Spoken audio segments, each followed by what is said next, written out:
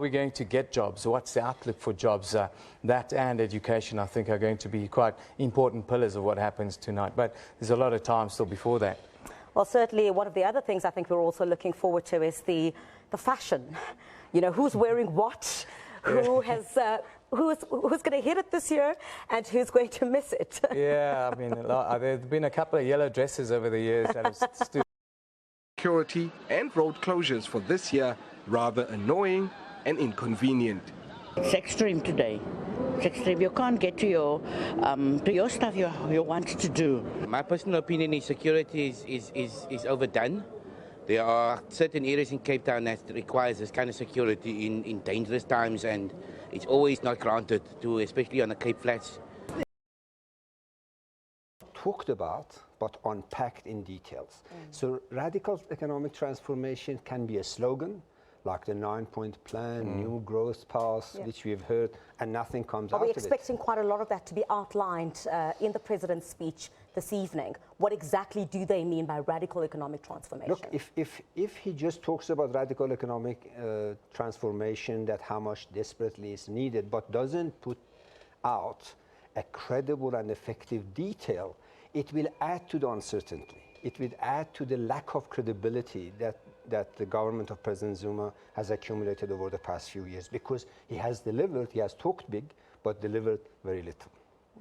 Trust is something I want to talk to you about a little bit, because we see that the mining in Durban is on in Cape Town as well, and it seems as if the kind of murmurs that's come out of it is that there's this lack of trust between business and government right now. How does the President bridge that divide or help to overcome it a little bit?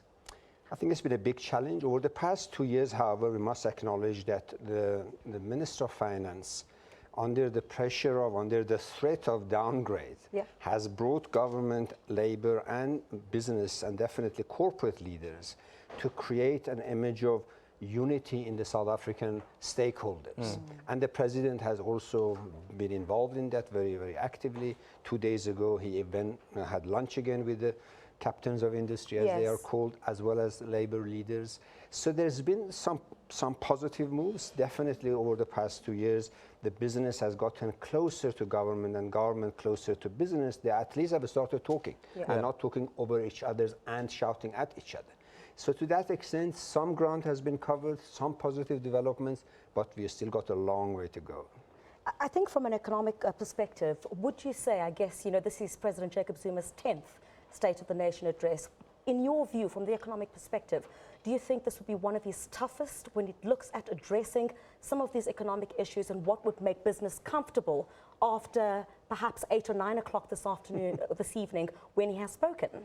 I think you're putting your finger on the major issue. It is toughest because in the 9 preceding statements that he's made, or addresses that he has shared with the nation, every time the economy has gone further down and down and down. Every time the trust has been sort of diluted down.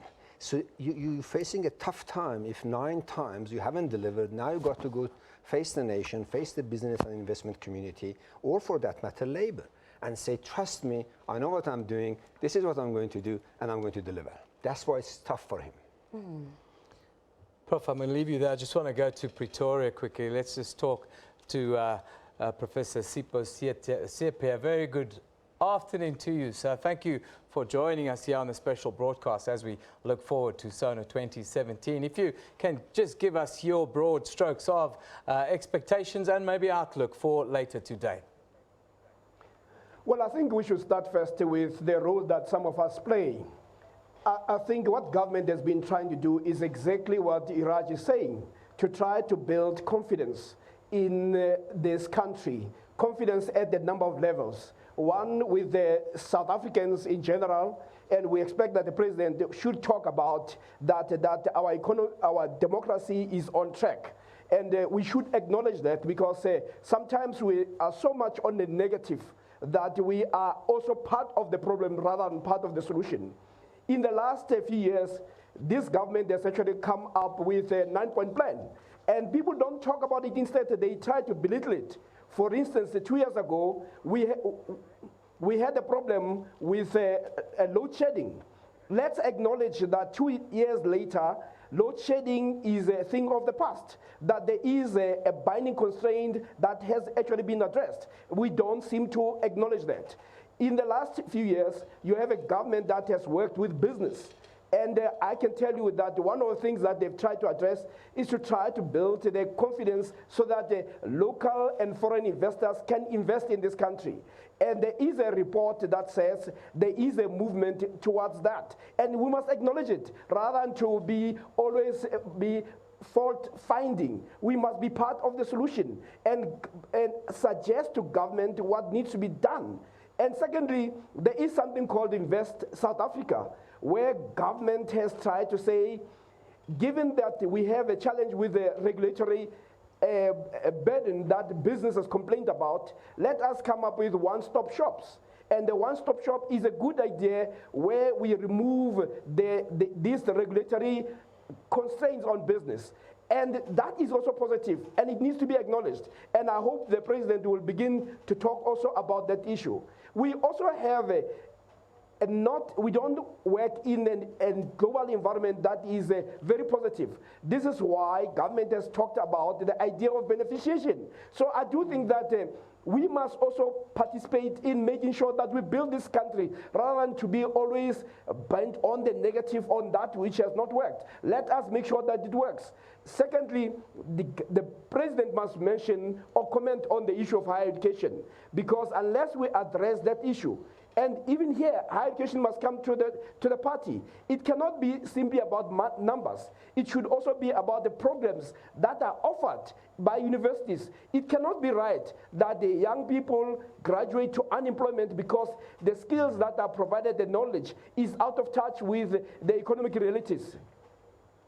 But at this stage, Prof, if you talk about in particular higher education and training and what perhaps would be some of the challenges perhaps that President Jacob Zuma needs to articulate on, we're looking at a university in the Eastern Cape currently at Nelson Mandela Metro University, where, if not Walter Sisulu, if I'm not mistaken, it's the Walter Sisulu University, where as I'm speaking to you, you have 2 campuses that have been shut down, a number of buildings that have been set alight, and it seems like, the strides that government has made to assist, students who cannot access higher education and training doesn't seem to be enough. What can the president say this evening that would perhaps put a plug on what seems to be now something that could possibly spiral out of control and spread to other campuses?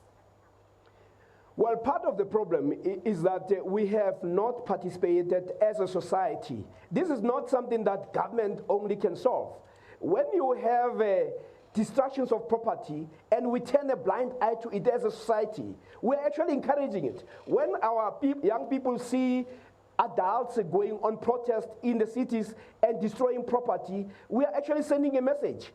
What we have not done, we have not said no to anarchy, no to destructions of property, and we have not even talked about why it's important to find common solutions. And we think that throwing money at universities will be an answer. And if you listen to the young people, they're not only talking about money, they're also talking about the type of curriculum. Hence, they're talking about the decolonization. We have not had that discussion, even as adults, as parents, as society. So for us to think that government will come up with a magic wand, we're misleading ourselves. So let us start by being part of the solution, rather than being people who are saying, oh, they put money and it does not work. Because I don't think it's only about money. It's also about when the students go to university, do they feel welcome?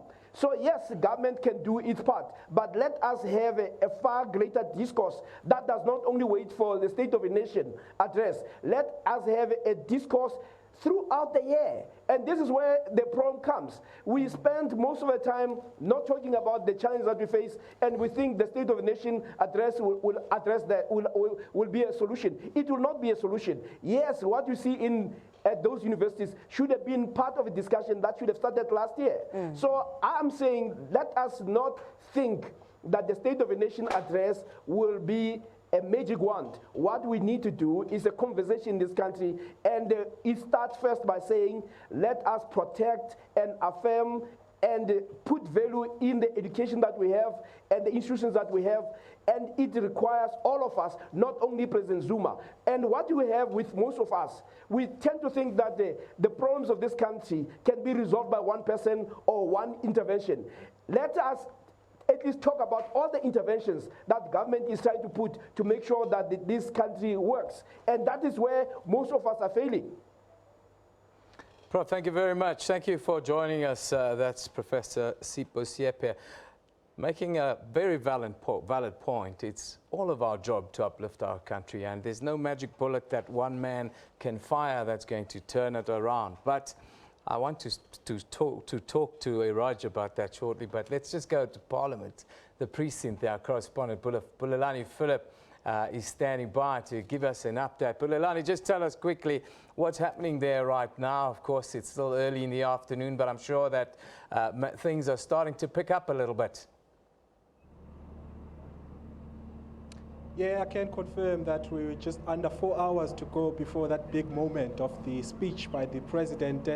And any time from now, MPs have been arriving in their dribs and drabs. But of course, at around 4 o'clock, we do expect that, that fashion parade that's on the red carpet will begin, whereas MPs come in their respective gears and attires, showing them off to the public as well as the photographers that will be looking out, for some of the best dressed males or females here in Parliament. Of course, what we've been seeing since the morning is that police have been ensuring that, all the entries and exits in the vicinity of Parliament are closely monitored, and I'm sure that even the workers that work here in Parliament actually saw a different way of security. As you enter in Parliament, you have to go through metal detectors because police and the security cluster are not taking any chance with regards to this event, because there's going to be the head of state and also the heads of the respective arms of government. So it's quite a big moment for South Africa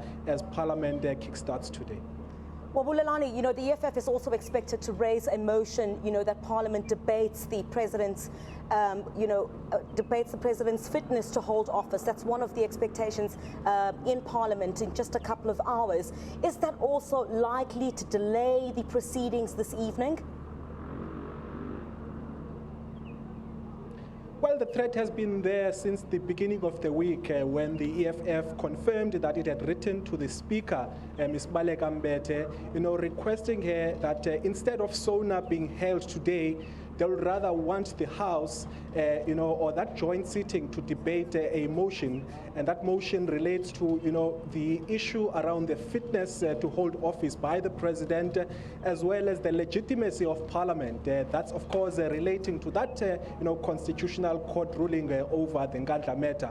Now, of course, the EFF has been maintaining pressure, from their side, trying to ensure that, they achieve what they want is to ensure that they want Parliament to be dissolved, and they also want the President to be recalled. Whether that kind of threat is going to be successful is anybody's guess at the moment, but from the experience or from the history that we've seen is that it's unlikely that it's going to actually be successful. What it will do is just it will delay the proceedings, perhaps maybe by a few minutes or up to 40 minutes as we've seen in the past. But in the end, I think the Speaker of Parliament as well as the other presiding officers have actually said that they're actually going to make sure that they implement the rules to the letter, and the only business that is in the schedule of the order paper is the State of the Nation address, and nothing other than that is going to be entertained.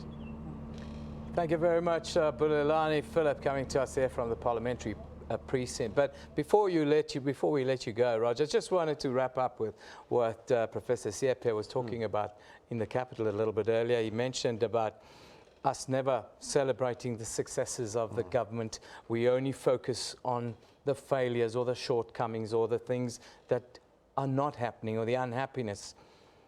Why is that? I think in constitutional democracy, and especially in South Africa, where we have such a historic backlogs coming from colonial apartheid years, people can only wait for so long to have jobs, to have opportunities, to be uplifted out of poverty. Therefore, they are looking at what they are not getting, not what they have got. For example, South Africa has achieved #1 ranking in terms of number of public housing delivered globally. Yeah. That's a fantastic achievement. Something to celebrate. From where we come from, something to celebrate. But if you talk to the poor, millions of them who have been subjected to the political shenanigans and misbehavior of some in changing the list of RDP houses and so on. So what are you going to hear? You're going to hear the grievances, not the fact that so many millions have got houses. So I think that's the reality of social democratic dispensations. The second part of it is that over the past few years, the reality is that more jobs have been lost. So people are unhappy. More promises have not been delivered, and so on and so forth. So I think that's the nature of democracy. Democracy does not celebrate successes. It focuses on what's left to be achieved. That is true in Europe, that's true in South Africa. In South Africa, so much more. To the extent that the cabinet, and this is unfortunate, to the extent that over the past few years, the cabinet itself has been a contributor to uncertainty because of the political differences and slates within the cabinet. People are frustrated because people are saying, you cannot use our tax money to play these games. You cannot have the Minister of Finance and the SARS and Hawks and NPA using our taxes, that money that should go to our houses, to our education, for this type of governance structure. We cannot deny that. But I guess what could open another can of worms, I guess, for government is, I guess, the fresh announcement of the minimum wage deal.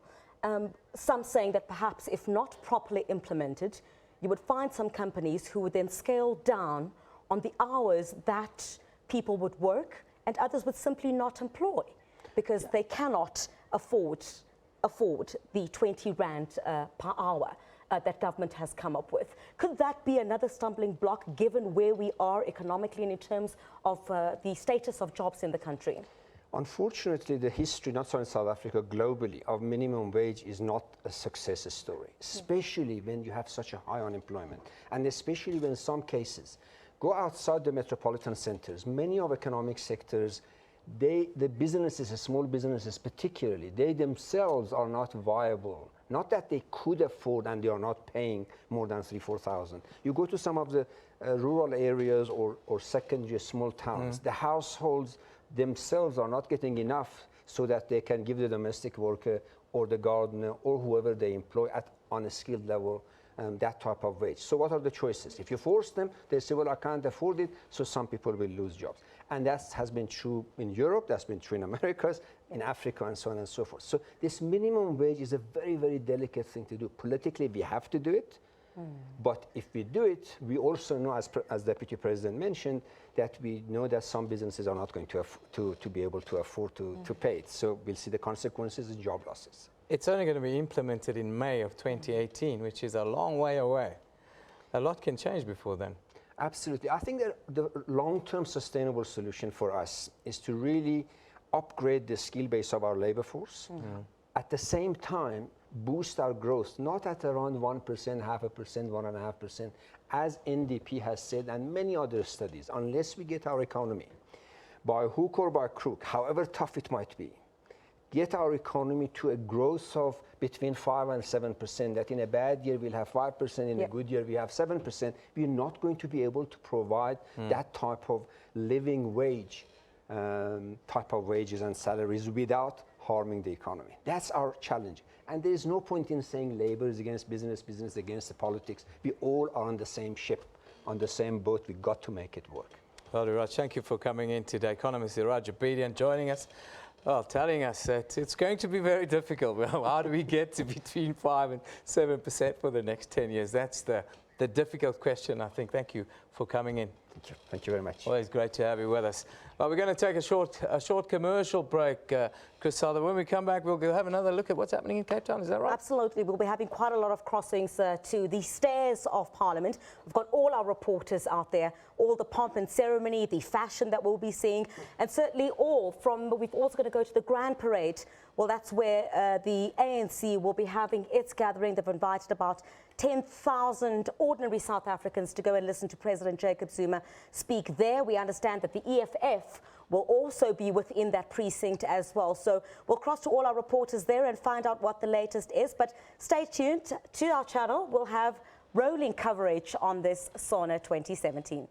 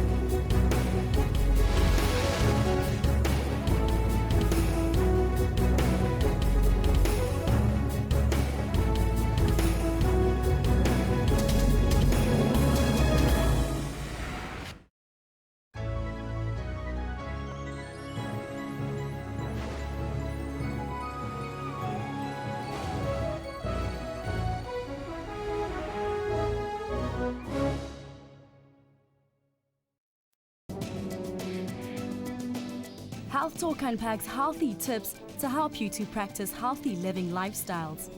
Now, generally, type 1 is found mostly in children and young adults, and with type 2 diabetes is found mainly in the older generation, and also with an issue of obesity.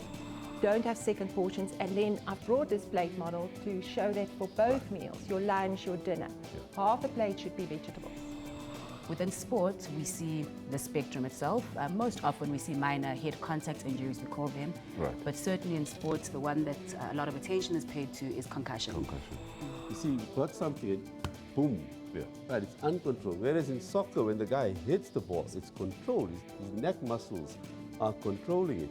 And that's why they say, for instance, in rugby, the training should be to improve your neck strength. For more on health, join your host Dr. Selo Motaung every Saturday from 9 to 10 a.m.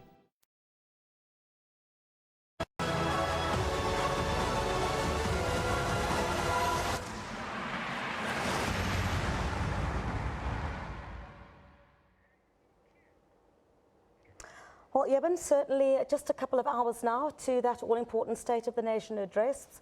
A lot of speculation about what President Jacob Zuma is expected to speak on, but, you know, we are expecting, let's see if the fireworks that we saw in Parliament, if I may, you know, just last year, if there'll be a repetition of that. We've seen threats by the EFF. You know, time has gone by so fast. It's actually 2 years ago when we saw the real fight. 2 years now. Yeah, it's actually 2 years Time ago. has certainly gone Time by. has really flown since then, and I must say it's probably the toughest job that the president has, because you can't make everybody happy, and everyone's prejudged the Sona address already. So. It'd be interesting to kind of gauge what happens afterwards, but I think it's a very, very difficult job for the president today, I think more so than ever before. Well, still on the issues of the EFF, let's go to Adderley Street in Cape Town now, where EFF members converged near where the ANC is also hosting their rally. Now, our colleague, I think, Carmel Lochenberg-Roberts is there. Carmel, can you hear us from there?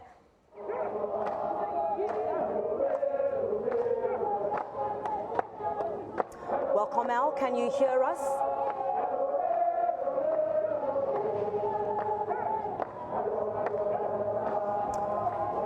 Well, there seems to be quite a lot of noise there. I think we'll go back to our colleague there, Carmel Lochenberg-Roberts, who's where the EFF has gathered, not too far from, you know, the area where the ANC is. I think there's quite a lot of security that will be beefed up. I would love to see the live pictures. Do we have the live pictures? Can we put those live pictures up? Can we try and get them up? We really want to see this. Because it's been interesting to see what is really happening there. You know, Griselda, I can see Carmel is right in the thick of it. As you can see, the pictures, it's very difficult working right in the middle of, what's a lot of singing and protesting going on. And I'm sure there's a bit of antagonism going on between the different sets of supporters. But a little bit earlier, Fikile Mbalula pointed out that was where the ANC was going to celebrate today, because it's a day of celebration, he said. Well, absolutely. I think it's a great idea. If you're going to have, I know that there are a number of public viewing areas where people who aren't able to get to Cape Town will be able to listen to what President Jacob Zuma has to say about what plans government does have for the next year and how they plan to implement that. And of course, they'll touch on some of the successes as well. Yeah, absolutely. And South Africans are very interested in politics. We're a very politically aware and mature nation. If you look at the discourse, even on social media and the like, everyone has a view and everyone has an opinion. And it's not like that in most countries around the world. I think that's why we have the kind of discourse amongst our citizenry, and today more so than any other day, I would think. Well, certainly, but I think, you know, one of the major concerns, I guess, just before we crossed our colleague Carmel Lochenberg-Roberts, where the EFF is now gathered is not too far from the ANC is gathered. I understand that the Democratic Alliance, for example, plans to raise an issue over the fact that there's over 5,000 police officers, close to 6,000 that have been deployed within that area, I guess, and other areas around Cape Town. Yeah, I saw the pictures coming out before we came on air. I had a look around the pictures of the police deployment. They were at the castle, and I think it's more than 6,500 actually police officers. But isn't that what we expect in a democracy, for there to be order and for these matters to proceed in a safe and orderly fashion? No, absolutely. I think everybody knows how to behave, but if we look at what has happened over the past couple of years, I guess that then becomes a problem. Let's see if we can try our colleague now, Carmel Lochenberg-Roberts, who is where the EFF is gathering in Cape Town. Carmel, can you hear us now? Yes, very good afternoon to you, Griselda. Well, Carmel, we understand the EFF has already started gathering not too far from where the ANC is also planning to have about 10,000 people. Can you give us the latest of what's taking place there now? Well, Griselda, just to give you a true location of where we're standing at the moment, we are basically standing in Adderley Street, which is about a few meters away from Parliament. Now, this is where the EFF said they would gather, and they're at the corner of Adderley and Church Street, and this is where they're expected to be during the course of this afternoon and as we get closer to the State of the Nation. Just a few meters down the road, we have got the parade where we know that the ANC members are meeting for the People's Assembly, and earlier what happened, we had a few ANC members being bussed into Adderley Street where the EFF members were, but police intervened quickly, got them back on the bus and moved them swiftly to Adderley Street. And I'm not quite sure if you can see behind me, we do have a strong contingent of police officers. You can see that the gate has been fenced off behind me, and this is what they're expected to stay for the rest of the afternoon. But going forward, it's been quiet. Police are behind me. Members have been well behaved, and we had the leader of the EFF here in the Western Cape, Bernard Joseph. He arrived about half an hour ago, and he's just keeping everyone here under control. And as we have it, there's been no reason yet for police to have to intervene or for any violence to have to take place. But are there concerns, Carmel, at this point that police would really need to really guard that parameter, given that you have the ANC and the EFF quite close? We've seen in the run-up to the State of the Nation address the EFF indicating that it does not plan to allow President Jacob Zuma. What I can tell you is that at the moment, as we do have EFF, their numbers are growing here in Adderley Street. Police are behind me. What we do expect, though, is that for maybe a bit later this evening, that more police would arrive. But at the moment, police are keeping a heavy eye on the parade, and also there's certain roads that have been cordoned off. I'm just going to ask my camera colleague just to pan to the EFF at the moment as they're coming behind me.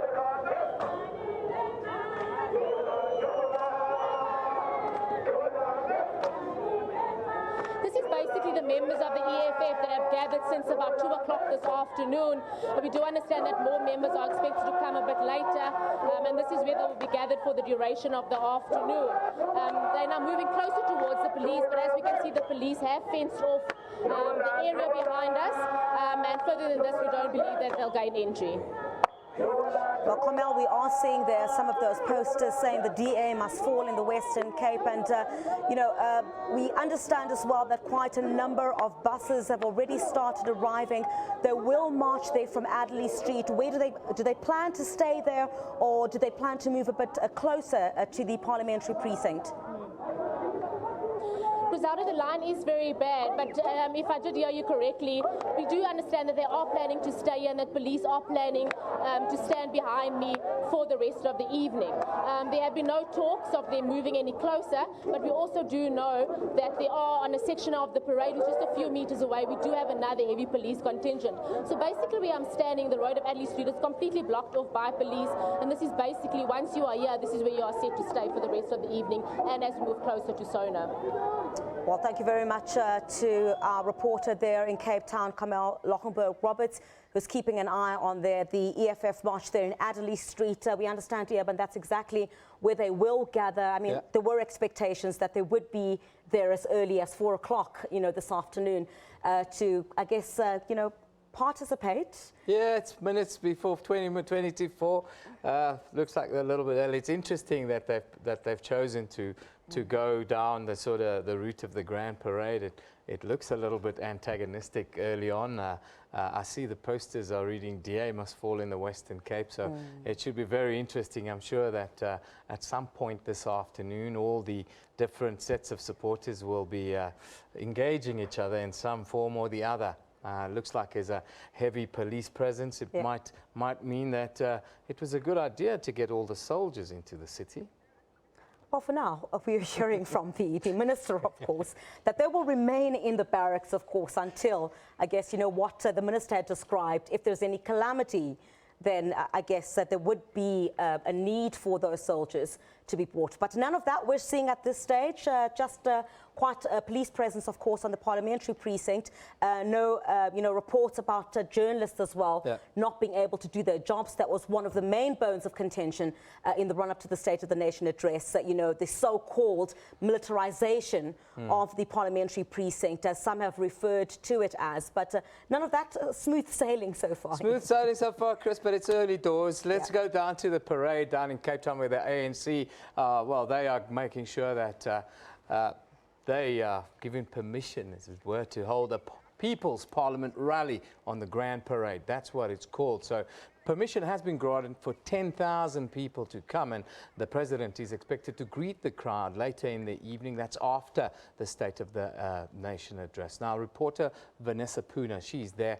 Very good afternoon, Vanessa. It looks like it's becoming a little bit spirited at the parade, isn't it?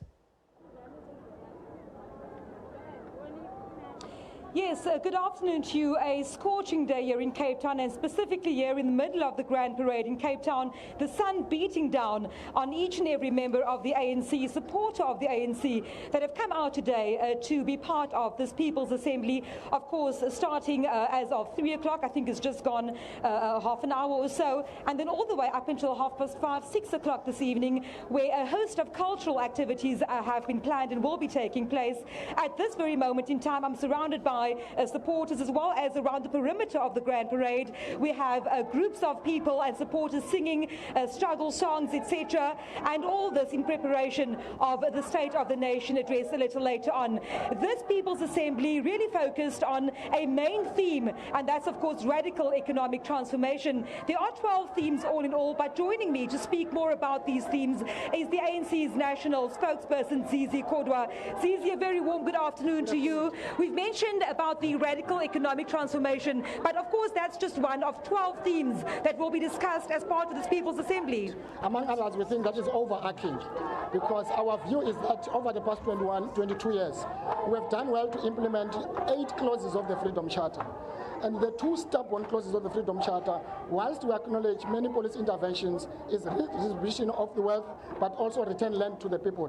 That's why, in our view, we think the President this evening must boldly announce some of the leapfrog in terms of what we need to do to change, to transform the economy, the ownership, the system, the institution. Because we cannot afford 22 years since democracy that 70% of our economy is still in private hands, white male dominated.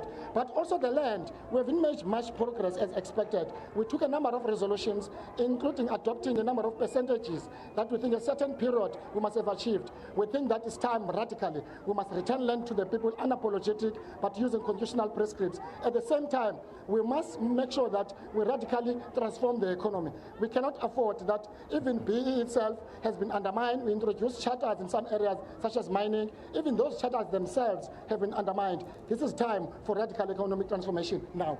Zizi, I know that the President, after his State of the Nation address in Parliament, will be making his way here to the People's Assembly. What can we expect the President? Will he address the crowd? There's only one State of the Nation address. It will be when the President addresses the nation at 7 o'clock. Here, this is a reflection and expression of the mass character of the African National Congress, a mass-based organization that has got a social contract with the masses of our people. They are here to listen, watched here. When the President addresses the nation, they will be part of that address. There will be no need why the President must repeat that address. Obviously, as a leader of the Progressive Party, the governing party, he will come here and greet the masses, the thousands that have already come here to gather to be part of that address, because themselves have got expectations. Those expectations are encapsulated in the 12 action tasks which the ANC has put forward to its government. Thank you very much, Mr. Zizi Kodwa, the national spokesperson of the ANC, just telling us what we can expect this afternoon and going on, of course, to this evening, when President Jacob Zuma will, after he's delivered his State of the Nation address in Parliament, make his way here to the Grand Parade, where he will meet and speak to some of the members, as well as supporters that had gathered here as part of this People's Assembly here in Cape Town. At the Grand Parade at the moment, quite a number of people from various branches of the ANC here locally specifically have already made their way to this grand parade. A number of buses have been arriving since 9 o'clock this morning, and many more people still expected to come.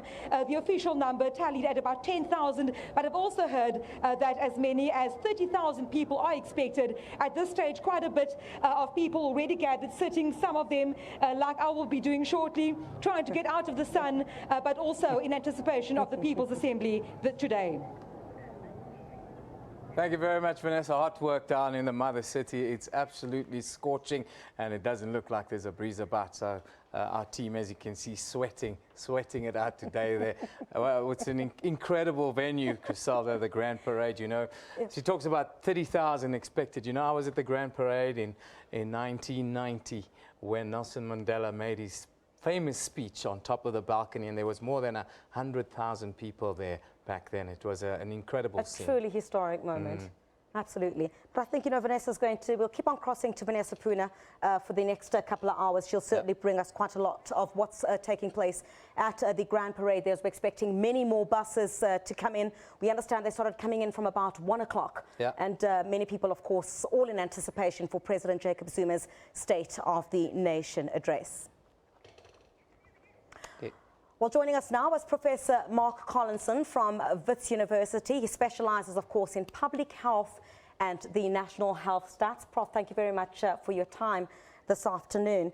I think, you know, everyone starts off by asking exactly what President Jacob Zuma will address. And I think one of the critical things that South Africans would want him to do is to talk about the recent tragedy, the Esidimeni tragedy, and perhaps say a bit more.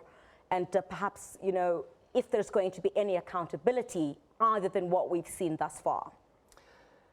I think he's got a tough job on his hands, and clearly building confidence on a number of levels is important, and I think this is a particularly low point for the Department of Health. I'm sure they'd like to get it behind them as quickly as they can. If he can build confidence in the way that you say, reassure that there will be appropriate action taken to resolve the kinds of leadership difficulties like that. I think he may, I would like him to, in general, address confidence within the health sector as a whole, because often people, we know that being healthy, feeling in a state of well-being, having a healthy family is vital for many of the goals that the country needs, whether they are getting into work, whether they are where you live, your state of your housing. Health has a key element in it all. So we would like the public health system to come out with some concrete interventions that might come up. But generally, I think building confidence about that we as a country can use this vibrant democracy that we have and all feel our place in it, knowing there's a place to go when our children are sick, or how we're going to look after our elderly parents. Those things are very critical to a nation's well-being.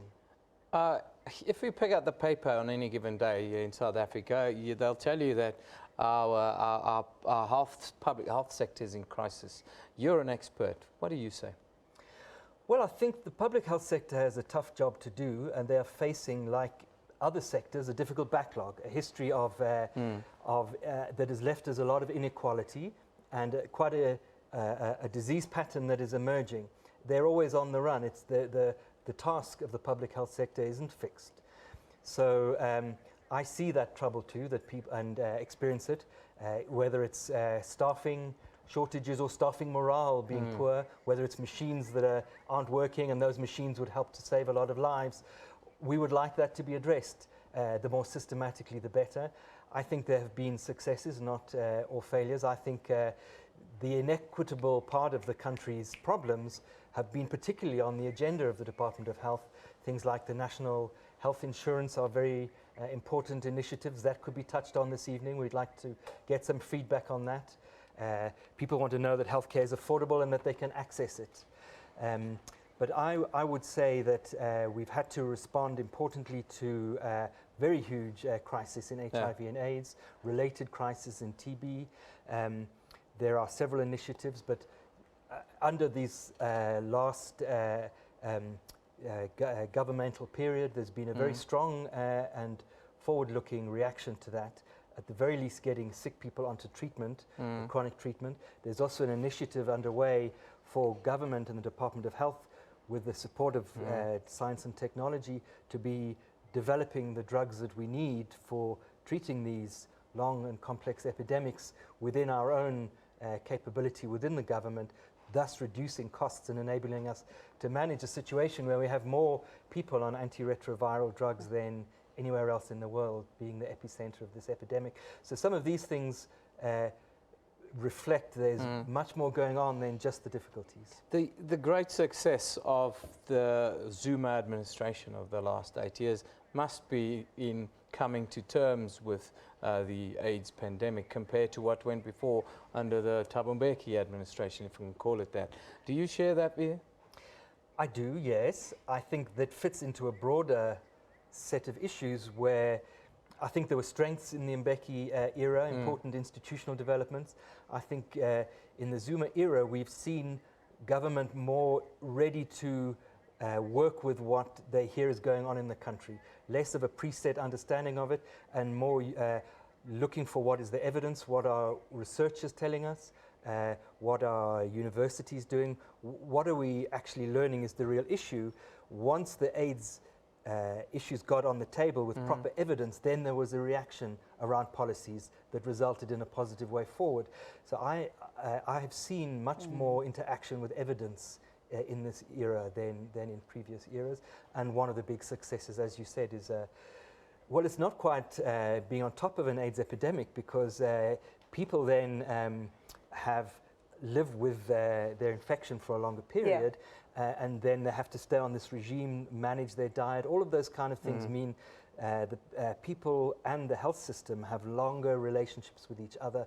There's a lot more work to be done, including new infections that are coming, especially among younger people, at a tragic rate.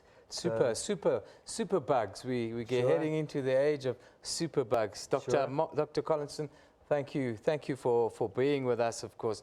Dr. Collinson is with the Wits School of Public Health. Now, the EFF Deputy President Floyd Shivambu says today his party will put forward a motion to debate the credibility of President Jacob Zuma and Parliament. The EFF says Parliament must hold the President accountable after the Constitutional Court ruling last year. We want to table a motion. Instead of discussing the State of Nation address or being addressed by Mr. Jacob Zuma, we want to discuss the legitimacy of Parliament and the legitimacy of the sitting President to address the nation today. How legitimate is the fifth democratic Parliament, and how legitimate is the sitting President? Should we continue to carry on doing work of legislation and oversight despite the fact that the Constitutional Court has found against us?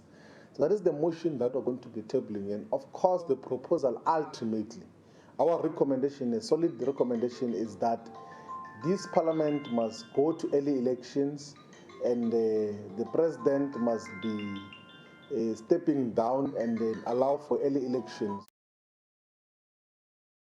Africans from all corners have a list of some of their most crucial things they want President Zuma to address.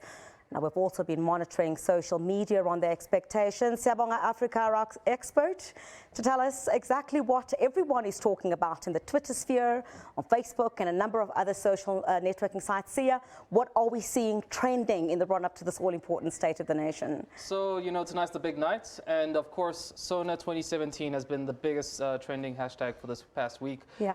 As you'll see soon enough, we had about 36,000 tweets with that hashtag leading up to this morning. That was our last measurement, and I'm sure as the evening goes by, we're going to see that number increase as, there we go, you see that it peaked around about this, around about 1 p.m. this afternoon, that hashtag Sona 2017 there. And people, they're talking about their expectations. Yes. There are also a number of related hashtags with it, like hashtag Sona predictions, hashtag SANDF, with the National Defence Force being deployed as well. And we'll get into that a little bit later. But just looking at the content of the tweets with hashtag Sona 2017, a lot of disgruntlement, a lot of dark humor also coming in there. As expected, never a dull day. Yeah, never a dull day. But also people really expressing their concern over the preparations presence. This year is really going to be a heavy police presence and also an army presence. As you can see, a person here complaining about the barbed wire on Wales Street. That's, going up. That was actually yesterday. And then, today a resident talking about, these arrangements of being very unnecessary, very inconveniencing the people there as well.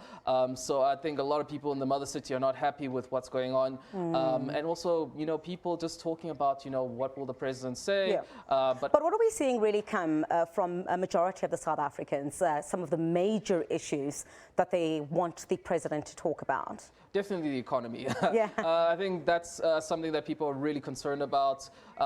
In their own very sarcastic way, they are expressing, like that they're not really sure what the president will say, but they're hoping it will be good.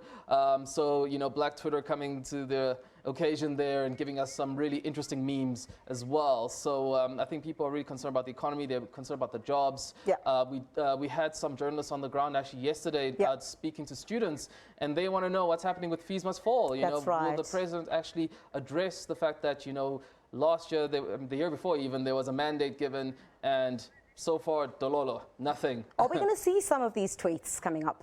We could perhaps read some of them at all. Studio? No, not at this point? Well, this is mostly about the South African National Defence Force being deployed. We'll get back to those tweets about predictions a little later. But right now, people talking about the Defence Force and really questioning the reasoning why.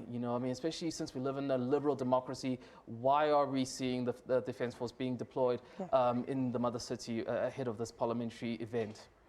Are we expecting that to peak? Of course, this afternoon into this evening, we've got the fashion aspect, of course, in the run-up to all the pomp and ceremony, the 21-gun salute, and, South Africa really showing off when it comes to what we really have when we look at the South African National Defence Force. Yeah, it's definitely going to be something we're looking out for, and I think the conversations are definitely going to rise and peak as the afternoon and evening goes by. People are going to be, talking about the dressage that's going to be happening.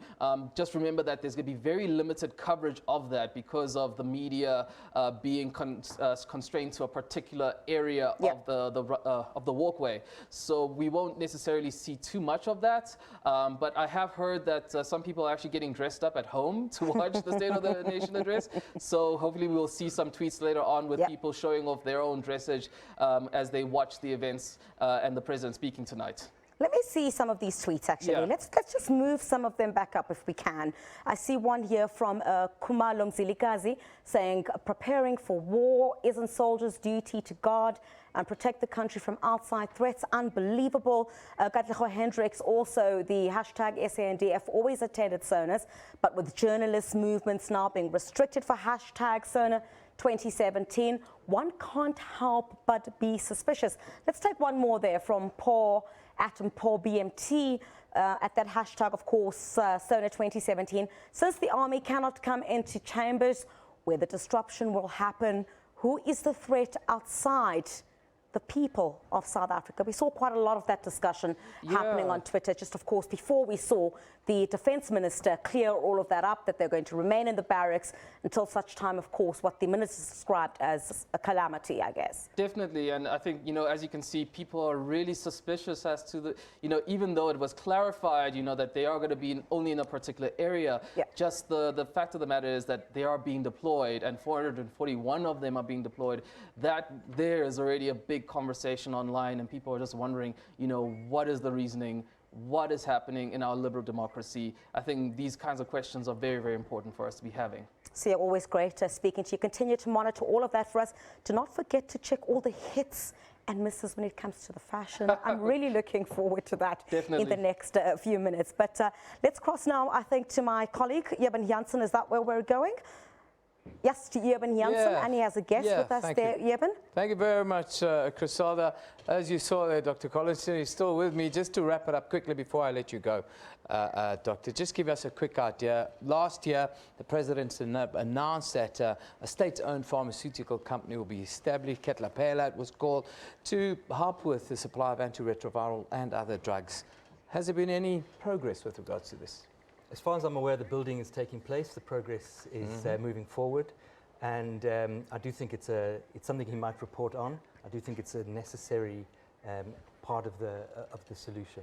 I do think it's moving forward, yes. Well, thank you for coming in today and sharing your views with us here today. I hope you enjoy the rest of our broadcasts. That's Dr. Mark Collinson from Wits University join us to talk about that. Of course, if you want to tweet us, it's SABC News Online, at SABC News Online. Of course, the hashtag where you can give us a view is also what the one you've got to follow is, of course, Sona 2017. But let's now go to our reporter, Sipho Stuurman. He's standing by at the TUT campus in Pretoria. And for those of you that don't know, it was one of the hot spots during the Fees Must Fall protests of the last couple of years now. Sipho, very good afternoon. Just tell us, what are the students saying there? What are they expecting tonight? Very good afternoon to you, Eben, and our viewers at home. And indeed, there's a buzz of excitement here. Our students are leaving classes, and I'm sure some of them are in a hurry to go home and sit back and watch the theatrics in Parliament. Of course, the focus is not always on the speech, but also what other political parties will be doing. And we've had so many reports about certain deployments of soldiers there. So there's a lot to look forward to. But having spoken to some of the students, of course, their interest is solely focused on the matter of higher education. And to be specific, that is the issue of fees, and of course the call for free higher education still stands for a lot of students, and that is what they want to hear. They want to hear the president speak on this matter. And throughout the time from last year and when the Fees Must Fall protest started, we have been briefed quite a lot by the minister, that is Minister Benzimande, on all the updates and the increases on NFSAs, but not so much hearing from the president direct in terms of what is the roadmap in terms of dealing with higher education sector in the country. And I think that is what the students are looking forward to. But let me not speak for the students, let me speak to them directly. I do have here with me Mo Africa Tabo. Talk to me about what do you expect today from the Sona speech from the president? Thank you. Can I greet the nation of South Africa in the highest form of Pan-Africanist greeting? We say Israelite when responsible here, Africa, Israelite we Africa. Ours is very short and simple. We have been advocating for free decolonized education for a very long time. As we know that we have been suffering from a brain-damaging educational system that is indebting us. We cannot study using loans, because at the end of the day, when we graduate, we want to go somewhere in life. And when we graduate, we cannot go out and go and buy houses using loans, cannot buy cars using loans. So at the end of the day, we'll be having a lifestyle of debt. So what we advocate for today, we are saying that we request the president to speak onto the issue of free decolonized education. Tell the whole nation that at least over now, after 2 years of struggle and suffering from different students in different universities, the least that he can say to us is that, or at least students of South Africa, you will receive free decolonized education within next year, if maybe it's too much to ask. All right, we've seen that NFSAS has increased quite greatly. It's now over 15 billion rands. What do you say to that? I mean, there are some attempts by government to try to make sure that every student goes to university. The issue about NFSAS, it's a great idea, but a great initiative, but only if it was a grant. We cannot study using loans. Loans is something that is a step back. You must remember, some of us, we come from different backgrounds. And the way we come from, we are disadvantaged. We come from disadvantaged backgrounds. So at least when we graduate, we must be able to say, all right, we're not going to pay back whatever that we studied, whatever loan that we took. We're actually going to work and work for our families. Because right now, our families are stressed. Some of us were even financially excluded. Academic excluded. So okay, let me hear from other students. If you guys can please come through as well. Yes, your expectations of the Sona? Thank you very much. I'm expecting the president to tell us that education will be free, because we live in a country where education has to not be a privilege, but something for us. It's something that we deserve. It's not a privilege, it's a right. And we are receiving that the president is telling us that it's impossible. Give us reasons why you're saying impossible. We no longer want to hear that it's impossible. We want to know why you're saying it's impossible. This thing can happen, and that's what we are fighting for. All right, you believe it can happen, that's what you're fighting for. And you, ma'am, looking good? Thank you. What I'd like the president to address today is those of us who are from underprivileged families, who are disadvantaged. We plead that they may think about us and that they may consider our struggle and understand where we come from and help us. All right. Well, there you have it, Eben. The students are saying free education for all. They appreciate NFSAS. They say that it's a great initiative, but it would be better off if it was not loans, but rather student grants to underprivileged students. So really, the position of the student has not changed since last year, because we've always listened to the students telling us that it's not about loans or any other factors, but rather it's about affordability, and they can only afford education if it's free for all. Well, thank you very much to our colleague there, Sipho Stearman, who's at one of the universities, of course, where we saw at the height of the Fees Must Fall protests at the Tshwane University of Technology. Now, the plight of Itsoseng residents near Lichtenburg in the northwest continues. Some areas remain without water, a situation that's been seen in the resurgence of service delivery protests. Yeah, residents, they allege that they're being supplied with contaminated water, and that calls for their grievances to be addressed are simply falling on deaf ears. Itsoseng, an area locals are describing as one of the most neglected townships in the country. It suffered the same fate under a Bantustan and homeland government. And now, more than 20 years after a democratic dispensation, not much has changed. At the height of the Bophuthatswana Homeland Administration, citizens who challenged the status quo were exiled to Itsoseng. Even those that are graduates and diplomats, they don't have any work. That is the reason why we've got a lot of crime here in Itsoseng, because there is nothing that keeps them busy. And there is nothing that we can say that our youth, come 10 years, they'll be doing something. Since we voted in 1994, we have never seen any development in Itsoseng. Police personnel in Itsoseng must be beefed up. They must also give Itsoseng police more vehicles so we can have strict patrols. We also want policing forums that will fight crimes instead of helping to commit crime. Last week, the residents took to the streets, venting their anger on foreign nationals, looting shops, torching municipal offices, and barricading streets as they continued the campaign to be supplied with clean drinking water. We get sick because we drink water that is contaminated. At times there is visible evidence of the color of the water, brownish or milky, and that simply means the water is not clean itself. There are a lot of people that come here, young, old, and so on, looking for antidiarrheals. And the problem of lack of clean water, for lack of any better word, can contribute to that sort of a problem. They say they have lost hope in the Northwest provincial government and hope that President Jacob Zuma's State of the Nation address speech will restore their faith in the system.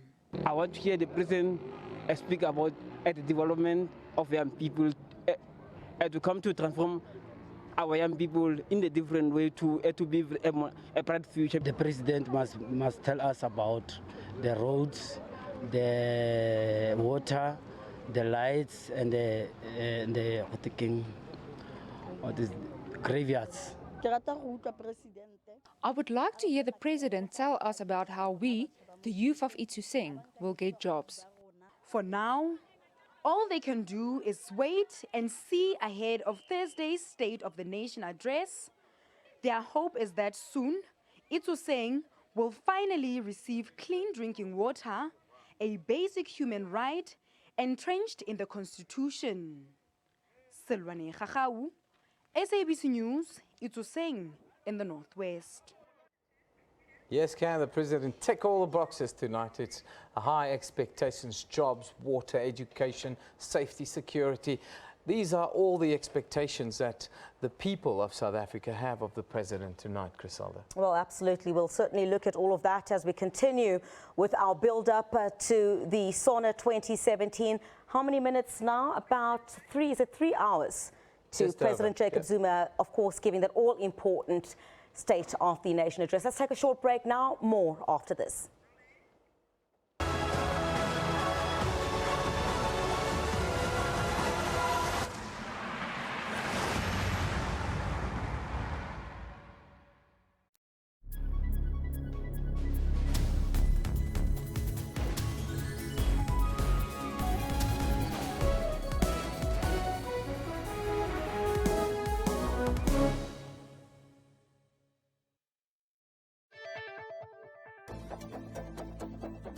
I don't know if I'm going to succeed, but I want you to tell us, who are these 3 people that you have opened corruption charges against at the Brooklyn police station? How senior are they? Very.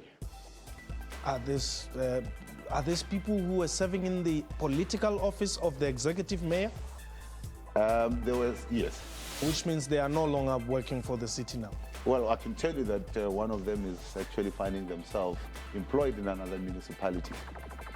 You are not going to tell us the names? No, you're not going to get names from me. Are people still getting free Wi-Fi in Tshwane? People are still getting free Wi-Fi, and we will actually make it one of the basic services that our residents will get.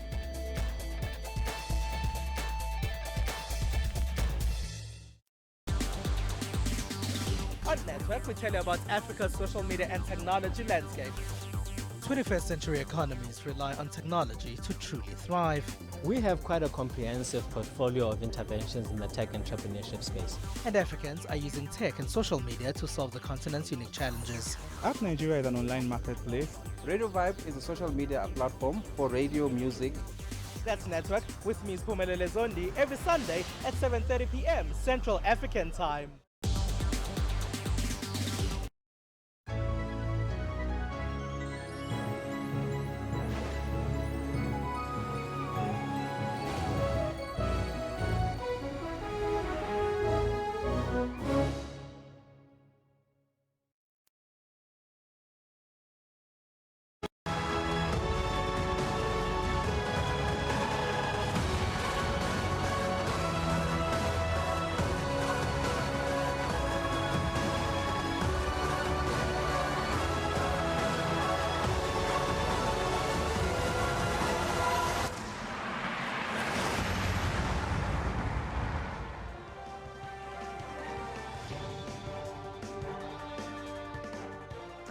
Well, welcome back to our special coverage here of the road to Sona 2017. Thank you very much for joining us. If you're not watching us on SABC television, do not forget to catch us on all 18 of the SABC's radio stations. We'll certainly have you all covered there as President Jacob Zuma paves the way on what government will do for the next year. Yeben?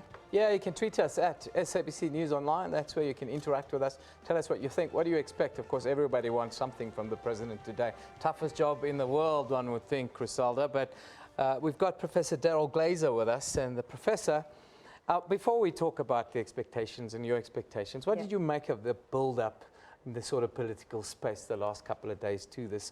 Was it a scenario of a little bit too much with the militarization and the acts of war and all these kinds of pronouncements that we've seen?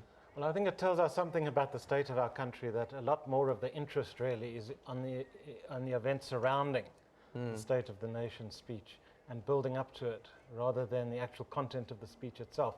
Not that the content of the speech is unimportant, but it's probably going to be a lot of stuff that we've heard before, summaries of some of the government's achievements, like maybe turning Eskom around in terms of energy supply, and we're going to hear about the need for a developmental state and an improvement in the economic growth situation and tackling unemployment and inequality and poverty.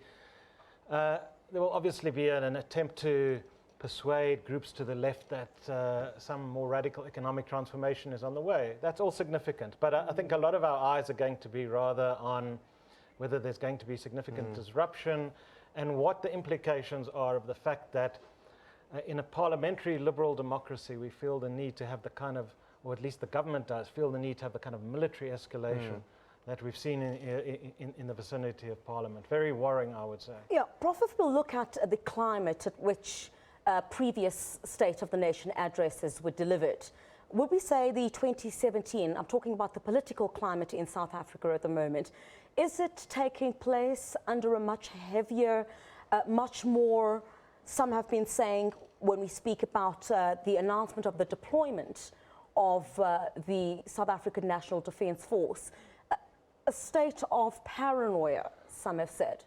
I think that's a fair description. In particular in the security cluster, you often get these strange theories coming out about foreign governments planning to subvert us through manipulation of non-governmental organizations and threats and claims about possible uprisings. So I think there is this kind of atmosphere of paranoia. But having said that, I think for several years now, we've seen a situation where there's unrest either in the parliamentary chamber itself or outside the parliamentary chamber or in both, and where there's an atmosphere of crisis and unhappiness in the country.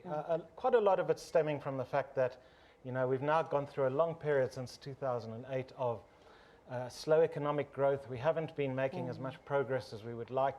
In some cases, we've been going backwards in terms of tackling unemployment, poverty, inequality, and so on. And of course, there have been the corruption scandals, the state capture allegations. There's the political background of the ANC's election losses and the factional battles. So it all makes for a very feverish kind of atmosphere. I want to talk a little bit about the nuts and bolts of our country, because you know, when we have conversations about where we are, we always seem to have a sword of ratings agencies hanging over our head. And in the last couple of Sona addresses, we always hear the president trying to build fences between business, government, and labor. On that front, do we still battle with trust? Is there still that lack of trust within that alliance that's holding us back a little bit? And how does the president overcome that tonight? I think there's a general lack of trust and a lack of consensus in South African society about the way we need to move forward. I mean, partly it's that the government itself has been indecisive when it comes to economic and other areas of policy. The Zuma coalition was a broad one, and some of it has splintered. But I think the division and lack of consensus goes beyond the government and the state. As you implied, labor, capital, the state, all of these different key social actors, civil society, they haven't found a way of agreeing on a way forward. Like the National Development Plan, which was supposed to provide a consensual way forward. Well, groups on the left rejected it as technocratic or as a continuation of neoliberal policies. And I think, given that we're not about to have a kind of socialist alternative to the capitalist system, we have to find some way of making the capitalist system itself operate in a more egalitarian, a more fair, a more rational way. And I think that does require a coming together of various kinds of social actors in a way that we haven't seen until now. But you're also looking at, you know, if we're looking at Sona 2017, we're looking also at the celebration of 20 years of the Constitution. If we look at the political landscape in South Africa, what does it say? Here we are celebrating this all-crucial Constitution, one of the most liberal in the world. And yet, if you look at South Africa and the political landscape at this point, what would one perhaps say about the state of the nation and the state of South Africa? Yeah, well, I mean, of course, we have got a great constitution that is both liberal and social democratic. Having said that, people, I think, sometimes have unrealistic expectations about what the constitution itself can do. The constitution provides a framework and various kinds of resources within which we can struggle for the kind of society that we want. And at one level, I think, certainly I would consider it to be an amazing achievement that 20 years later we've still got an intact constitutional democracy, albeit one threatened in various ways. But having said that, I can tell you, as someone operating in the university environment, that in particular amongst young people, perhaps particularly amongst young black people, there's a high level of disillusionment about the constitutional settlement of 1994. So we're in a difficult moment when a lot of people are questioning whether the compromises that were made and the agreements that were made are serving us well. You're talking about the social contract that we've agreed upon as a nation back in those days. The thing that stands out for me, though, is what you've just mentioned. We've got no option but to go down a road of egalitarian capitalism, is what you called it a short while ago. How do we achieve that, and how do we get buy-in from all these entities that seem to have their own interests at heart only? Well, I think this is the great challenge, and I suppose one of the failings of Zuma as a leader, apart from the fact that his personal behavior has not set a great example, apart from that, I don't think he's been particularly engaged with policy matters, and he hasn't always provided the decisive kind of leadership that we need when it comes to economic policy. But I think, look, South Africans are going to have to struggle their way towards some kind of agreement about the way ahead if we're going to achieve the kind of successful developmental state with the socially egalitarian aspects. And we're not there yet. Political leadership, political will is going to be crucial. Prof, I'm going to ask you to hang around because there's a whole host of things that we still want to talk to you about. But, of course, cross-border crimes, that's the one thing that's threatening the livelihood of communities living on the KwaZulu-Natal border with Mozambique. Now, most residents sell crops there for a living, but organized gangs are forcing them out of business. Itsoseng, a thriving rural agricultural area. It's also known for its scenic beauty that attracts tourists all year round. Farming is the only source of livelihood for the locals. In the past year, the once quiet region became a hunting ground for criminals targeting 4x4 bakkies, the very type of vehicle required by locals to maneuver over the terrain and to transport produce. In a period of 3 months, it was estimated that over 65 vehicles were stolen. Their destination, Mozambique. Our lives have come to a standstill. I'm a young woman and have been trying to make a living for my family by selling crops. After our cars were stolen, our business has suffered. It's not just the community of Itsoseng that's been under siege. Residents living on the province's border in Mangozi have been under attack from these syndicates for years. They've held countless meetings and even sent letters of complaint to the president. At least 8 vehicles pass through here a day, and what is even greater concern to the community is that the relationship with the police is not good. The community don't trust the police, as some are even seen assisting these criminals. After cries for help and even threats to take the law into their own hands, government intervened. The Minister of Police, Nathi Nhleko, has visited these areas several times. The question of bringing about safety and border management, remember that you require a holistic approach. So it's not only your barriers and policies or the fence that can only yield the solution and so on, but you also need to deal with the human element amongst other things and other systems that we may have got to look into to ensure that the borders between the two countries are effectively sort of policed and managed for that matter. So it's not one solution that will just simply bring the total sort of solution to the problem. Police intensified their efforts, recovering scores of vehicles and made many arrests. They also recovered tons of counterfeit goods being smuggled across the border. And during operations also found that some vehicles had been stolen in other provinces. That matter received a serious attention. We have made a number of arrests, and I can assure the public that the Hawks members are deployed there, but they won't see them, but they are there, and they are doing quite well. Despite a concerted effort by police to put an end to these crimes, the syndicates continue. Residents believe the only solution to what they have called a major crisis is greater cooperation between the governments of South Africa and Mozambique. They've appealed to President Jacob Zuma to intervene. Ayanda Mhlongo, SABC News, Durban. Well, indeed, all eyes are on President Jacob Zuma. Well, I cannot imagine what a head of state goes through ahead of such an important address. But our presidential correspondent, Mzwandile Mbecha, probably does know that. He's also at Parliament. Well, he got to spend the better half of the day yesterday, with President Jacob Zuma. Mzwai, thank you very much for joining us indeed. Certainly looks great to see you there on the stairs of Parliament. Well, you spent a better half of the day yesterday with President Jacob Zuma as he was putting his final touches to the State of the Nation address. Did you get a sense from him at all that this is probably going to be one of the toughest State of the Nation addresses? Griselda, a very good afternoon to you.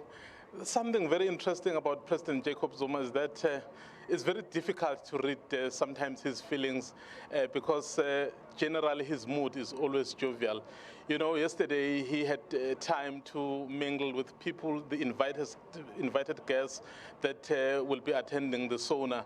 But before that, we've been spending time with him, hearing from him to say, people expect a lot from you, Mr. President. So what kind of pressure are you going through as you put the final touches? You know, he was saying, you know what, he doesn't know what pressure is.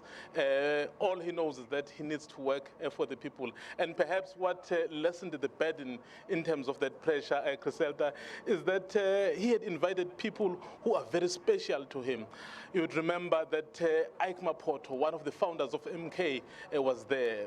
When President Zuma talks about issues relating to MK and the struggle, so he just never stops speaking. But one of the other very important individuals that was there, a lady from Kranskop, you know, this lady is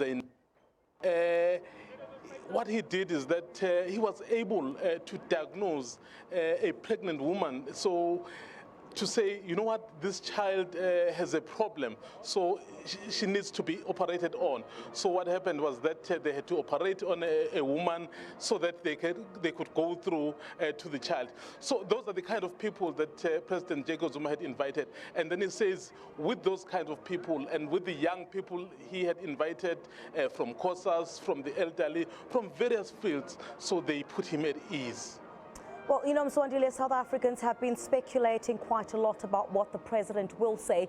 Well, I know you didn't have a chance to have a sneak peek of those pages, but what are the likely key areas that we're expecting President Jacob Zuma to focus on this evening? Griselda, I can tell you that if we've been watching from the January 8 statement to the NEC Lekgotla to what we were told is the focus of the Cabinet Lekgotla, there's no doubt that the issues of the economy, and particularly the transformation of the economy, will take center stage. You know, for a very long time, there's been this problem to say the ownership patterns haven't changed. We're 22 years into democracy, and people are becoming restless. And our economy is growing very slowly. And one of the reasons is that nothing has been changed in terms of dealing with the structure of the economy. So in order for the majority of the people to be able to get into employment, so you've got to deal with that area. So we expect him to come perhaps to set out some of the measures his government will be undertaking in making sure that this economy is transformed. And I can tell you that the issue of job creation will be very key in President Zuma's speech tonight. Not only that, and defending the existing jobs. I can tell you that the issue of the rainbow chicken farms in KwaZulu-Natal, those that have been sold because the poultry industry, that chicken that is coming from outside is really killing our industry. Government has made it clear to say, you know what, maybe government should step in and buy those farms. So those are the issues you are likely to see. The issue of education, the matric results showed some slight improvement, but that improvement puts a burden on higher institutions, because what it says is that there are more people who are going to higher institutions. But given what happened last year, those protests, so he is likely to speak about the sort of funding. And I don't want to preempt what he will say, because there is still a commission that is looking into the feasibility of free education. So those are some of the issues, Griselda, we are likely to see the president really put his emphasis on. Well, we're just a few hours now to that all-important State of the Nation address. Just a quick update for us, Themswai, on whether we're starting to see those MPs come in now. We're expecting them from about 4 o'clock coming into the parliamentary precinct. Have they started arriving now? Give us a sense of the atmosphere as we bore ourselves in Johannesburg. You know, one of the things about Parliament, this is the place where people discuss politics, but there's a lighter side on this day, given perhaps the drama that we have witnessed in the past few years. Before the actual speech, normally the MPs will strut their stuff, and then it becomes another fashion parade. So it's already started to happen. We've just been seeing some people starting to arrive, but they just wait for the right moment so that they can be captured with the cameras. They know when everybody's converging, and then they walk in with their stuff, strutting their stuff. Well, I'm not a person of fashion, but you know, I do realize that, well, some people can really dress. Well, you certainly didn't too bad, Mswandile. You're really looking great there on the steps of the parliamentary precinct. Our presidential correspondent, Mswandile Mbecho, who got to spend a better half of his day yesterday with President Jacob Zuma as he was putting those final touches to that State of the Nation address. Yeah, it was interesting yesterday. There was a young lady who visited the president. She runs an organization called the Lazy Makoti. And and the president handpicked her because, you know, they help young ladies to understand what it is to feed other people, which is really fantastic. And it was great to see the president in a more relaxed mood ahead of this address. It's going to be a big day. But I wanted to tell him as well. I know that they're doing hot work down there in the Cape. Well, we're in a nice air-conditioned studio here in Johannesburg, so it's not too bad. Well, let's continue. I think. Thank you very much for your time, certainly, Daryl. Before we let the professor go, I want to ask you the toughest question anyone can ask you today. I want you to be President Jacob Zuma quickly before you go. And how do you make everybody happy now today? How do you appease everybody and make everyone happy if you can put the president's hat on today? Well, of course, the obvious thing to say is that I'm about to resign. I think that would appease a fair it would appease a fair proportion of the country. But in fairness, President Zuma does have his support base in the country, in places like KwaZulu-Natal and elsewhere, albeit diminished. I suppose there's nothing, I would have to try and persuade South Africans that I'm going to mend my ways if I was Jacob Zuma, that I'm going to act against state capture, that I'm going to act decisively against corruption, provide a better model and sound more engaged with policy.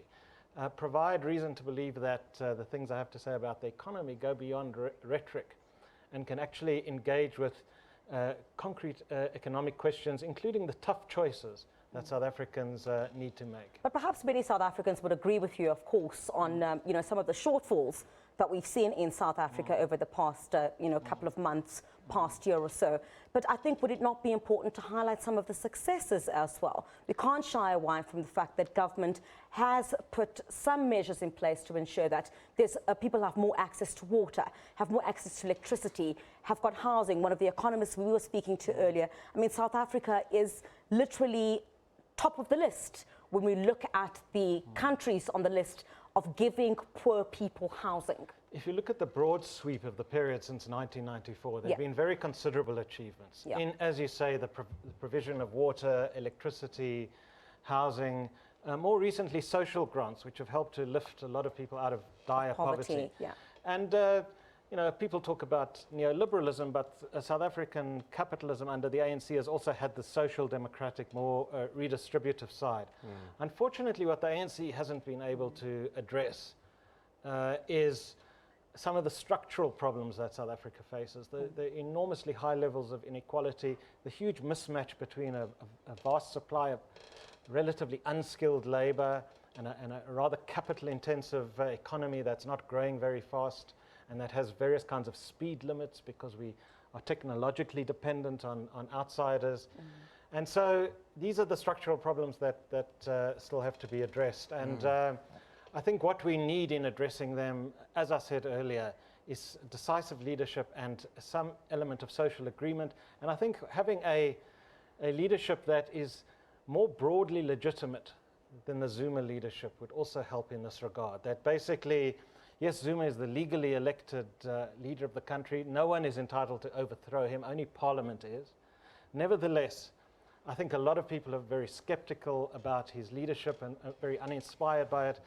Living in a university setting, you know, last year and the year before, I was confronted every day by the evidence of huge discontent.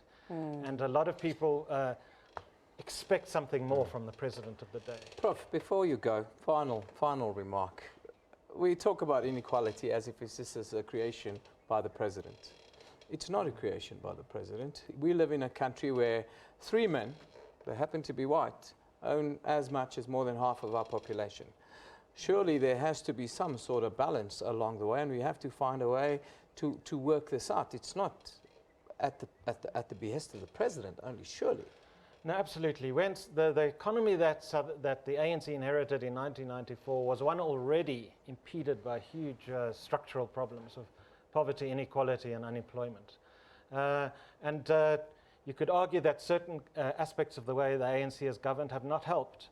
Like, for example, the persistent level of uncertainty amongst investors has got to do with the lack of clarity in the ANC about how it's going to go economically.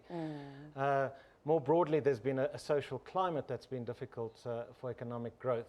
There's so much that the president of the country can do, and quite a lot that's beyond the president's control. The fact that roughly as Zuma came to power, the world economy was imploding, that's not something for which Zuma can be personally held accountable for. Yeah. Well, thank you for joining us today, Professor Daryl Glazer. He is with Wits' Department of Political Studies. Thank you for joining us. I hope you really enjoy and you hear what you want to hear a little bit later this evening. Absolutely. Well, 29,000 jobs are set to be created in Kwakwa in the Eastern Free State. Well, thanks to a flagship transport and agriculture project by the Maluti Apofong municipality. Yeah, the Special Economic Zone project, which is aimed at easing congestion from the harbour and traffic, will be run from Harrismith. The beneficiaries will include residents from Kwakwa, Castell and Siame. The area in the Eastern Free State, earmarked for massive economic development projects. Among others, the project will expedite long-distance travel between the Free State and other strategic hubs. It will also help to reduce heavy traffic on the N3 between the area and KwaZulu-Natal. Truckers have welcomed the move. It will help us a great deal because there will be less fatigue upon the drivers. It's going to help us very much because as a truck driver, we're traveling long distance. So as we're traveling long distance now, because of this hub, we'll come and rest here for a couple minutes and go back with another load. We welcome the plan as prevention against road fatalities. Residents are upbeat about the project and their wish is for it to start as soon as possible. When I look at the society, when I look at the products around the community, most of them they're not working, and we found most of them that are now in trucks. So by bringing this harbour into this place, it's going to help them a lot because it will be creating jobs for them, and it's always going to grow the economy of Free State. The project will improve the economy of the impoverished area. We are very happy it's going to even affect our logistical transport people.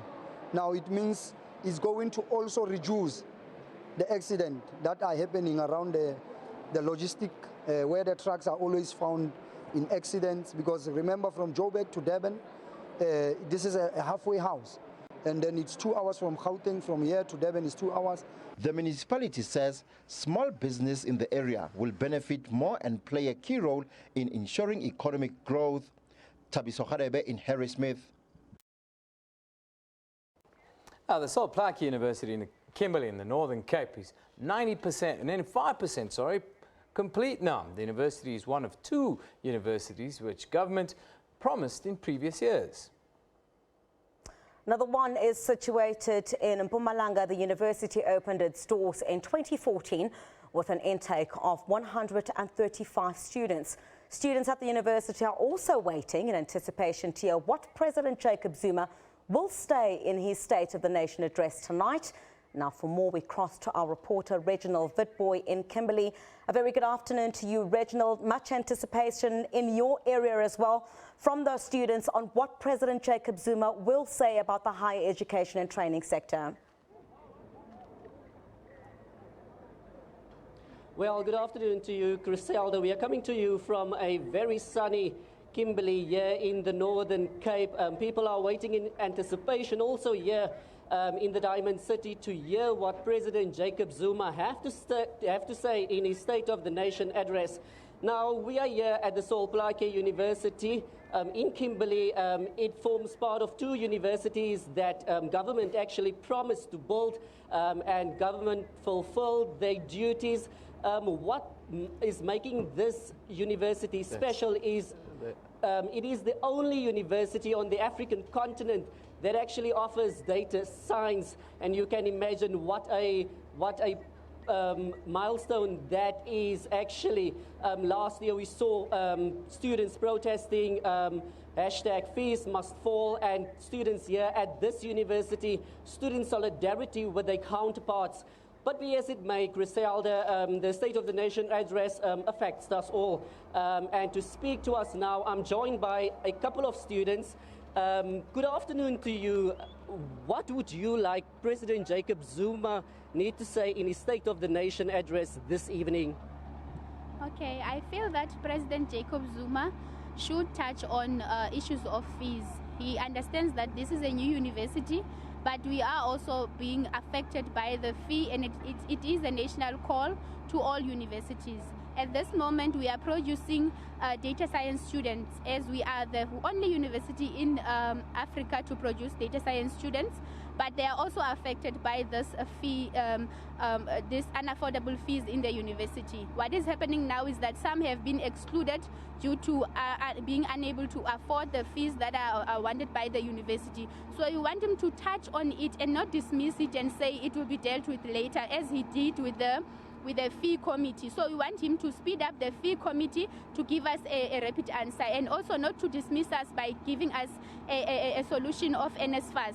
He must he must give us a plan of how he is going to eradicate NSFAS, and then put proper structures that, like, our demands were clear to say that we want a free quality education. So we want him to give us a solution on how he is going to be addressing that issue, because at this moment, if the answer still doesn't satisfy us, or if the way he is handling the issue doesn't satisfy us, as he has been doing, we will embark on this journey of the fees must fall strike again. But we are not saying we are threatening, but if he can give us a solution now by speeding up the fee committee that is set up to deal with this fees problem, then we can also be satisfied. And what would you like to hear President Jacob Zuma saying tonight? I wish that Mr. Zuma can touch on the part of land reform, because we understand that without land we can never reach or succeed fees must fall or free education. So when Mr. Zuma can give us at least, he can promise that he can touch on the land reforms, and then after that we can know that we will achieve free education. Because now we have, today we are having students that were appealing at court because of free education. They were arrested last year, and then today they were appealing. And when we are trying on working on that, and the court is keeping on like postponing there, and it's affecting like their studies. And we don't want to end up fighting. We have a beautiful university. We don't want to end up losing temper and destroying our university, you see. So we wish that Mr. Zuma is going to think about this and give us free education, because we can't make this thing of fees must fall annually event, because it's turning now to be an annual event. Every time we always being affected by this. So we hope that Mr. Zuma is going to make sure that free education, because we won't say now, because we understand that it is a process. So we hope that today Mr. Zuma is going to touch on that part of free education. Thank you very much, Griselda. Well, those were students here at the Sol Plaatje University calling on the President to speak about, or in his State of the Nation address, mention free education and also land reform. Be as it may, all will be revealed tonight when President Jacob Zuma will take to the podium and deliver his State of the Nation address in Parliament tonight. With that said, it's back to you in the studio.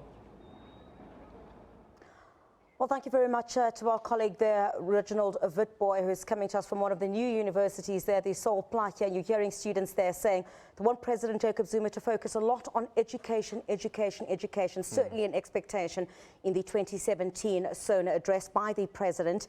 And Eben, we're going to speak to an expert on that in the next few minutes, but I think it's one of the main bones of contention that students will really be glued to their television sets on. It's interesting what the young man was talking about there. He was talking about, we don't want this thing to be an annual thing. We would like to get on with our work, which is studying, which is, I think, what the entire tertiary fraternity wants. And I think they're starting to suffer a little bit from protest fatigue if you look at that. And really, it is time for us to get on with our work in the tertiary institutions. We've got Professor Volker Wedekind with us. He's with the Wits Center for Research and Education and Labour. He's with us here. Just before we go to Eastern Cape, I just want to introduce the Prof and ask him a question. Fees is the focus, but it really is dangerous for us to have the sole focus on fees. It kind of takes us away with the issues we're facing in other sectors like basic education, doesn't it? Absolutely, yes. I mean, the concerns that are raised by the students are legitimate and they need to be addressed, but they are a very articulate segment of our society. There are a lot of people who don't have a voice within the education system that have a really bad deal, and that we need to make sure that we as a society keep the focus on that as well. And I would hope that the President does within the State of the Nation as well. Well, Prof, we're still waiting for the outcomes of the Fees Commission and exactly what findings they'll have and a way forward for South Africa with regard to the higher education and training sector. But what does President Jacob Zuma need to say, apart from we've seen a number of pronouncements by the Higher Education and Training Minister, Blade Nzimande, with regard to households that do not earn more than 600,000, what will happen there, an increase when it comes to NSFAS funding.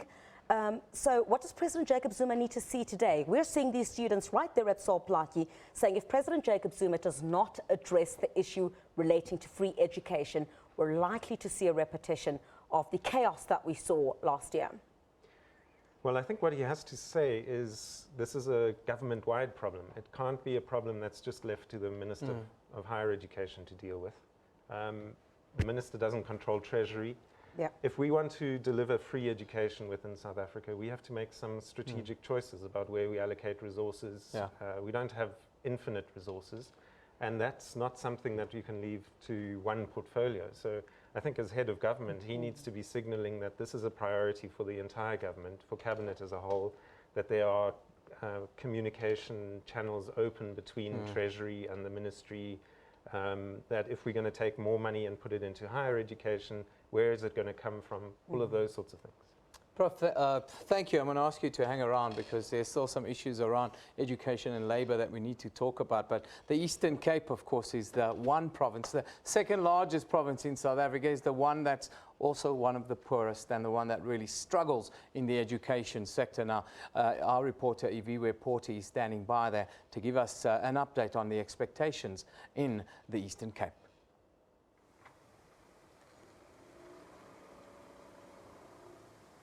If you can hear us. Good afternoon, Eben. We are here in Port Elizabeth. We are here in Port Elizabeth at the Nelson Mandela Metropolitan University, where one of the public viewings is going to be held, where public at large as well as students are welcome to come and watch the State of the Nation as it happens this afternoon. There are various public viewing places within the Eastern Cape. We do, however, as the SABC, have information that at your Walter Sisulu campuses, which earlier this year, have been experiencing some troubles where students are not happy and have closed down campuses. At the East London campus in specific, there's a small group there of students that have barricaded the road off and closing that section that was going to be used as a public viewing, saying that they shouldn't be able to use their facilities as an institution to have people watching the State of the Nation address, when actually the government hasn't even responded to some of the grievances that they have as students. So later on today, here at NMMU, the public at large in Port Elizabeth will be able to view that. However, Eben, we are going to speak to a student who is at the NMMU campus, just in terms of a lot of the things that people are expecting to hear later on, Azola, are things that are affecting the youth in particular. particular, you know, your youth wage, the minimum wage, job creation, a better economy, you know, all the issues that are affecting education. What is it that maybe as a student, or you've heard amongst other students, that you guys are expecting to hear later on this afternoon? Okay, thank you very much, Ivu. As you will be aware that last year we had about a 6-week-long shutdown at the university. After that, the minister had made a commitment to say that the government will ensure that all students are registered, academically deserving and financially deserving students. But we're at a situation whereby we have a number of students who are still stranded, who can't register, who are sleeping in labs and all that. So what we are hoping for today from the president is to speak into the commitment of the government towards registration for students, and to also speak into funding for those students, because it's not only enough for those students to register, but it is to ensure that they have accommodation, they have food for the year. Also noting that I am a final year student, there are a number of students who, when they leave this institution, form part of the stats of being unemployed graduates. So we are hoping that they will also speak into the issue of employment for unemployed graduates. Thank you so much, Azola. Do you think having a public viewing at NMMU, a lot of students are maybe eager or anxious to hear what the president will actually say? As someone who's part of the youth, there's a lot of promises that have been made. Do you guys have any, you know, positivity in terms of the results or resolutions thereof as final year students that were made last year that will come out of the Sona? Unfortunately, there's nothing thus far that has been committed by the government. So we are hoping to listen from what the government will say, and afterwards we're hoping to make submissions to the government through the debates that will be happening in Parliament and so on and so forth, just to raise our issues once more. Because remember, one important thing is not only for us to shut down, but it is to ensure that we use the proper channels that are created by the government and that are provided for by the Constitution to hold our government accountable and to bring about the issues of interest. Thank you so much for your time. Well, Eben, there we have it from a student, a final year student here at NMMU, speaking on behalf of some of the youth members that we've been able to catch up with, saying, you know, apart from job creation and addressing the issues that they're facing, you know, as the youth at university level, they are hoping for a better economy, and they will this afternoon be listening to hear in terms of what the president actually has planned, specifically looking at the youth in terms of youth development and as well as the education sector. But I think for now it's back to you guys in studio. Yeah, thank you very much, Iviwe, for that update. Of course, as I told you, the Eastern Cape is one of the poorest provinces in South Africa, and we always seem to have issues within the education sector, not just at tertiary level, but even at the basic education level. Why do you think the Eastern Cape, in particular, year after year, battles with what one can only call unique problems? Well, I think they're not all that unique. I think that the Eastern Cape, you know, does get flagged often as a province that has big challenges, but it isn't always understood that it's quite uneven. I mean, they've actually fantastic institutions in the Eastern Cape. So when one aggregates it and looks at the system as a whole, it may look like it's in crisis, but actually one needs to look very carefully about where that is. And one of the burdens that the Eastern Cape as a province has to carry is that it had two homeland governments that were incorporated into it. And that legacy has played itself out in the schooling system particularly. I think within the higher education system we've got some really good universities. Fort Hare, Rhodes, NMMU, all excellent institutions. Walter Sisulu's had enormous challenges and there are lots of issues that need to be addressed there. But I want to bring the issue to TVET colleges as well. You know, that's really been the strive to get those who want to further their education into TVET colleges because of the vast number of people who really want to register and further their studies at institutions of higher learning. But many are saying that these TVET colleges are not well equipped. If you look at the status or the nature, how these TVET colleges are not properly funded, how these TVET colleges, people would say going to a TVET college would certainly not guarantee you employment. How do you change that? How does, I guess in this particular instance, the higher education minister will of course, together with government, try and convince South Africans that there isn't enough space within the universities and TVET colleges are perhaps a way to go? Well, I think people will be persuaded when they see quality programs and students coming out of those colleges who are able to access employment. And I think, you know, at one level, it's a relatively sensible reaction because there are major problems in many of the TVET colleges. Again, it's not across the board. Some excellent institutions that have very strong linkages to industry and are able to make those connections, but then there are also some that are really, really weak. How one goes about turning that around, I think part of the problem has been that the TVET colleges since 1994 have gone through various stages of reform that keep being asked to do different things. So whatever political problem comes on the horizon, the TVET colleges are told, you've got to be the solution to that. And so they end up having to shift their mandate all the time. And so they haven't been able to specialize and focus on their core activity. And I think just letting them settle and letting them do their job in a way will actually assist. But it's not a short-term thing. You can't turn education institutions around. The thing about it, you can destroy them very quickly. So you can destroy a fantastic university in the space of 1 or 2 years, but you can't build those kinds of institutions up that quickly. So you have to do it much more progressively. Prof, thank you very much for being with us and giving us your considered views on education and the expectation of tonight. Now, we're going to take some live pictures now from Cape Town, Griselda. The red carpet event is now about 5 minutes or so away. I've been waiting. I know you've been waiting, you've been on it. Unfortunately, our fashion expert is pulling a no-show today. So, Griselda, you're going to have to be the fashion expert here today.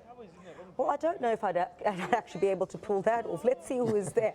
We've got some of our colleagues. You can see some of the invited guests. Yes, that's Asanda Mbeche there. We see some of the invited guests coming on through onto the red carpet there. We're expecting in the next few minutes many members of parliament also, to take to the red carpet, and there'll be quite a number of fashion misses and hits, and which will be splashed on the front pages of newspapers. And I guess, you think we'd cut it though. Well, this is the kind of day where I believe you have to kind of keep it simple, because you can over elaborate a little bit and you can get it wrong and you can be labeled the yellow submarine like we saw a couple of years ago, or in some instances. I think especially for men, this is a kind of day where you really want to appear composed and maybe a little bit powerful and not too much over the top. As some of the attention seekers that you would get. I wouldn't call them attention seekers. I think for women it's more about standing out. You really want to look absolutely beautiful, elegant. I guess what we'll see this year also is a bit of a lot of the Western dress, together with a lot of traditional as well. That traditionally happens at the State of the Nation address, but a lot of fashion designers going out to impress. Yeah, I think one should be obliged in a way to kind of wear as much traditional wear as possible at this kind of event. At the end of it all, it is an event that celebrates our nation, that celebrates our differences and the things that bring us together. Ultimately, this is what it's about. It's at the House of Parliament, which is, the soul of our nation in a way. So, I feel the more traditional attire, the happier I am. It's always very colourful and it adds so much to the occasion. But I just love, at this particular time where you find people from all walks of life who are invited to Parliament. It's not every day that, you'd find musicians, you'd find politicians, of course. You'd find people from the judiciary. You find everyone just coming together under this one house to basically listen to what the president has to say. And of course, before all of that is the fashion parade and people really going out of their way to impress. Yeah, 1,500 members of the public actually have seating at today's event, which is incredible if you think about it. It's a big number, members of public, that will be that will be at Parliament today. And you can actually see, if you look on the faces of some of these members of the public, they very much, a little bit overexcited, some of them. This is the little bit of Hollywood. There we have an interesting outfit. Griselda, what would you call that? No, but that's of course traditional. Is that traditional? That is traditional. You see a lot of that, at many of the events. It seems to be what's in at the moment. I'm not really the fashion expert, but I've seen quite a lot of that design at many of the prominent functions in recent times. And I think what I'm also really looking forward to is the colours, the prominent colours that will come through. It's not all just going to be black. There's going to be a lot of colour. There's going to be a lot of, celebration, perhaps when it comes to your reds. I see a bit of red there as well. There's a bit of red. Yes, a bit of red. So I guess, what really colours will stand out, the fashion experts will indicate. The thing that really interests me is that they're making a turn there in front of the media square. More than 700 media people have been accredited for this event. So it really shows you the interest in the State of the Nation address of 2017. More than doubled, actually, the media contingent for this year alone. So the red carpet event is starting to warm up a little bit now. Griselda will be back there shortly to see who's coming in and what they'll be doing. Of course, it's a very hot day down in Cape Town, as you saw, well above 30 degrees. It looks scorching hot, so it looks like there won't be a lot of clothes on offer on the red carpet. Let's get on with the business of the day. Well, teachers and pupils in Vuwani say conducting classes in mobile classrooms has been a massive challenge. Now, a total of 106 mobile classrooms were provided by government to help schools that were burnt down and vandalized during violent protests in the area. Teachers and learners say the classrooms are extremely hot during the scorching summer in Limpopo. They say they would like to hear the president addressing the issue of rebuilding and revamping those schools in the State of the Nation address. Teachers and learners say learning has never been more uncomfortable. Most classrooms are not electrified and have no ventilation. They are anchored by floor jacks, making them physically unsafe. Learners say the heat that engulfs the classrooms lowers their concentration level. They say they normally feel fatigued halfway through the day and fall asleep. Teachers say the progress in rebuilding and revamping of classrooms has been amazingly slow. Working in these mobile classrooms is hard because learners are too many and the space is too small. When it is hot, the heat goes high inside the classrooms, and when it is cold, it is freezing. It also makes funny sound when people walk around, and that disturbs teaching.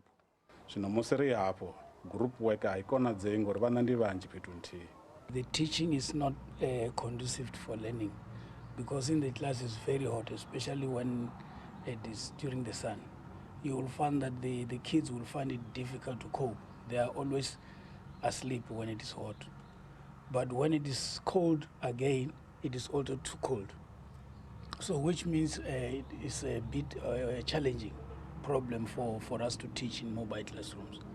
But we are trying our level best to teach them, even though the conditions are not conducive for learning. However, it is not all doom and gloom. Bafama High School, which was one of the first schools to be torched last year, has been rebuilt. The state-of-the-art school was rebuilt by the National Lottery Commission last year. Learners say learning has been smooth since they were moved from mobile classrooms to new classrooms. Last year, we were in these mobile classes, which got very hot when it was hot outside. So we couldn't study well. So the new classes are cooler and well ventilated.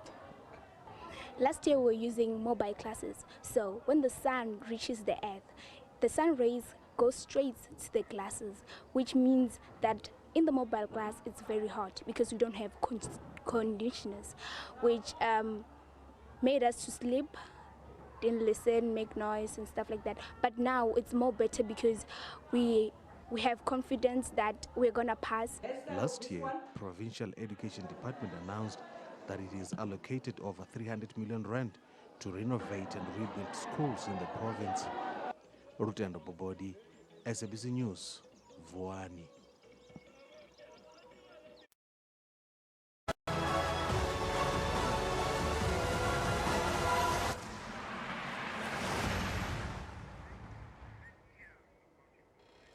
Well, just 2 hours now to the much anticipated address by President Jacob Zuma. South Africans waiting in anticipation, watching on television and of course on those radios. If you're just joined us, thank you very much for joining us for our special coverage for that run-up to Sona at 7 o'clock this evening. Eben, much anticipation around the country. We were chatting to the Prof just a few minutes ago about the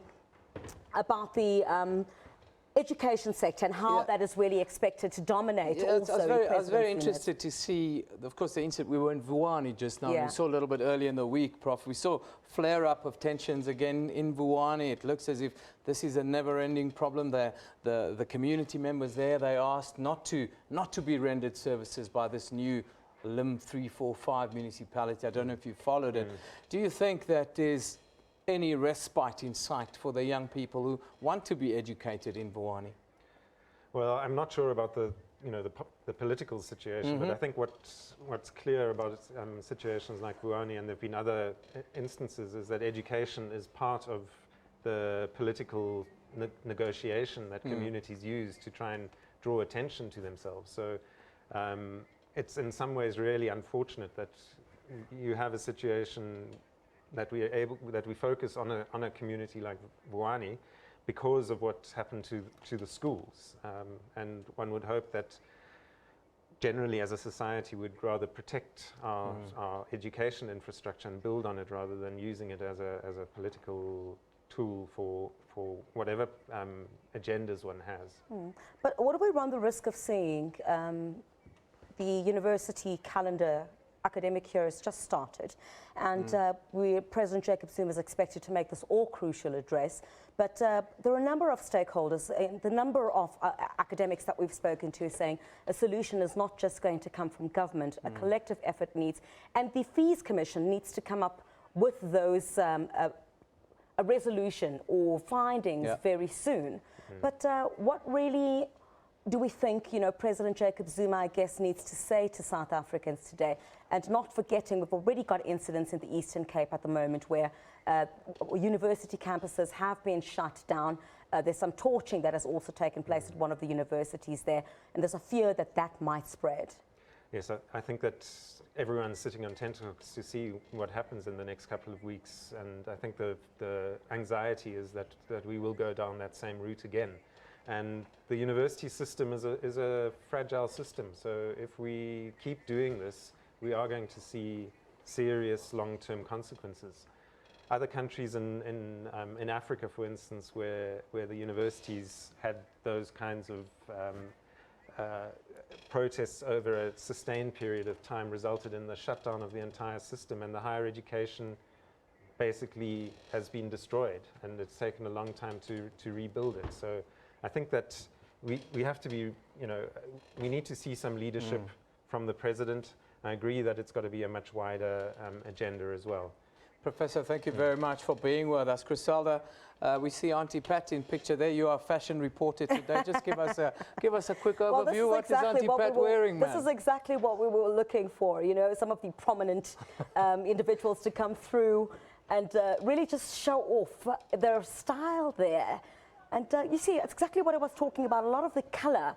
Just before Patricia de Lille, we saw Fikile Mbalula's wife also come through, and we saw a black number that she was wearing. Unfortunately, we missed that one. Griselda, she's not wearing the DA blue this year. Is there any reason for it? We've seen that she's stepped down as the DA's. I don't think there's anything political about what she's wearing today, but certainly, I guess everybody's just trying to show off today. It's a day really when you get to listen to the president, give the way forward for South Africa, to make South Africans comfortable, I guess, to say this is the route at which South Africa is taking. Yes, we have many challenges, but a lot of work has been done. And I think South Africans need that kind of assurance. The red carpet, on the other hand, is just to say, look, we're a bit of fun on the sidelines of we're stepping out. We are stepping out. There you see the media square. That was what all the consternation was about, the media square. But it doesn't look like there's a lot of media that was allowed around that particular area.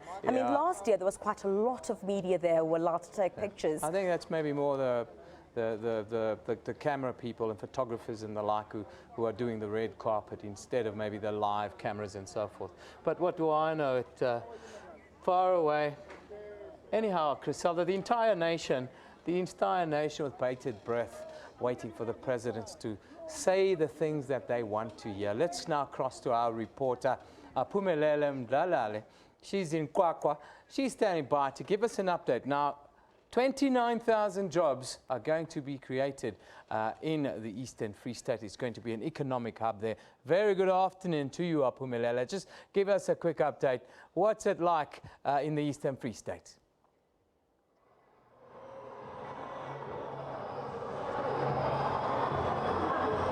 Now, as we know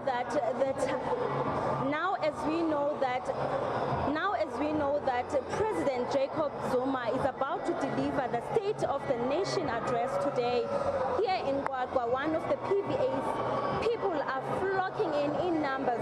The excitement to others remains. However, others are still suffering from job opportunities.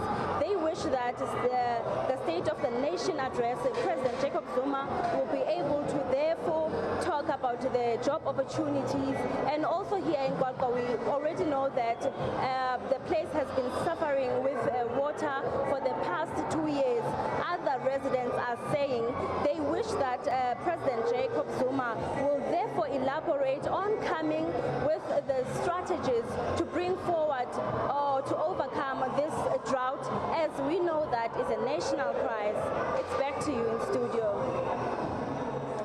Yeah, Aphumelele Mdlalale in Kwakwa, giving us an update there, Criselda, but matters are picking up behind us. Interesting though, in Kwakwa, young people are really battling up to 50% or just over 50% unemployment in the Eastern Free State, and the President specifically pointed out to the area to build one of these developmental economic hubs in order to deal with that, and it's starting to bear fruit with 29,000 jobs set to be created there shortly.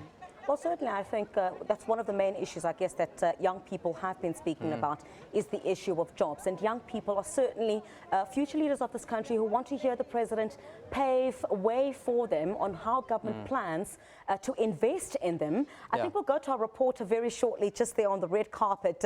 Stay tuned for all of that, certainly. But I think now we'll continue with our discussion. Just absolutely look at that. That's the Ndebele culture.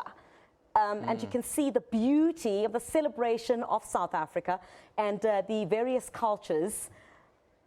And that's exactly what we had anticipated. We'd anticipated a lot of, you know, the traditional cultures celebrated in South Africa.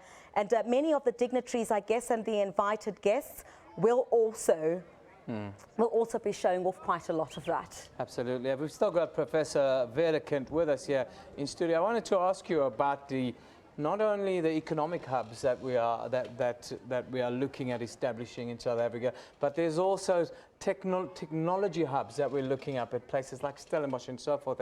And do you think our education sector can bring through people that can benefit from these hubs that are being created around the country? Undoubtedly so. I think that, you know, we have got major problems within the education system, but there are also excellent examples of where these things are working. And so I think that this whole idea, particularly if you're looking at questions of technical education and vocational education, of linking it directly to incubators and so on, is precisely the route one has to take. You can't just allow that to work in an informal way, because unfortunately our economy isn't growing the number of jobs in an organic sort of way. And so I think it's really important to have these kind of interventions that take it forward. Chris?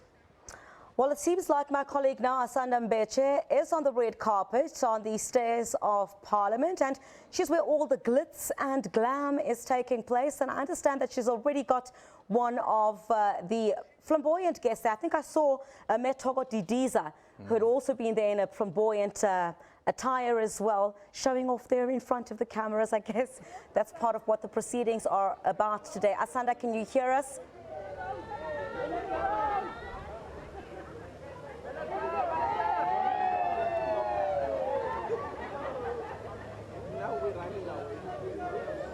A very good afternoon, and A very good afternoon and welcome to the red carpet outside here at Parliament as we get ready for President Jacob Zuma's State of the Nation address.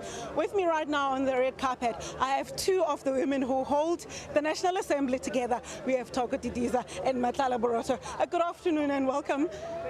Take us through, what are your expectations for not only the speech, but from the MPs this afternoon and the year going forward? Well, as presiding officers, we are expecting that the House will be orderly. Obviously, the Speaker and the Chairperson of the National Council of Provinces will be chairing, and they will actually manage the House in terms of the rules, joint rules of the Joint House when it is sitting. Obviously, when there are issues that go beyond the rules provide on how those must be dealt with. Meboroto, you have a very beautiful and colorful outfit.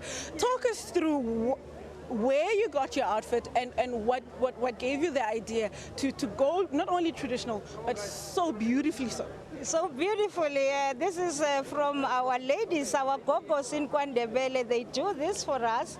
This is a traditional Ndebele outfit. There's the inzila and all this, the blanket. That shows that you are a woman now. You are a mom. Yeah. You had a very loud and difficult 2016. Starting 2017 now, what would you like to say to members of Parliament as we go into this year? Just all behave and adhere to the rules, because our role is to make sure that the House is in order, and to do that we only have to apply the rules. So the noise will be there, but we will be doing our job, applying the rules so that we can have process going on in the House. We don't want to be disturbed. We know there will be those rowdy ones that will make noise, but we don't care because we will stick to the rules of the House. Well, I know you have to get inside the National Assembly and get your place done and ready. We wish you well for the year ahead. Thank you very much. Well, those are two of the chairpersons of the National Assembly, Toko Didiza and Matlala Boroto, talking us through their expectations and what they would like to see happening as we go into the new year right here at Parliament. I see musician Athama Fukate has just arrived. And a more quieter outfit than in previous years. Oh, ma'am, I have to stop you. This is a gorgeous outfit. Talk us through it. Where did you buy it, or did somebody make it special for you? Designed it for me. Amadou from Johannesburg designed it, and it was made for me especially. Yes. As you go into the National Assembly now to prepare for the President, what would you like to hear from the President? I'd like the President to say how he's going to create jobs for the people of South Africa so that we can all have a better life. Thank you very much. Enjoy the evening. Well, there's Minister Kigaba and his wife coming through. A very good afternoon and welcome. Talk us through your expectations for the year ahead. Look, I think more than anything else, given the economic challenges the country faces, we would like to hear the President outline a very concrete economic program. How to create jobs, how to grow our economy inclusively. The ANC has already outlined its 12-point program, which includes investing intensively in the rural and township economies, because it cannot be that Africans should be confined to spaza shops, to hair salons, to car washes, and that menial economy. We want to hear what will be done to create productive economic activity in the townships and in the rural areas. And so this is the main thing, and included in that is what programs are going to be done in order to address the plight of young people in universities.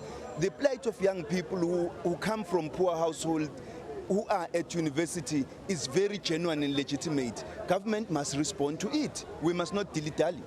Mrs. Kigaba, ever gorgeous. I think you are one of the ladies that people always come here expecting to see. Take us through your gorgeous outfit. No, this was designed by Gert Johan.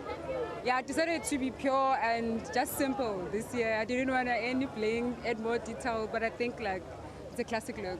I'm going to ask you to turn around for a moment so that we can see the beauty of the entire outfit. Red carpet, please, red carpet. Well, thank you very much. That's the ever-stunning Mrs. Kigaba. We'll give you more from the red carpet as the afternoon progresses. For now, let's go back to the studio.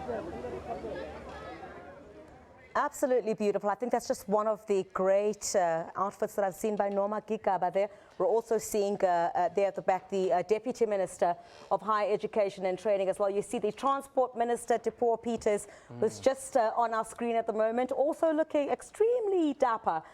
And I also saw the Deputy Minister of Higher Education and Training, Mduma Nana, as well as the Ekurhuleni Mayor Mzwandile Masina on our screen right now. Just here at the back, I'm sure you can see, that was just the Transport Minister who'd gone past right now. We're expecting quite a lot more of this glitz and glamour. Beautiful white dress, what is it called? A mermaid dress with a flare at the bottom. So help us, the uninitiated. I think it's that classic look that she decided to go for by one of the very prominent designers in South Africa, Gert Johan Coetzee. I think we'll be hearing a lot of that name this evening because everybody seems to, there you go. Is that the mermaid dress? That's the mermaid dress, absolutely beautiful. You've also got there the wife of the Ekurhuleni Mayor there as well, Snazo Masina. That's the wife of the Ekurhuleni Mayor, Mzwandile Masina. You see, also taking pictures there, absolutely stunning. The Transport Minister also getting her few minutes on the red carpet as well. We're expecting quite a lot of them to line up here this evening. Yeah, it's starting to get into high gear, the red carpet event. Now, of course, we're counting down till 7 o'clock when the President will be, well, making this most anticipated of addresses. But this is not the only place in Cape Town where it's happening.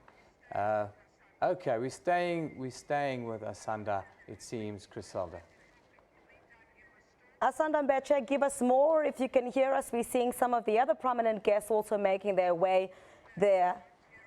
What would you say would be then the color? You know, there's always a color of the year, am I right? So what would the color then, is it red this year? Well, I really wouldn't say red, Yevon. I'm not really an expert at fashion. But you're the fashionista reporter now today. You have to fake it. Oh, is that the role that I have taken over? I mean, but even anyway, if you don't know, you have to... look, we're really expecting a lot of color. I'm quite surprised to see, you know, the simplicity in Noma Gigaba's outfit, for example. She's always very glamorous and... they're the most glamorous couple, isn't it? With a lot of color. Well, the minister himself doesn't do too bad when it comes to clothing. You see, look at all of them snapping at the beautiful couple. I think for now, she certainly is the one. Yeah, that will be a picture that will be all over the papers tomorrow. They are one of the first fashion couples in South Africa, no doubt about it. You know, the minister has a nickname. They call him Minister Scotan in some places because he's always so meticulously put together and always very stylish. Always in his tailored suits and looking absolutely. Do we have Asanda Mbeche yet on the red carpet? I'm really looking forward to hearing what you'll see. Also there, the Deputy Minister of Communications there, Stella Ndabeni Abrahams, also in a black number there. If we could go towards her and see what she's wearing. You see also there the Minister as well, Mahlobo, also walking in there. Looking very dapper, a day to really show off on the red carpet. Asanda Mbeche, can you hear us? Can you speak to some of, you know, the prominent guests that are there, what they're wearing and their expectations for the evening?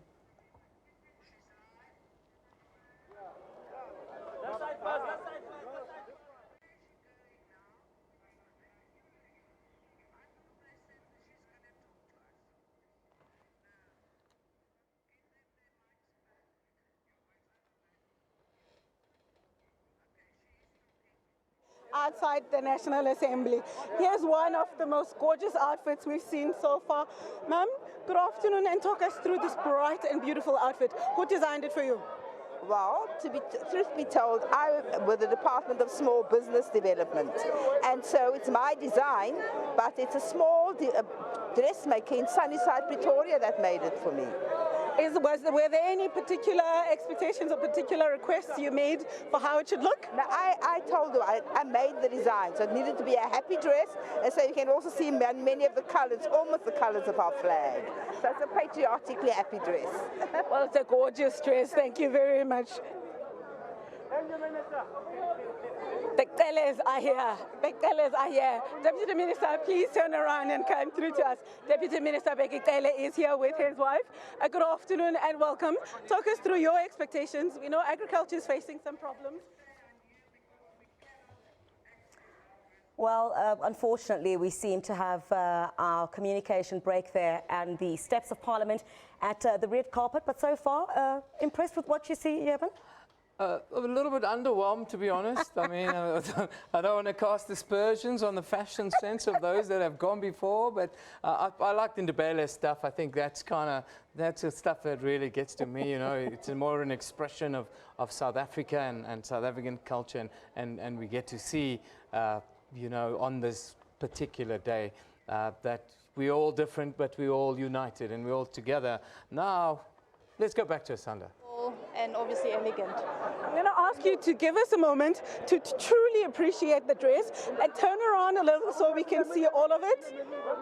It's gorgeous. It's absolutely gorgeous. Thank you very much for speaking to us. That's Deputy Minister of Agriculture, Bectele, and his wife coming through to the National Assembly ahead of President Jacob Zuma's State of the Nation address. We have the Minister of Police coming through right there. We're trying to see if we can get him to come through this side. Minister, please come through. We would really like to have a word with you. The Minister of Police is shy and is trying to get away, but we're trying our best to have a moment to speak to him, and his partner coming through right there. Please come through. We're trying to get the Minister of Police to stop and chat with us briefly. Sir, good afternoon. Yeah, good afternoon, ma'am. What are your expectations from the President this afternoon? No, largely a State of the Nation address is more of an evaluative exercise in terms of largely reflecting on what must have occurred in the past year and how we have performed as government. So we are certainly looking forward to it.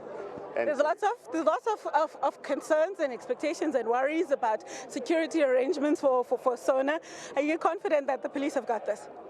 No, we're very confident. In fact, we should all be happy if we are secured and an event of this nature and of this magnitude is secured to the extent to which it has been done. So I'm very happy.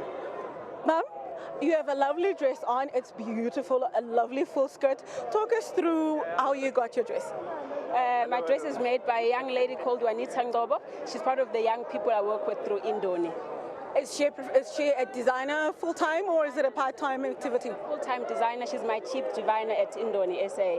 We'll give you a moment to give her a shout-out. Where can people get hold of her to make such beautiful outfits? Well, they can go to the website of Indoni, www.indoni.co.za. Thank you very much, ma'am. That's a gorgeous red gown. That's discrimination precisely because you are wearing a red dress with a red tie. Thank you very much for speaking to us. That's some of the fashions coming through ahead of the State of the Nation address when President Jacob Zuma will be talking the nation through his plans for South Africa in the year 2017. One more, Tesne Matara from the ANC comes through. Good afternoon. How are you? You're looking gorgeous. Thank you. So, we always think members of parliament are going to come in stuffy outfits. This is that one day where everybody looks gorgeous. Talk us through your dress. Well, I actually got it at Canal Walk occasions, and I liked the dress. It was in black originally, and then I asked them to make it in red. Are you changing parties? Definitely not. I'm a communist. Talk us through your plans and expectations of fellow MPs as we start the year 2017. I think midterm through the fifth term of Parliament, we've gotten used to the processes, what must happen, how we pass legislation, do oversight. I think we're now at a stage now where we need to work towards the end of the fifth term.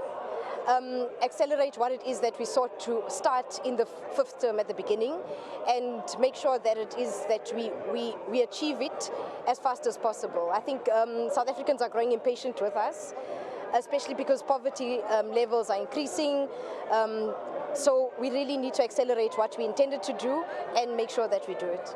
Well, thank you so much. So, Tessim, have a good evening, and hopefully you will enjoy your evening in that gorgeous dress. Thank you. Well, thank you so much. That's Tasneem Matara from the ANC. Over there is the Premier of the Western Cape, Helen Zille. She's just arrived.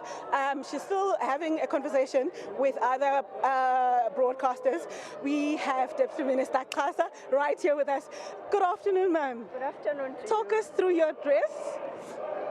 There's a young girl called Lerato Marco in Joburg for Pops and Doll. She felt like making me beautiful today. It's a big year, and it's an important time for the ANC as we start this year. What are your expectations as a member of Parliament, but also as a member of a community that says we want things done and would like to see them done now? Indeed, this is a very important year, and we are saying women need to stand up so that we are able to follow on what the ANC seeks to do so that it reaches to the majority of the people. So looking forward tonight to hear the President on what the ANC plans to do to transform the economy. And when it gets transformed, it is when we see it changing the lives of women and society. Thank you very much, ma'am, for speaking to us. That's Deputy Minister Togo Xasa talking to us about their plans and what they, as the ANC, would like to see happening this evening and the year as we're going forward. I want to see if we can get through to, we're struggling to get a clear shot of Premier Helen Zille right now. We will come back with more, maybe if we get her a bit later on. Let's go back to the studio for now.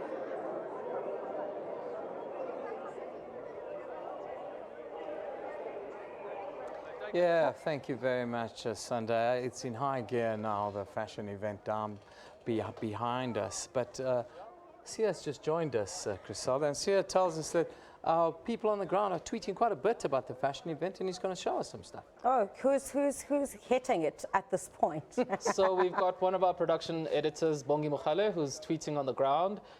She's got some really nice tweets of the red carpets, as we've seen on the cameras, that quite a few of our ministers and politicians are dressed to the nines, and hopefully we can see some of the tweets that Bongi has made. Just looking at what people are wearing. Also, she's been tweeting throughout the day about the build-up to the event that's going to be happening soon. Are we going to see some of those tweets coming up? We're also seeing many of the other dignitaries also coming. Oh, we'll stay on these visuals, it seems. We'll stay on these visuals of all the dignitaries arriving there, just about to go. As the proceedings will get underway, I guess, about in the next, what is it, 1.5 hours now? Yeah, an hour and a half. It's 5:30 in exactly about an hour and a half now. We expect President Jacob Zuma to begin with that speech. I think we'll go back to Asanda Mbeche now. Well, it seems she's not ready for us, but let's continue with our discussion. See, I wanted to talk to you a little bit. We see a lot of what you call predictions on social media of what people want to hear or what people would like to hear. What are people talking about in that regard? So yeah, we've been also monitoring the conversations on Sona predictions. Like we said earlier on when I was talking to Griselda, there's a lot of discontent going on there. There's a lot of sarcasm, a lot of memes being peppered in there. You know, people talking about what they're hoping to see. Well, I think let's go back to our outside reporter. the National Assembly. We have one more guest to take to before we go. The Minister of Small Business Development, Lindiwe Zulu, is here in a gorgeous outfit. Good afternoon, ma'am, and welcome. Good afternoon. Good afternoon, and good afternoon to the viewers at home. This is about the fourth outfit I'm seeing that's being made locally by local people. Talk us through how government, your department, and other entities are working around developing small businesses to see beautiful creations like this. Well, the creator of the outfit is right here next to me, and that's my daughter of Amakawe Couture. As South Africa, we would like to see more and more of our own wearing clothes that are designed and made by our own. We are South African.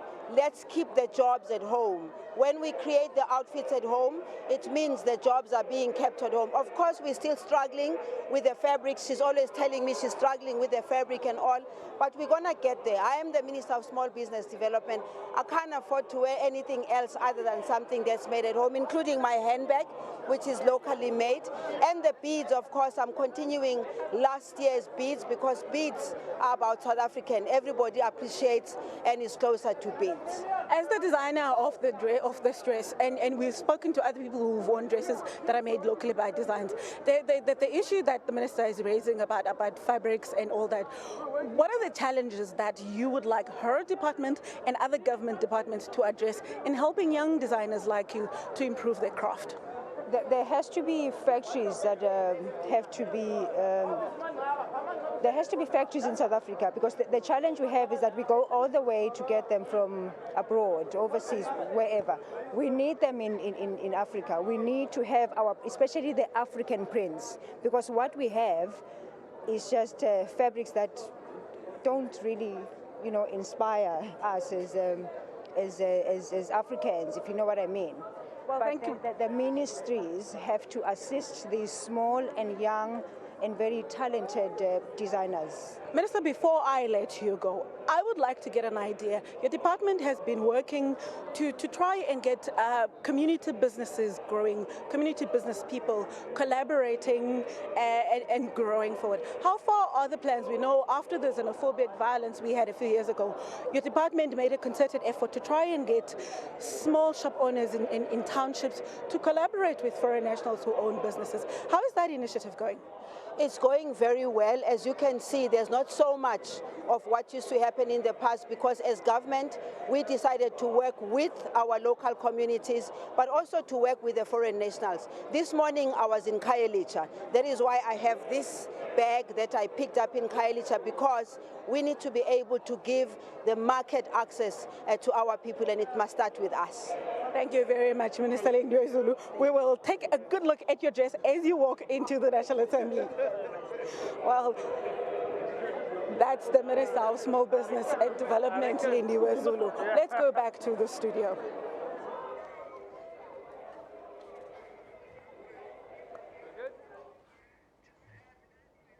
Those are the live pictures coming to you from the parliamentary precinct. As you can see, many of the members of Parliament, dignitaries, members of the public, they're all starting to stream in now as, of course, today's proceedings kicks into high gear now. Well, I really hope we'll get some crossings as well to some of the areas where you've got members of different political parties who are also gathering. We're expecting, people to gather in their thousands at the various the viewing areas to watch the president speak. 30,000 people expected at the Grand Parade in Cape Town. We saw a little bit earlier, of course, tensions were running a little bit high when EFF supported march up towards the Grand Parade. Hopefully Vanessa Puna will be with us shortly and give us a little update as to what is happening at Parliament.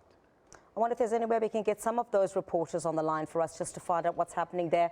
They've been streaming in much as early as 1 o'clock this afternoon.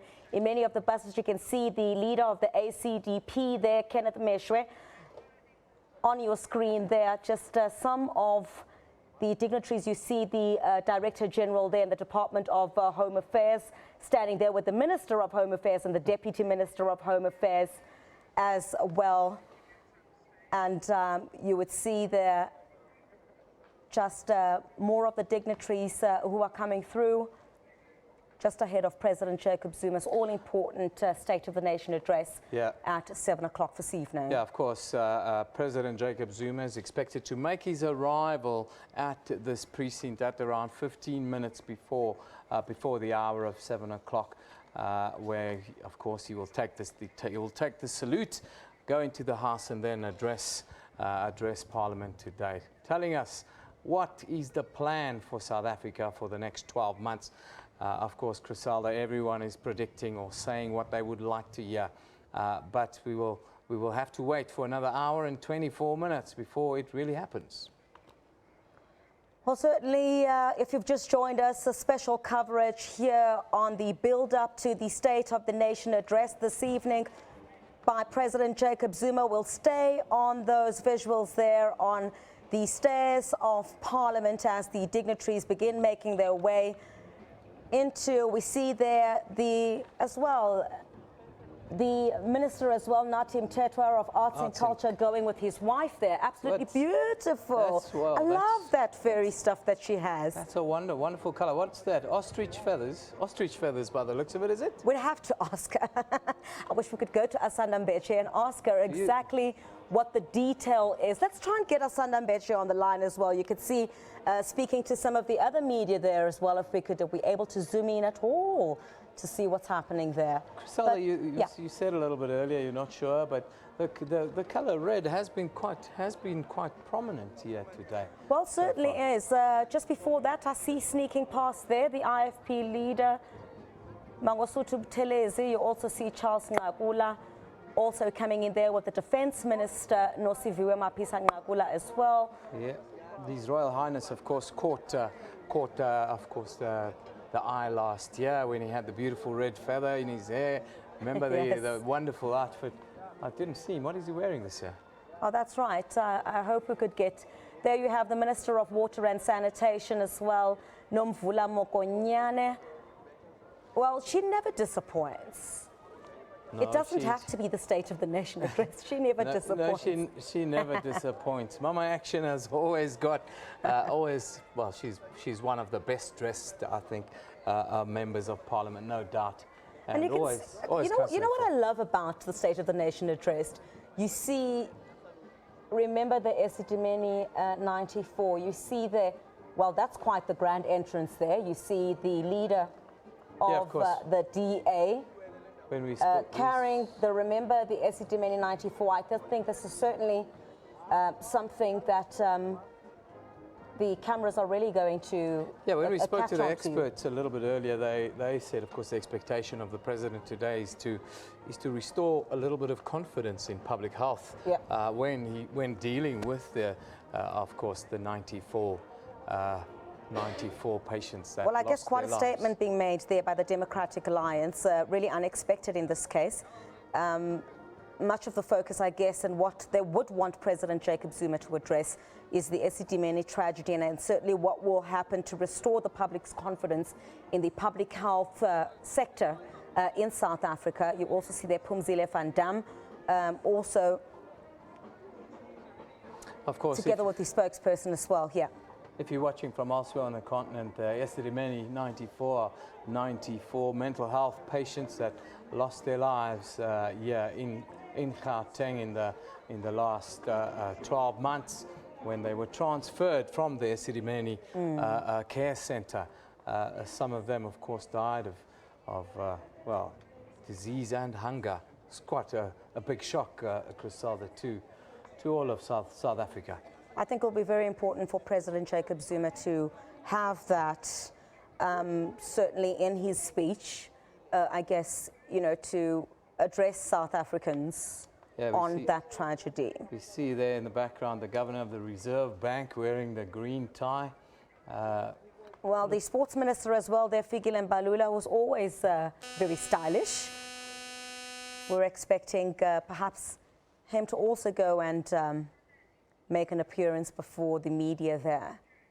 Yeah, red and different shades of red have been quite prominent. Is there any way we can zoom in a bit just to see exactly who's on the red carpet there, if that's at all possible? But certainly, I'm really trying to strain my eyes to try and see who's on the red carpet at this point, but we will definitely bring you a whole lot more of the prominent guests who will be making their way inside Parliament. And, well, I guess, but I think, let's move back again to President Jacob Zuma's speech. A number of the issues that we have spoken about. And I think young people they're really interested in today's speech. I did a roundup around the country this morning, and we spoke to young people in different provinces around the country, and you know, the message is clear from young South Africans that the issue that they like to address is unemployment, jobs. Young people are concerned that there are no jobs for them and therefore no future. Young people talk about the pressures of helping their families, the pressures of being educated, not having jobs, or opportunities in various sectors, especially in the rural areas around the country. We of course heard about economic hubs and the like being created, but I think young South Africans tonight would want the president to take it maybe a little bit further. Can we zoom in a bit on that red dress that I'm seeing there? Perhaps we'll be able to see, we see quite a lot more people coming through now. Many of the invited guests will try and get a glimpse of exactly who's making their way into Parliament. But a lot of the bright colours that I'm seeing there, Eben, and lots of hugs, lots of kisses, and what generally happens at this event. Yep, absolutely. It's all very civilised at the moment, Griselda, but of course we've heard that protests are planned around Cape Town. There have been protests going on around Cape Town in the morning against nuclear, against a nuclear deal and the like. You see there Buti Manamela as well. Minister in the presidency dealing with youth. That's right. In particular. I think in particular he'd also want to hear what the president has to say. Yeah, I think he would have. He would be the one in the president's ear talking about the issues that face young people. I find him to be very much up to date with the conversations that young people are having in the interviews that I've had with Buti Manamela. He's been close to the conversations that are happening amongst young South Africans. Let's see if we can try and connect with our reporter on that red carpet there, Asanda Mbeche. I think she's just moving around a bit, trying to get a perfect location to show us some of the dignitaries who are making their way into the assembly there to go and listen to President Jacob Zuma make that speech. All anticipated now, less than 2 hours left, Eben? Yeah, it's less than an hour and 15 minutes left.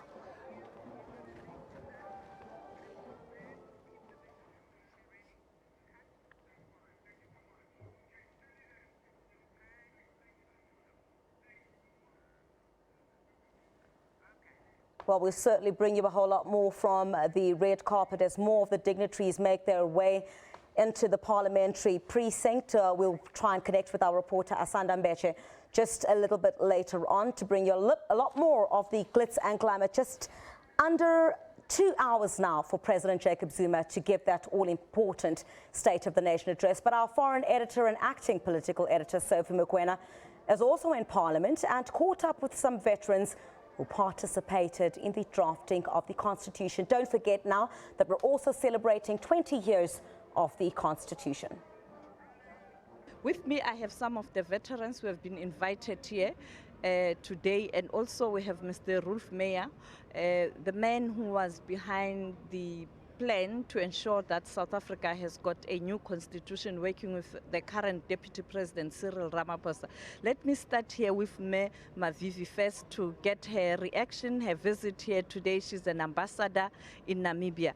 Ma'am, today it's the State of the Nation, and you are an ambassador in Namibia. What are your expectations, particularly on issues that are linked to international relations?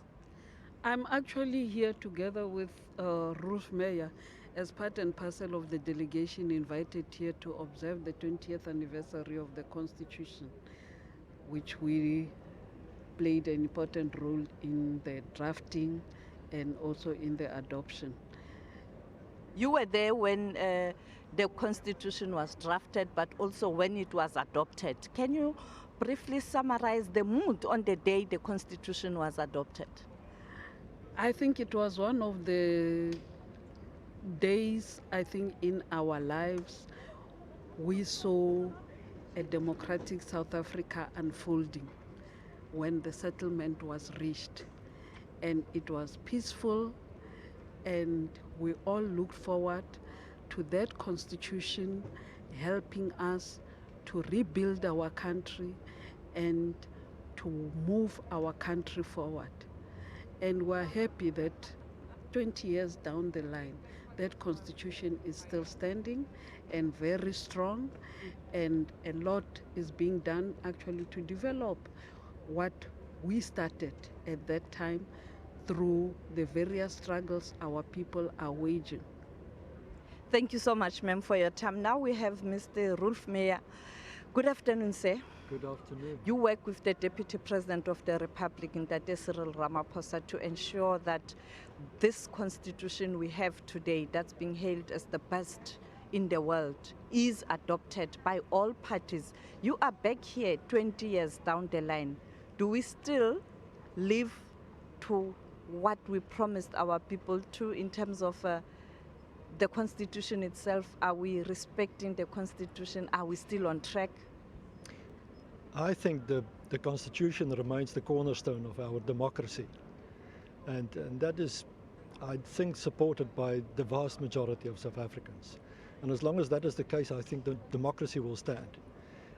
So I'm very happy from a personal angle with what has been achieved at that stage and what has been upheld throughout the 20 years since then. The constitution itself, it's supposed to protect the poor, the vulnerable. With the economic challenges we are facing, what is it that the country can do to change the lives of many South Africans who are still battling? I think that is the big challenge for South Africa. The level of poverty, the level of unemployment, the suffering of so many people in our country. That is the big challenge that we all have to meet. It's not the government challenge only. It's not the challenge of business and or civil society only. It's all of us as South Africans who have to put hands together. Of course, the opportunity to grow and to ensure there are job opportunities is important, and therefore we have to look after the economy. Job opportunities are not going to come elsewhere. The land question? The question is, what about land? In the Constitution, we have provided that there shall be land redistribution.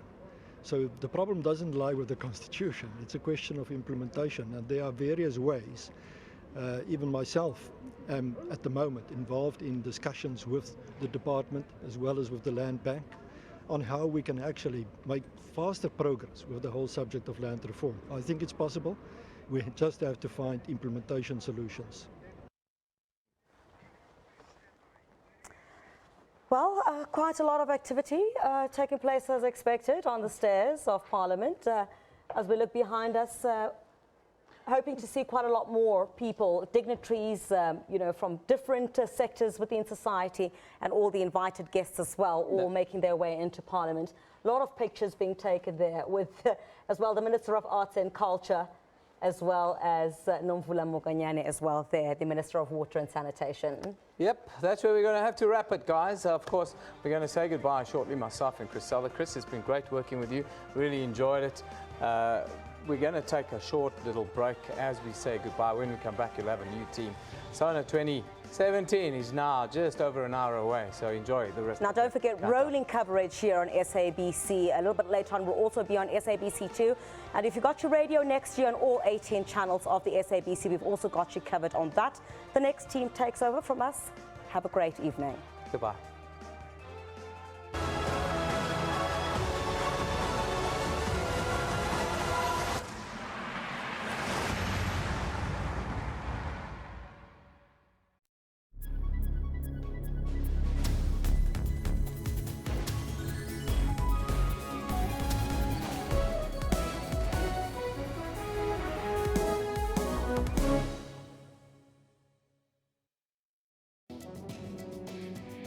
Something called, what, threads or something? What is Yeah, so people, with a bit of sagging, so you're in your mid-40s, not quite ready for surgery, not entirely happy with the way your jawline looks, it has a bit of a jolly look, so that's where threads come in.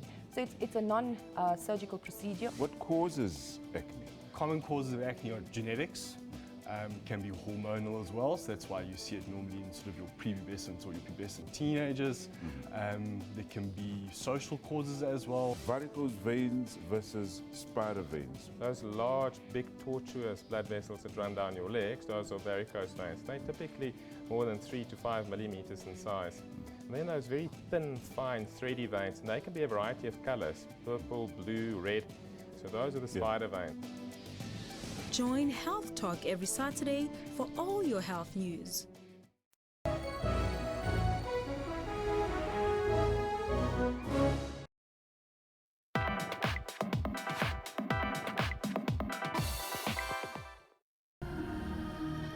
Fourth Avenue comes alive on Wednesday evenings as the Shipping Container Mall hosts a night market.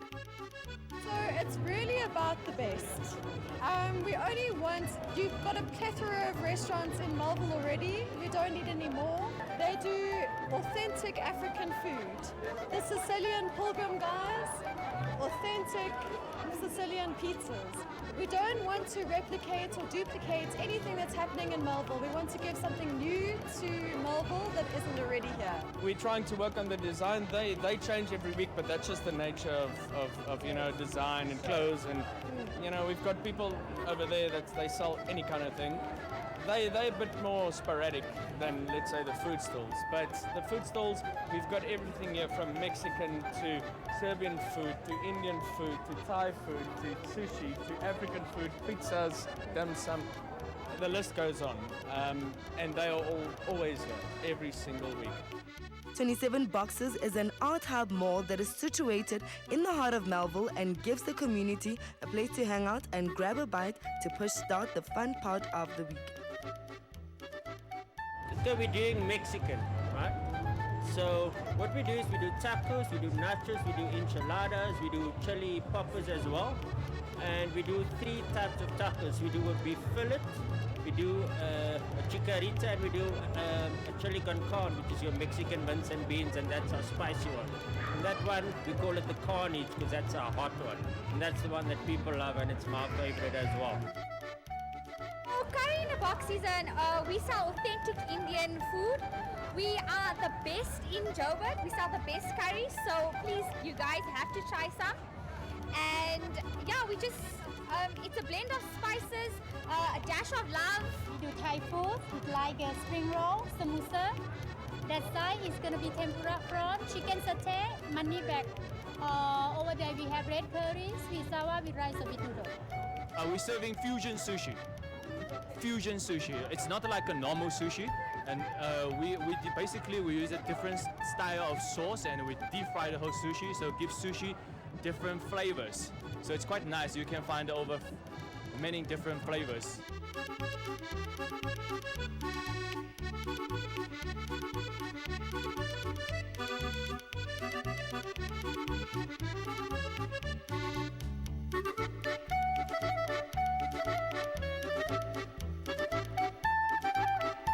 Our top seller is the dish called 4x4, which is 4 pieces of rainbow reloaded.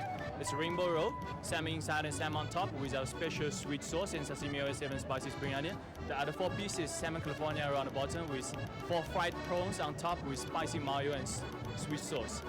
Very tasty, and everyone love it. In this very short time that we've been operating, we've got a great response. People ask this question, where are you? Do you do catering? Where do you have a restaurant?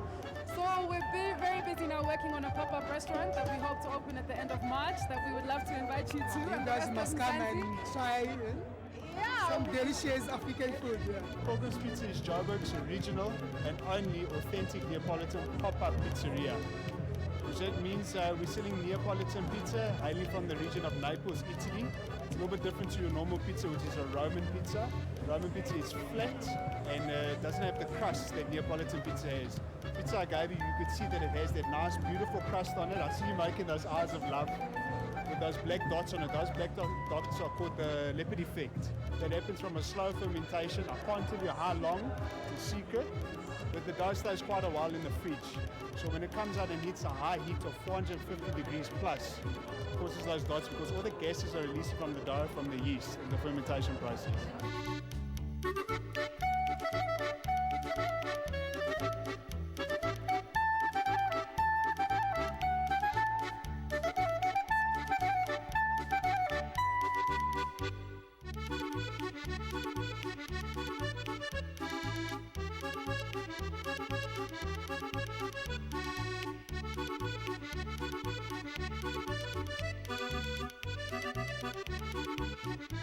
Well, I like to keep it classic. The margarita is my favorite. It's a regional pizza that hails from Naples. But I like the high pesto also. That is my twist that I'm trying to put on pizzas here. I like to use ingredients that speak for themselves, and I don't like to clutter them with fluff and static. I just like them to be what they are for who, what, and what they are. Is it the first time being here? First time. And so far, how are you feeling? Really good. Fantastic. Awesome. What are you having? This is a bubble tea. It's, green tea with pomegranate bubbles.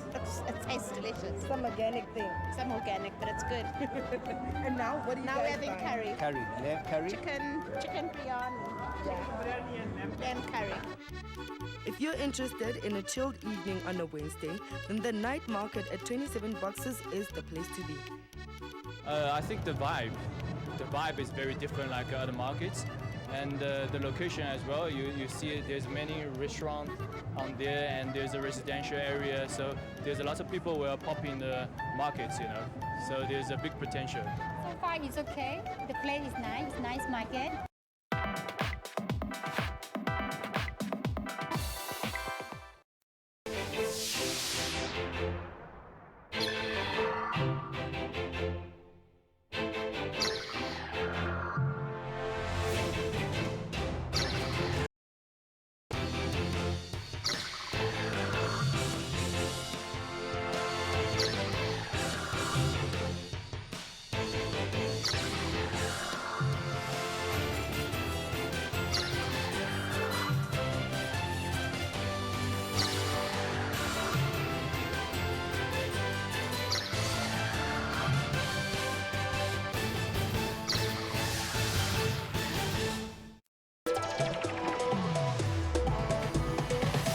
A top 5 rated horse racing event in the world, fashion is a highlight for those in attendance.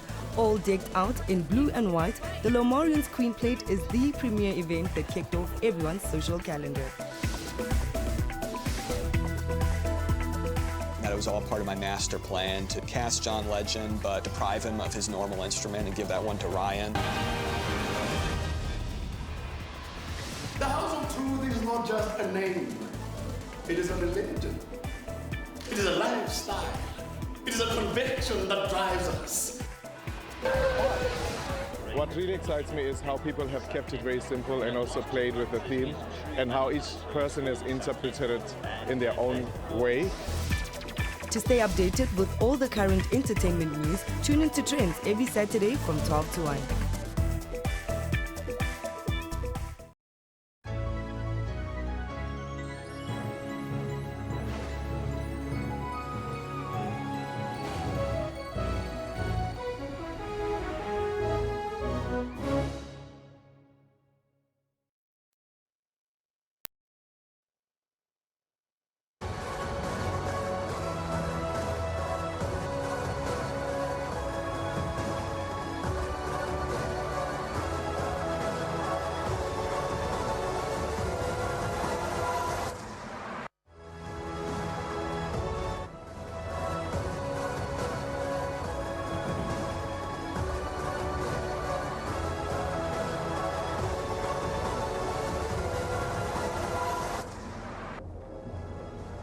A very, very good evening to all of our viewers on SABC2 and Channel 404, SABC News. It is with great pleasure we welcome you to SABC's special broadcast coming to you live from Parliament. Tonight is the State of the Nation address. Much excitement here. Good evening to you all. Definitely much excitement here in Cape Town as we wait for President Jacob Zuma to deliver that State of the Nation address in the next hour or so.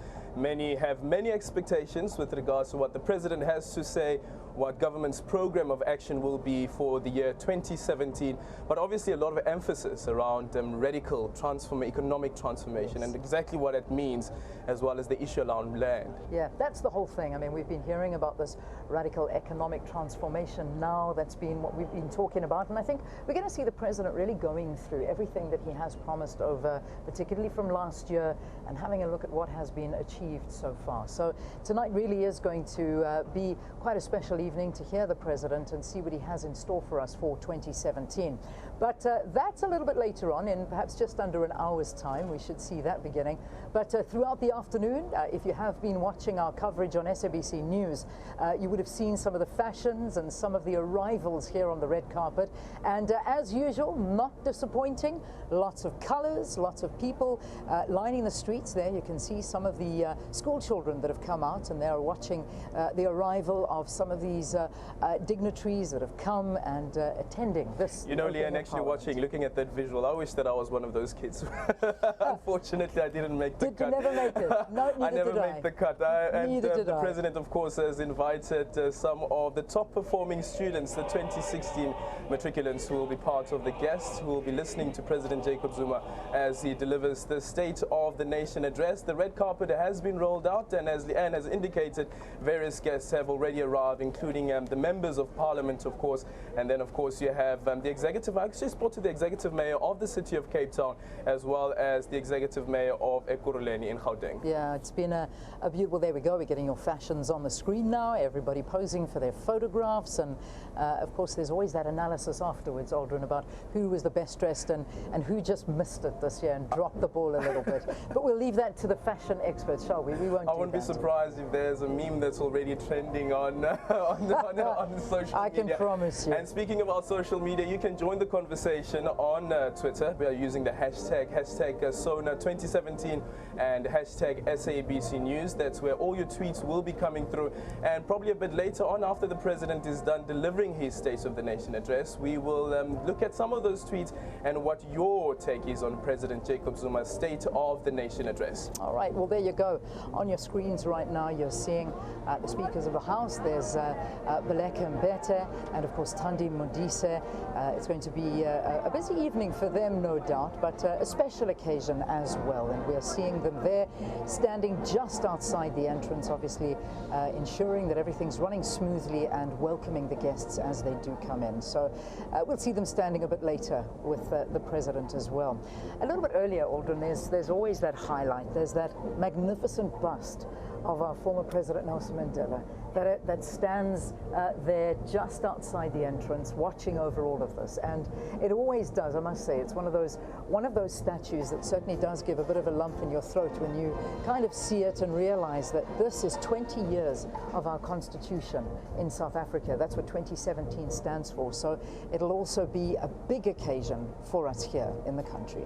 Well, definitely, you know, and just looking at that bust, the first thing that came to my mind right now is you have a huge statue that stands outside the Union buildings, of course, of former President Nelson Mandela. And the question that comes to my mind, and is what President Jacob Zuma mentioned last year during his State of the Nation address, that there should be talk or discussion or debate around having two capitals, that is the Cape Town as well as Pretoria. Pretoria, of course, being the administrative capital, and then Cape Town being the legislative capital. And there has been discussion around moving Parliament all the way to Pretoria. And actually, I had a chat earlier on with the executive mayor of the city of Tshwane, Mr. Msimanga, and I asked him about that. Mr. Msimanga, do you think that that will actually happen, that Parliament will be moved to Pretoria? And he said jokingly that he will welcome Parliament should Parliament moved all the way to Pretoria. Yeah, it's been a big discussion, and a discussion that many people are for or against, and a lot of them very much so worried about the cost of doing something like that. Well, as we mentioned beforehand, we can see the Speakers of the House, both Baleka Mbete and Thandi Modise from the National Council of Provinces, welcoming guests as they arrive and to make their way into the House. And it's always a beautiful moment to witness and watch these different dignitaries arriving here. The spouses, of course, of the President arriving, and in a short while you're going to be seeing the Deputy President coming in, and then you'll see the President. He, of course, is the last person to arrive. But the arrivals that we're still expecting, of course, members of the judiciary, we also expect them to be coming in shortly. It's a very special day today. It really is, when you come to the highlight of the calendar for the year in South Africa. It's something that doesn't happen too much when you see all these houses coming together and sitting and working together? Because usually they're separate entities. Yeah, it's always that way. And yesterday, actually, during during a press briefing held by the presiding officers of Parliament, that is Baleka Mbete as well as Thandi Modise, one of the questions that came from the floor is actually a comment I think that Baleka made, where she said that the president is the head of all three arms of the state, and one of the reporters asked a question around that, saying that that cannot be true, and Baleka Mbete explained it, and which totally makes sense, that the president, Jacob Zuma, is the head of the state, which also includes the three arms of the state. He's also the head of the executive, and of course, speaking about the head of the executive, you have the head of the judiciary, which is Chief Justice Mogoeng. Mogoeng is also expected to be amongst the guests here at the Parliament, where President Jacob Zuma will be delivering the keynote address. And as you've seen earlier on, Baleka Mbete, of course, who is the head or the chairperson of the national speaker of the Assembly. All right. So one thing that was, I suppose, in the run-up to these, the opening of Parliament, was the very tight security measures that are around the precinct. And that's one thing that I'm sure you and I can attest for. The security is exceptionally heavy here. There have been road closures all around Parliament, and it is something that I think you can see, you can feel it this year. I must say, I've for the first time felt that you can see it's a lot more subdued. There are not many people around the area, and only officials and those that are accredited to be here are here in this precinct. But there have been warnings, and it is exceptionally strict this year, so you really can feel it this year. That is something that I think we need to convey here on the program. All right, let us quickly take a break, and when we return, we'll get some analysis during this live Sona broadcast for 2017, that hashtag Sona 2017. Join the conversation. We'll see you after this.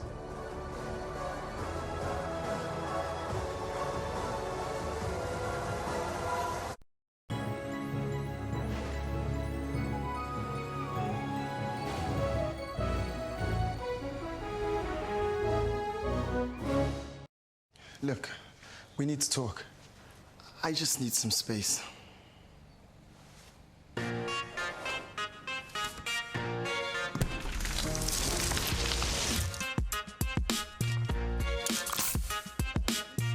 Claim your extra cold space with the new 500ml fridge pack.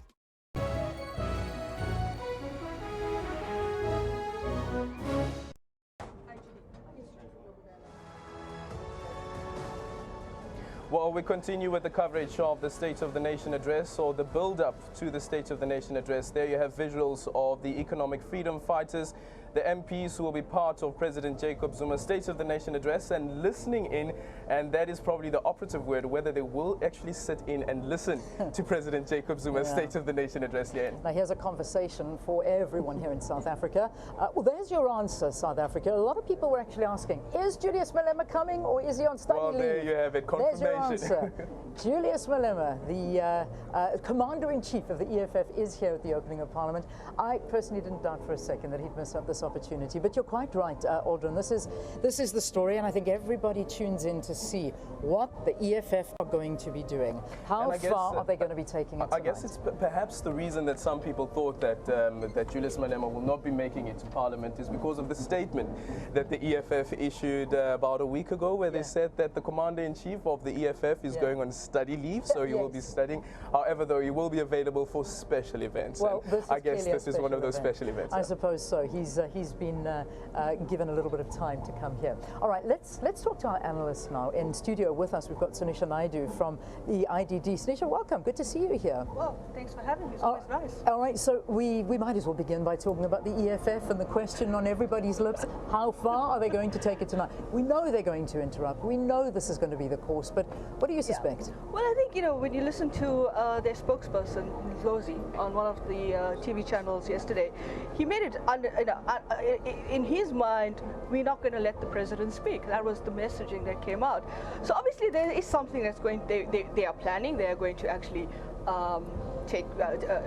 carry out. everybody doesn't know what it is. I think even the security at Parliament don't even know what it is. So they're taking extreme measures in the kinds of things that you mentioned earlier around security, etc., etc.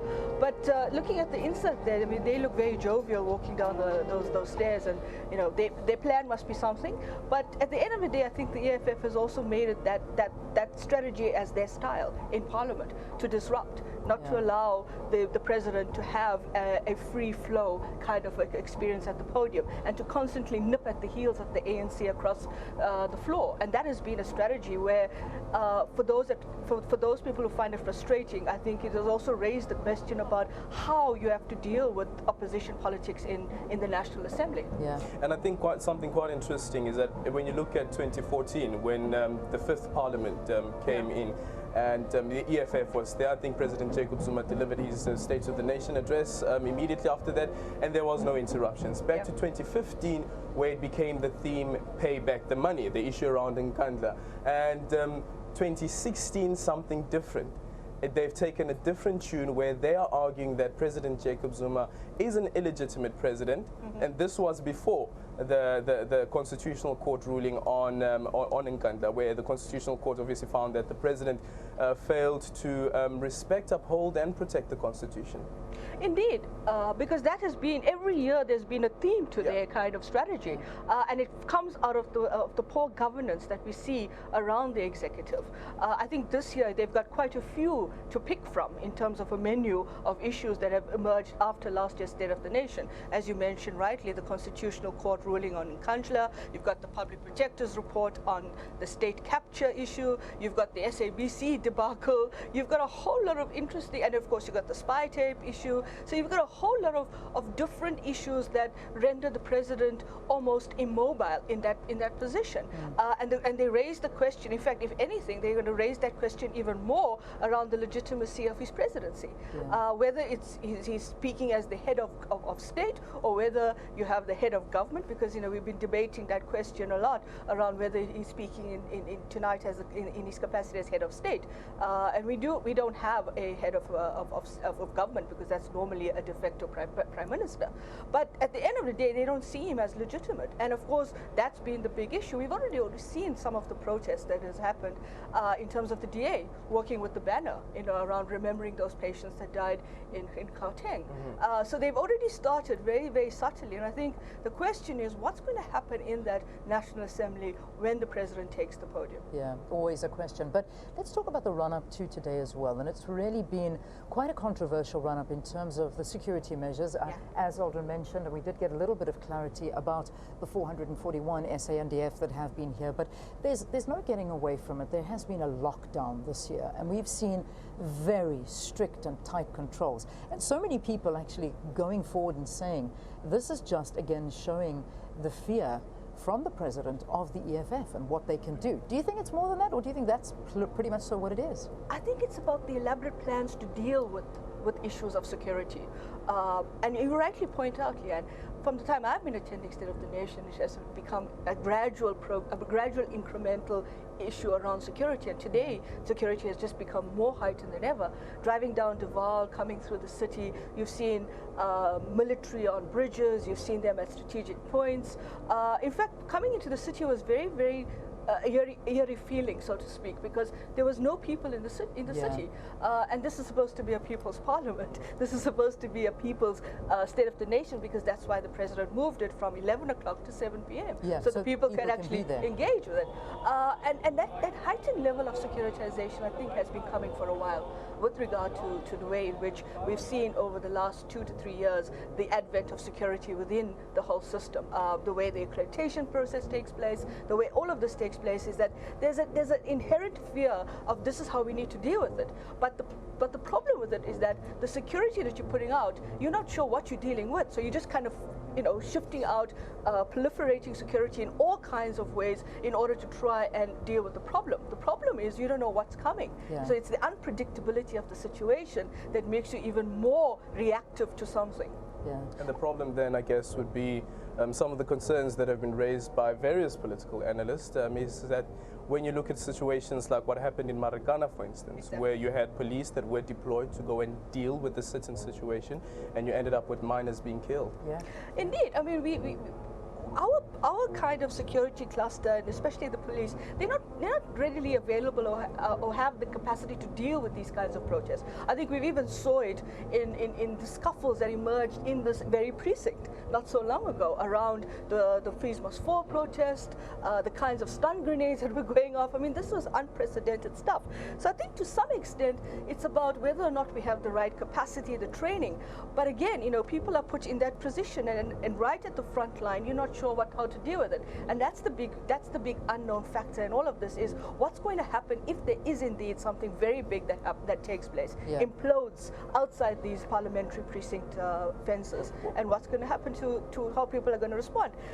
And that, in a sense, is where I think some of the unpredictability of what we're seeing today emerge and kind of coalesce around this question about why is this kind of security. Yeah, well, I mean, we've seen around the area, it's been there have been one or two protests around the area. We've seen some of the students, however, getting involved in some activism, and we've seen the police pushing them away and the guards.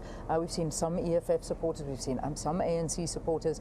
Nothing is yet getting out of hand. It seems to be very much so under control, as in today. From your point of view, is this just again a sign of we knew there was going to be heightened security around the area, and that of course has contained the crowds? I don't know. I mean, it's a difficult one to say. Perhaps people had prepared their protest. They came in and they maybe felt, well, this is not the right place to do it. Maybe they're still in a kind of planning phase. Maybe they're going to plan for other occasions. I think it's about the unpredictability of the whole thing.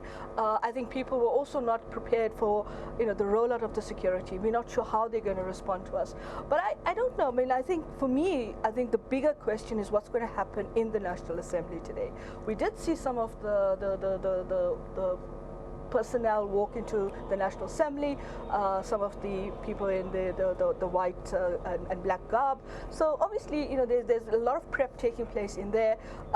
It's not the usual vibe that you find at a State of the Nation. I think that in itself has really dampened the mood. You don't really get the sense that this is a really important occasion in our political structure around the opening of Parliament and the setting of the year for our politics. Even I guess the pomp and ceremony, you don't really get that feeling of the pomp and ceremony.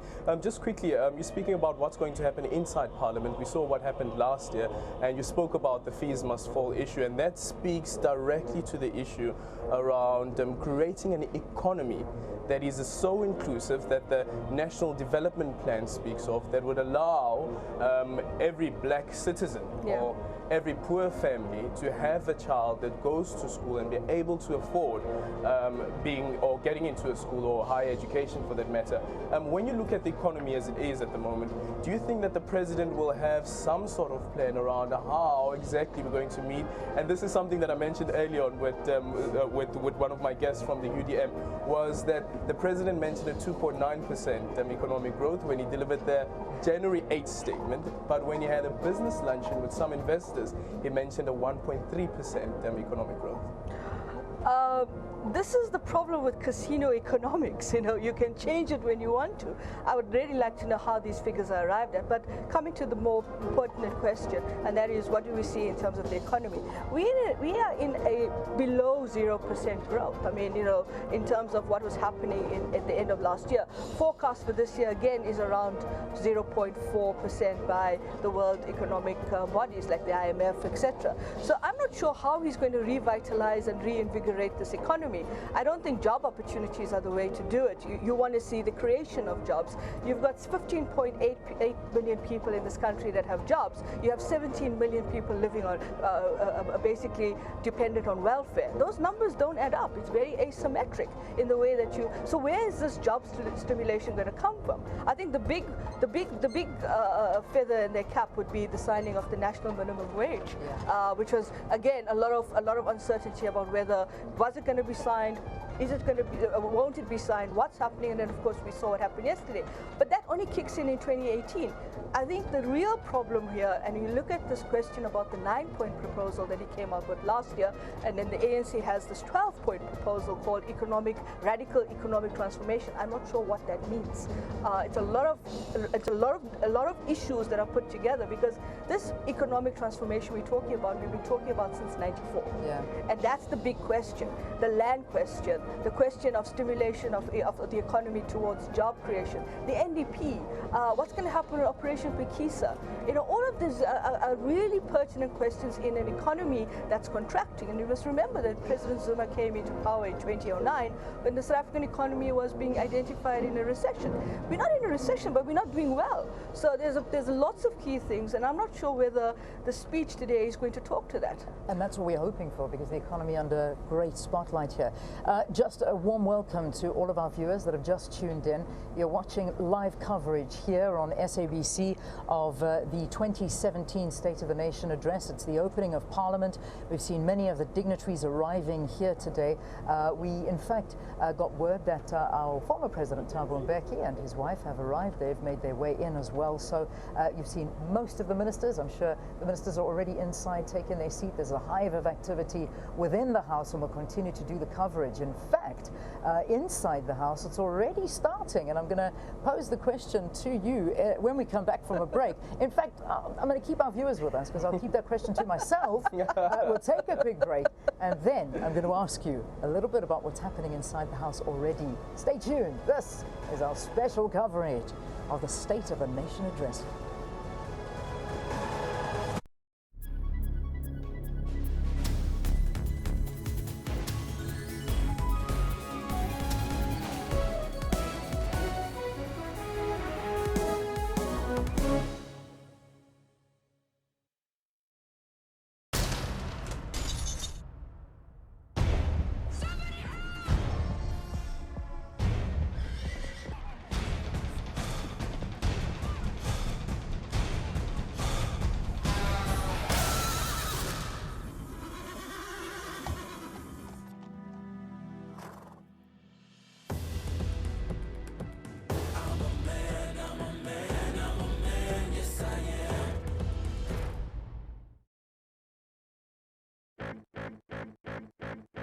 by 4 by land, 4 by 4 by sea, 4 by 4 by air, cause the lot to fly free.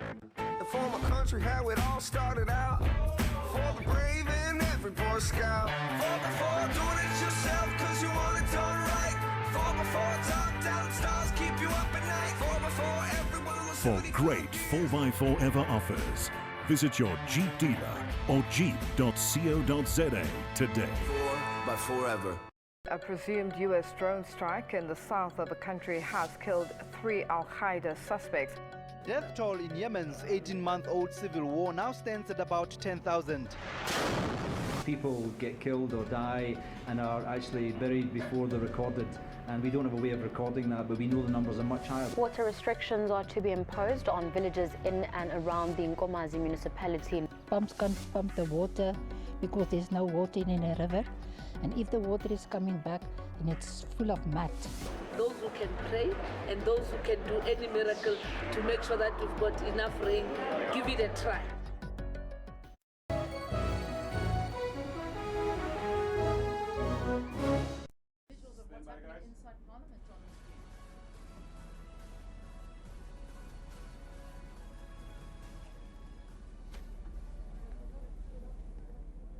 Welcome back to this special broadcast, SABC special broadcast ahead of President Jacob Zuma's State of the Nation address.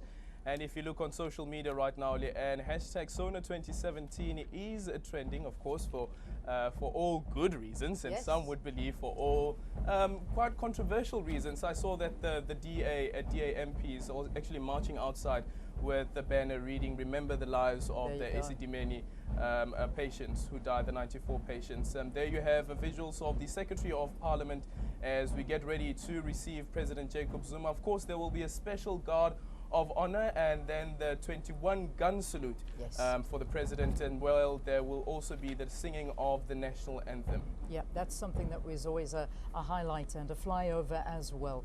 The military band has been entertaining everybody as they've been arriving, and they'll continue to do so, especially as today hits the crescendo with the arrival of the Deputy President and, of course, the President himself.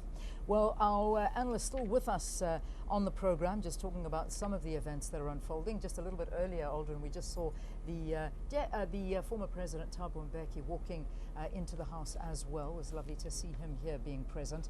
Sunisha Naidu is with us. She's analyzing some events. And in fact, you jumped the gun a little bit, Aldrin, because that was what I was saying, what's happening already inside the House. As much as we're seeing the DA outside having these banners, remember Life Esidimeni 94, they've actually put it there as well, right in front of them inside the House. So they've made flags to remember them, and obviously wanting the president to address that. We're talking about some of the things that he may or may not address.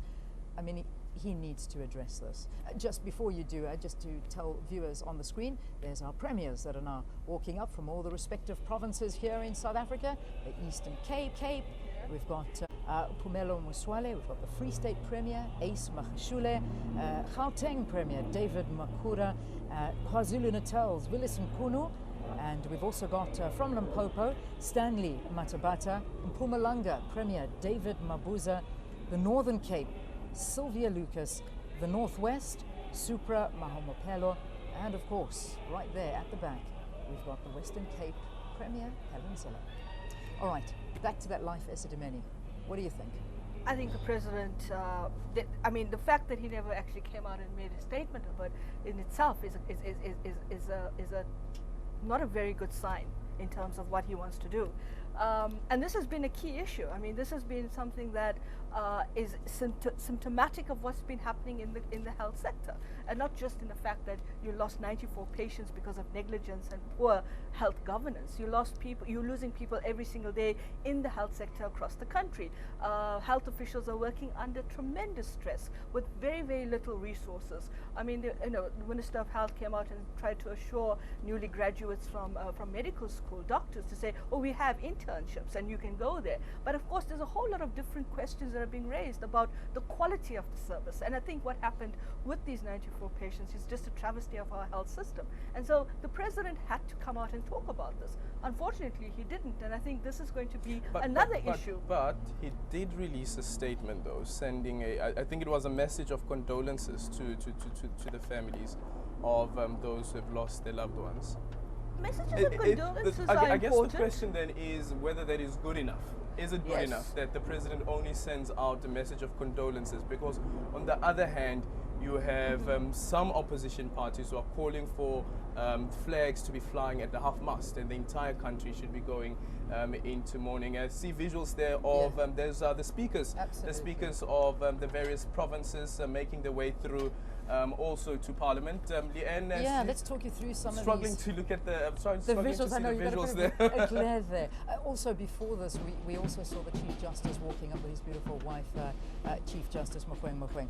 Let's just have a look at some of the speakers here. You can see them walking up the carpet. From the Eastern Cape, we've got Nokolo Kivit. From the Free State, we've got Motlo Khamang Kabate. That's from the Free State. Then Gauteng. Lenteng Mehwe. Also from KwaZulu-Natal coming up is Lydia Johnson. The Limpopo speaker is Miriam Ramadwa, and Mpumalanga Tandi Shongwe. And we've also got from the Northern Cape, Kenny Moimang. The Northwest, we've got Susanna Danki, and of course from the Western Cape, the final one to make her way up the red carpet is Shana Fernandez. So you can see things are now moving very fast here at the State of the Nation address, and you can see the ceremony is very much so according to timing. Everything is precision here. It's to the minute. Just quickly, for the benefit of our viewers, because this is something that has been going through my mind for a while as well, was looking through the State of the Nation address and looking at the various premiers and the speakers, is why is it always that the Western Cape is right behind? Actually, it's in alphabetical order. So you start with the Eastern Cape, which will be the first alphabet that comes up amongst the 9 different alphabets of the different provinces. So there you have it. That's the reason why you will always find the Western Cape right behind of those the speakers as well as the premiers of the various provinces. All right, so let's get back to our discussion that we were having a little bit earlier, and I think it's as much as, you know, we can look at the pomp and ceremony. They're very serious issues facing us right now, and let's just get that closing word on this health sector, which has really shown, with the issue of Life Esidimeni, the gaps and the problems associated there, and it's frightening. The reality is frightening. The reality of people in the public sector using public sector services is frightening. I think when you have an experience going to the public sector hospitals and the kinds of experiences you have, the long waits, etc., is something that we don't really understand unless, of course, you are in the system and you have to deal with it on a continuous basis. And this issue around what happened in Gauteng, I think, is something of a issue that actually reflects the crisis that we have across the public sector in South Africa. We know about the state-owned enterprises and the governance questions and the issues related to them. We know about questions around the public sector health and public works and whatever else we're talking about. But I guess the point that needs to be made here is that this is what people bring as their life experience. They want to know about when are these changes going to come and when it's going to have a material, qualitative impact on my life, that I don't have to keep experiencing the negative issues, the negative impacts of this. And that is why I think having the president make a statement, in addition to the messages of condolence that he had sent out to those families, is something very important, because it shows that you are in touch with what's really going on. And I think that's what the State of the Nation address is. I think there's a lot of ambivalence around whether the State of the Nation is going to touch on these issues. But I think the question now is, this is the 10th State of the Nation address by the president. We need to see a State of the Nation address that touches and reconnects with the people. The rhetoric will be there. I think we can't deny it. There'll be a lot of rhetoric. There'll be a lot of good stories to sell, so to speak, or to tell, however you want to craft that. But the bottom line is that it has to resonate with the people, because you're having a People's Assembly, which is also an unprecedented thing for the State of the Nation, and people must be able to connect with the speech. If you're not going to connect with the speech, if you're not going to feel that the speech is going to give you something, then what's the use of having a People's Assembly? And I think to a large extent, we need to start asking ourselves, because in the last couple of State of the Nation addresses, we've seen a State of the Nation address that didn't really capture the imagination. Personally, for me, it didn't capture the imagination. Let's actually speak about the People's Assembly. And of course, President Jacob Zuma, immediately after delivering the State of the Nation address, will be going to address members and supporters of the ANC under the banner the People's Assembly. And many have been asking the question that, why is the president doing this? Would he not find himself contradicting himself as to what he says in Parliament and how he addresses the country through the State of the Nation address, and what he says to the various members and supporters of the ANC at Grand Park Parade? Indeed, Alton. I think this is the point. You know, what's the purpose of this People's Assembly? Is it about trying to detract from what's going on in the broader context of the political structures, the governance, the political landscape of the country, the weaknesses, the many controversies that we've seen unravel and unfold in the last 12 months, the non-delivery of issues and services, and to go to have kind of a big People's Assembly to talk about the broad platitudes, the rhetoric, etc. And I think for me, these are just grand gestures. It's symbolic. It talks to something, but it has to talk to people's livelihoods, because at the end of the day, it's people on the ground who feel the pinch, who feel the impact of what a 27% unemployment is all about. Yeah. There's a job opportunity, but what you want is employment. And then, of course, you have a very shrinking tax base. So if you have 17 million people on some form of social welfare, and you have 15.8 million people supposedly employed, what's the middle class going to be doing? More tax. And I think this is going to be a very important speech as a precursor to the budget speech on the 22nd of Feb. Yeah, certainly something to look forward to. Now, just as you see on your screen right now, you can really see that things are getting to a point where we should be seeing the arrival of the president very, very shortly, and the deputy president as well. So do stay tuned. We'll bring that to you live. But right now, we're previewing what we can expect out of the State of the Nation address, and something that we haven't touched on as yet, and something that I no doubt we're going to see President Jacob Zuma talking about, is that of higher education. Yes. Last year, of course, we saw many protests happening. We saw students being taking it to another level when it comes to protests and the violence associated with the fees. But we did hear from universities that there's going to be that cap of an 8% increase. The previous year there wasn't an increase, and the president announced that and was proud of that. But there is the reality of an increase now. How is he going to handle this? Well, I think, Leanne, he's going to probably talk about some of the successes. They're going to talk about the student funding program, NAPSIS, and what has happened there in terms of the bringing new people on stream. But I don't think, I think it's going to be broad.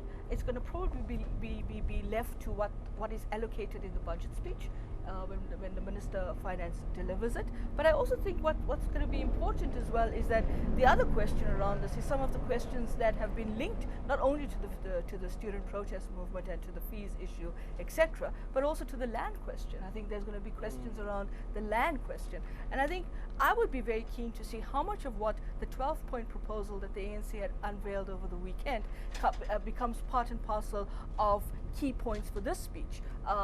Again, some of it is very broad, very rhetorical. It's big. These are things that I'm not sure how you go about translating into policy impact and policy deliverables. And I think for me, the big question is the implementation, the how, and that's going to be key. Do you at all think, speaking about fees must fall, do you all think that the president will delve into, again, explaining to the nation that the reason why the country cannot have free education is because the ANC believes that those who are capable of paying should be paying? And that's the other argument around, if you look, for instance, at the commission that's looking into the feasibility of free education. The argument from even with inside the ANC and different bodies inside the alliance is that, listen, in 2007 at Polokwane, we took a resolution that said that there will be a free education, not free education attached with conditions, that it's free education only for the poor. I think you bring up a very significant point, because those are the kinds of statements that get you into a bit of a pickle, because the interpretation is very important. And of course, a lot of it can get lost in translation as well. So at the end of the day, I think for the president to then clarify those statements again brings back the emotion, the emotiveness of the issue. And so the question is, what do you mean?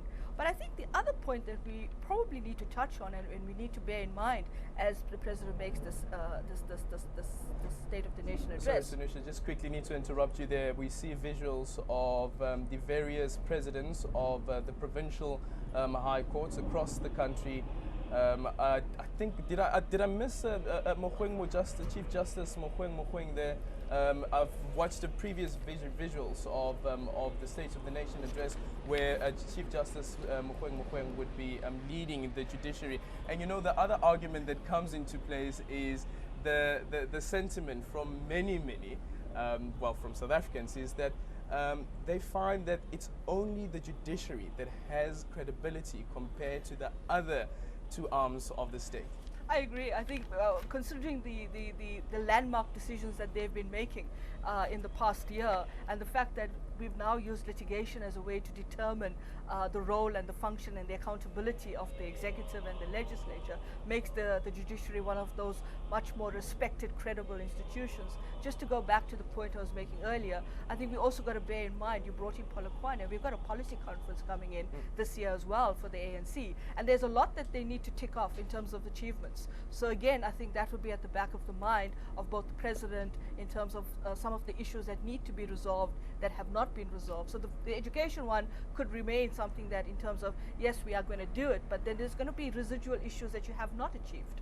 Well, definitely, it's definitely about the how. Dal, there you have visuals of the different presidents of the provincial high courts making their way in to Parliament. And just looking at these visuals, of course, there you have one of the justices, and there's Chief Justice Mogoeng also going into Parliament. And quite interesting is that Chief Justice is walking into a Parliament that the Constitutional Court has made a finding against, that you have failed to hold the executive to account.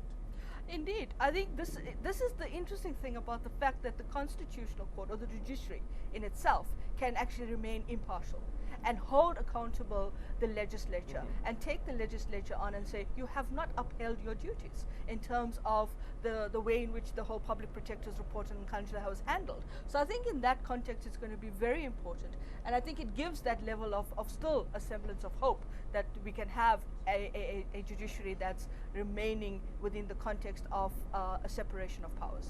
Yeah, certainly having a look at the judiciary walking in, it's great to see, led by Chief Justice Mogoeng, the acting Deputy Chief Justice Bessin Kabinda as well.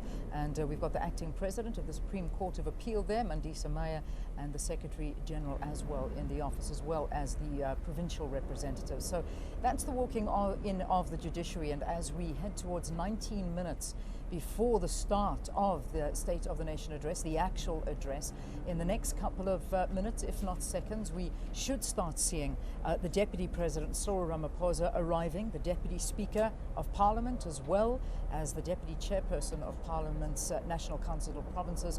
All of them will arrive, and then, of course, we'll see the President coming through up this carpet. So that's the order that we can expect right now, as these visuals are live, and you are tuned in to SABC watching our special coverage of the 2017 State of the Nation address.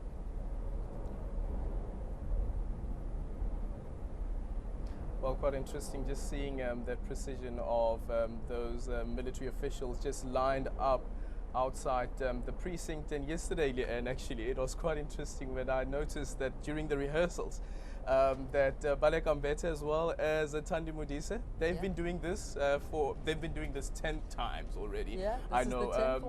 This is President Jacob Zuma's 10th State of the Nation address, and they're still part of the rehearsals. They were standing on the podium yesterday as they prepare for the State of the Nation address. Quite a lot of work that goes into the State of the Nation address, and obviously many streets around the precinct of Parliament has been cordoned off.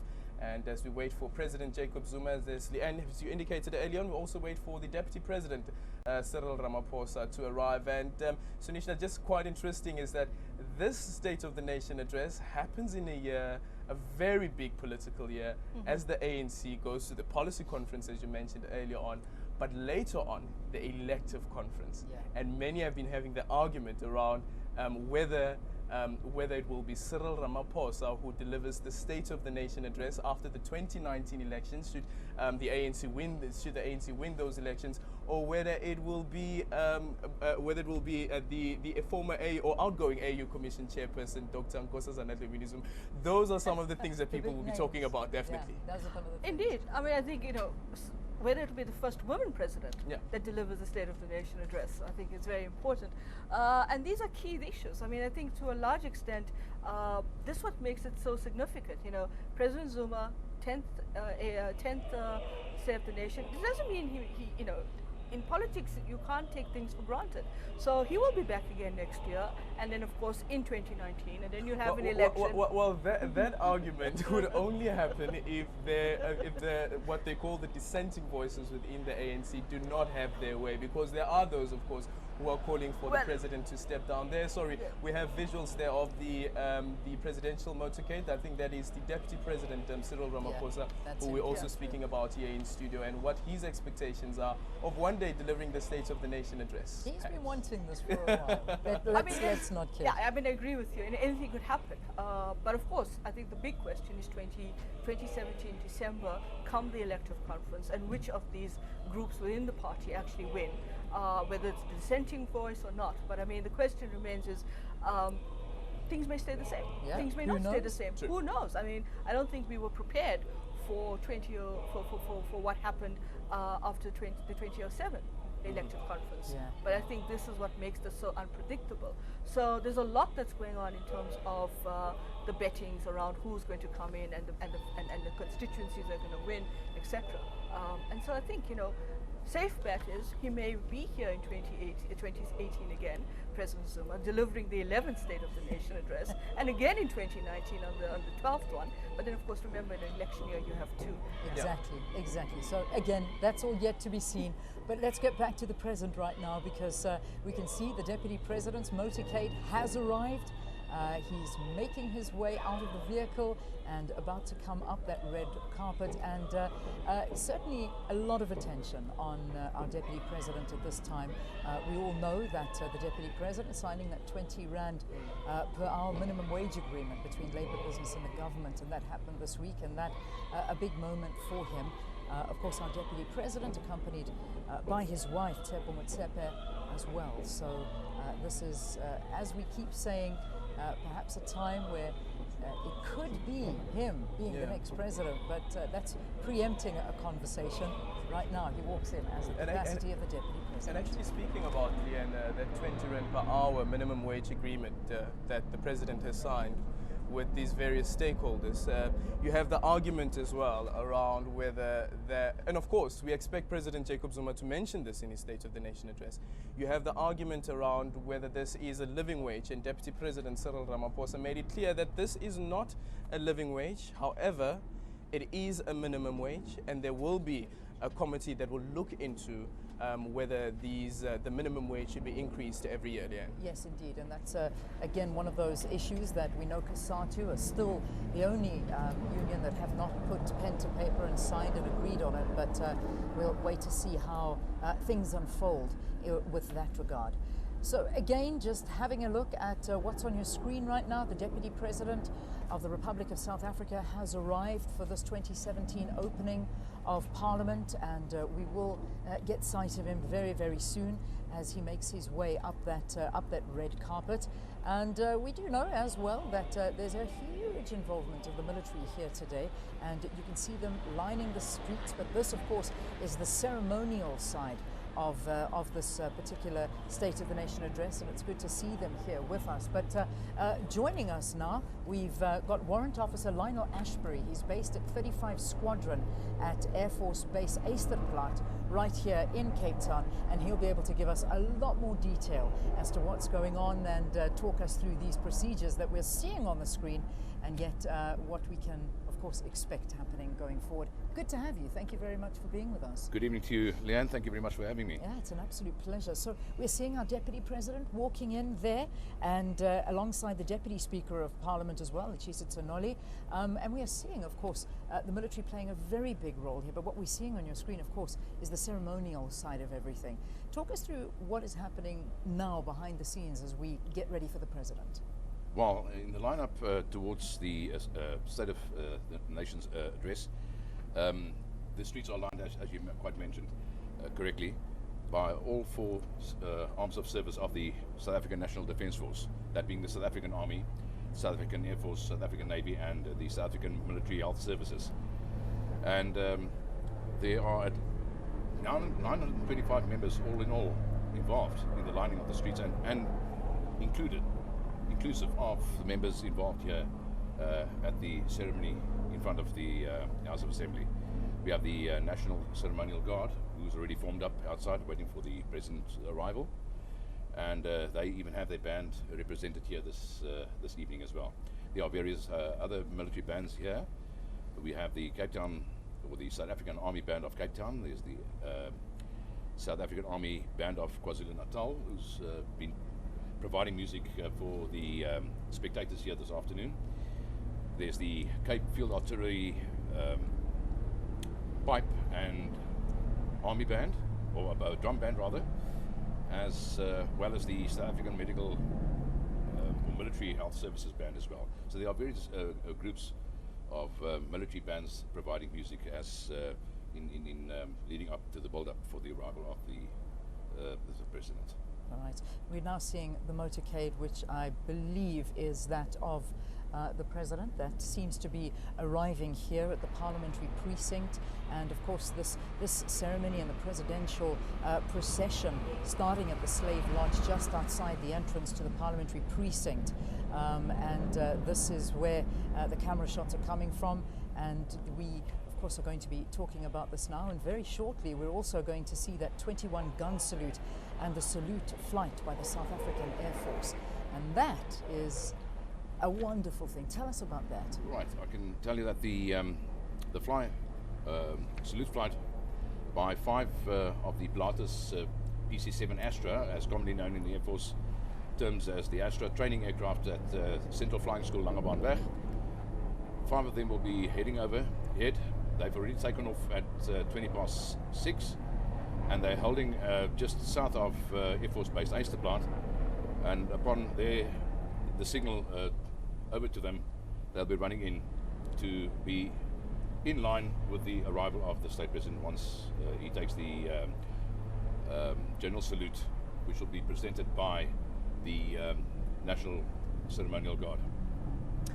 The leader of this formation is Major Lennon Achana, and on board with him in the same aircraft is one of the actual members of the Silver Falcon flying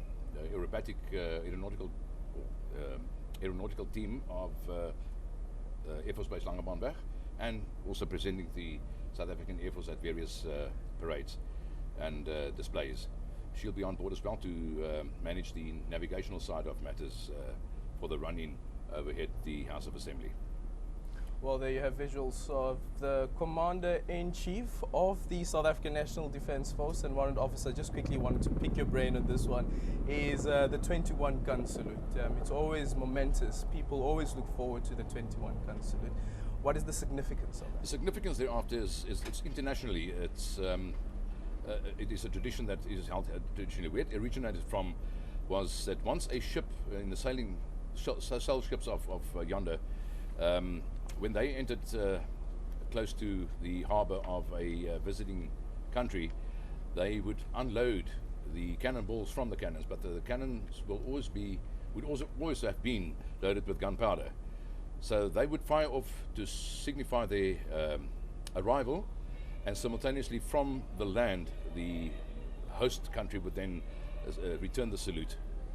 And the 21 gun salute is significant for the head of state, as well as for full state funerals, and as well as to honour the South African flag. So we can see the president has arrived. I beg your pardon, Aldrin. He's arrived, and he's now greeting eminent persons from the respective provinces that are there to be there. They've been nominated by their provincial legislatures. The list that we've given at this point, we can't tell you. We unfortunately can't see exactly whose hand is shaking, but we can see that from KwaZulu-Natal, the nominated individual is Mandlenkosi Petrus Dlomo. He's an MK veteran. He's 70 years old. He was elected in 2011 as a chairperson of the Veterans League, and elected as the provincial chairperson of the Veteran League as well until current, which ends next year. So that's from the KwaZulu-Natal. I've also got out of the Northwest, Palesa Rose Manche, 54 years old, Chief Executive Officer of the Manche Group, which comprises of La Manche Clothing as well. So many others represented. Aldrin, some from Limpopo? Well, yes, actually from Limpopo we have Mahobo Celia Mamabulo, who's a qualified teacher, and from Gauteng, Sakamile Elsie Moletane, who's 76 years old, struggle icon, quite a lot of struggle icons, who are part of the eminent persons who President Jacob Zuma has invited over there. Absolutely, we can see. And just to finish off the lists for us here, we've got from the Northern Cape, also another struggle icon, Lorato Palweni, 71 years old, also being represented here. And from the Eastern Cape, Laura Mpalwa, 87 years old. Isn't that fantastic? She's a Dr. Laura Mpalwa, former nurse with 20 years of service, and being nominated by their provincial legislatures. And here in her home province of the Western Cape, representing is Willie Simmer, 76 years old, a community activist supporting communities in the Cape Flats since the 1960s. And then all the way from Mpumalanga, Beauty Ndombo Muhle Mahlubane, who's 71 years old, also as former teacher and currently serving as a ward committee member. And from the Free State, Maponto Toramolipe, who is 72 years old and who is a member of the region of Sakau, a union. Of course, we know the role that unions have played in South Africa's liberation struggle. There are visuals of, I think that's the parliamentary choir, if I'm not mistaken, Leanne, who are currently serenading the guests, as well as President Jacob Zuma, visuals of President Jacob Zuma, as well as the chairperson, or the Speaker of Parliament rather, Balek Ambete, followed by the I think that is the National Council, the chairperson of the National Council of Provinces, Thandi Modise. Absolutely. All right, I think at this point what we'll do is we'll let the visuals speak for themselves, and as South Africa watches on, as our President Jacob Zuma, accompanied, as Aldrin said, by the Speaker, up to the podium, where we're now going to see the national anthem, the 21-gun salute, and the flyover take place before they enter into the House.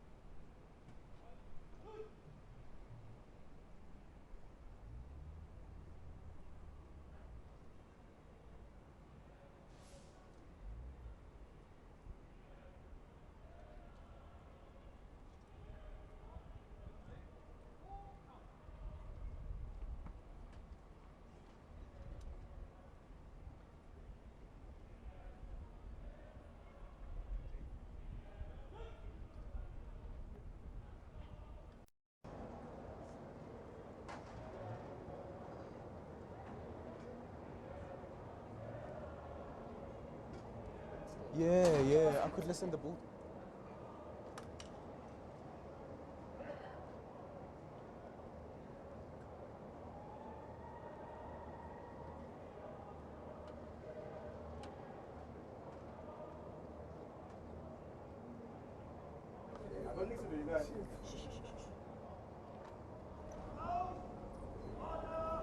Well, there on your screen, you can see the president being accompanied by down the stairs by our National Assembly Speaker, Baleka Mbete.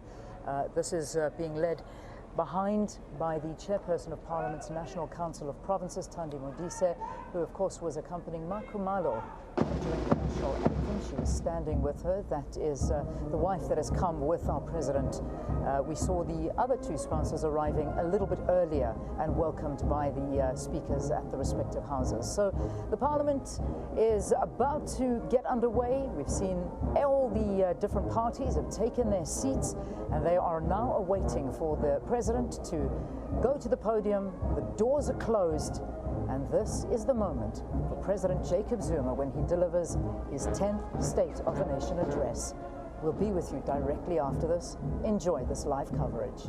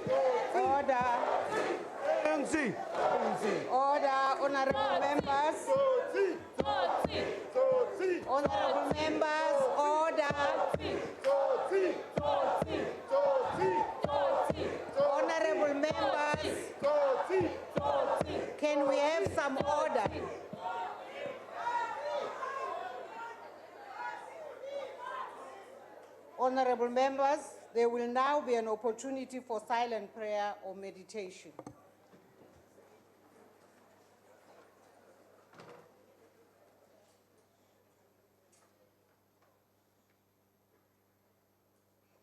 Please be seated.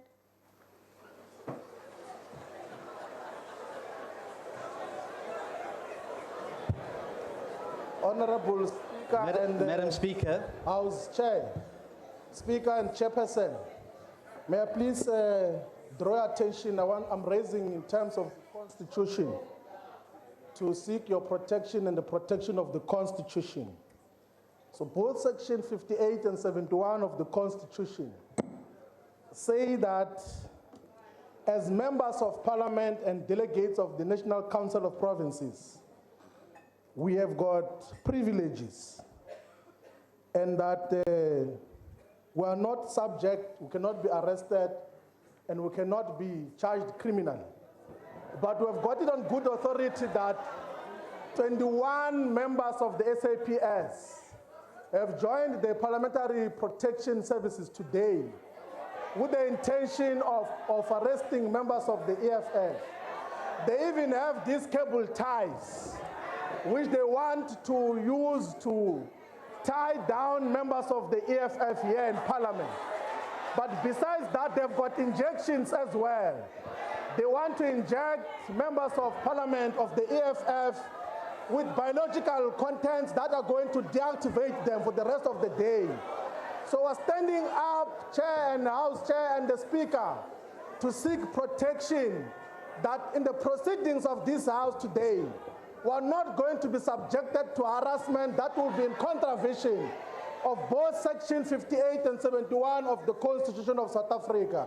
We want to raise issues with you. We have told you in advance that there are issues we want to raise with you. But can you please be guaranteed protection for today, that we're going to respect the Constitution and make sure that everything else happens as per the Constitution. Up to you, Speaker and Chairperson. I'd like to recognize the honorable member raising a point of order.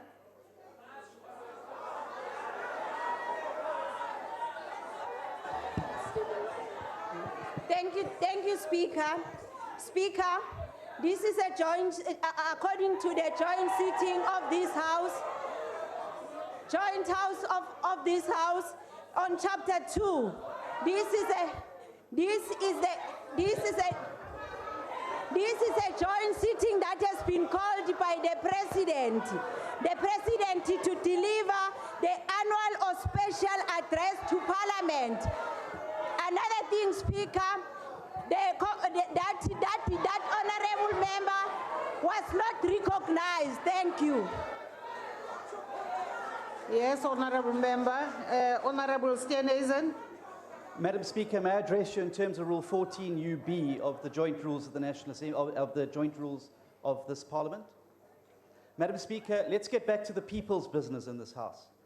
Madam Speaker, I would like, as this is the first sitting of this House since the tragedy of Esidimeni, of the Esidimeni 94, who we recognize today as the greatest human tragedy in this country since Marikana, that I believe it would be appropriate for this House to mark this occasion and this tragedy and show some respect for those families and those members who lost their lives in this massive tragedy. On a point of order, Speaker. By allowing this House to make, on a point of order, to take a moment of silence. Point of order, Speaker. Point of order. Speaker, on a point of order. Yes, Honorable Bongo. What's the point of order? But Honorable Bongo, let me finish listening to this point of order, then I'll take you. Okay. Go on, Honorable Steenhuisen. The request is that we believe it would be appropriate for this House to recognize this tragedy and suffering, to mark it with a moment of silence, and to reflect that, on the fact that it must never happen in South Africa again. I believe it would be appropriate, and I'm requesting you, Madam Speaker, to allow us this opportunity to do so. Honorable Bongo, what is the point of order you want to raise? Thank you, Honorable Speaker. Honorable Speaker, this is a joint sitting convened by the President in terms of rule number 42.1.5 of the Constitution, read with the joint rules, Chapter 2, 17A, which simply means that the President may convene such a sitting in terms of the rules and the Constitution to address the sitting on a special business, which is the State of the Nation address. So in terms of this sitting convened by the President, there's no provision whatsoever that we may have to take any other item except the item that the President has called us here for in terms of the Constitution. Honorable members, I have taken your points of order, although it is quite unusual on this occasion for us to raise points the way we have, because we all know that according to this House's rules and the Constitution, the occasion of a joint sitting for purposes of receiving the President's State of the Nation address is a very specific and special one. On the issue raised by Honorable Steenhuisen, I want to say, Honorable Steenhuisen, I agree with you, but would like to suggest that we hold on that point until we start the debate next week.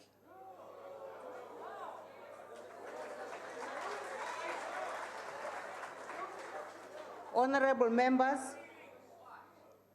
the President has called this joint sitting. Madam Speaker.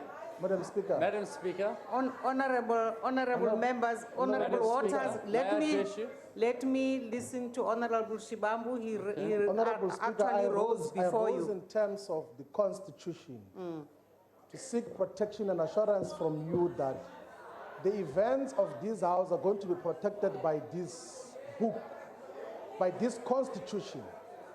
I've brought to your attention the fact that as part of the protection services here in Parliament, we've got members of the SAPS. We've got a fresh judgment from the Constitutional Court that state securities, particularly the SAPS, must not be involved in keeping so-called security here in Parliament or security in Parliament. We have dealt with that separately, but there are members of the SAPS. We have been assessing everything else that we do here.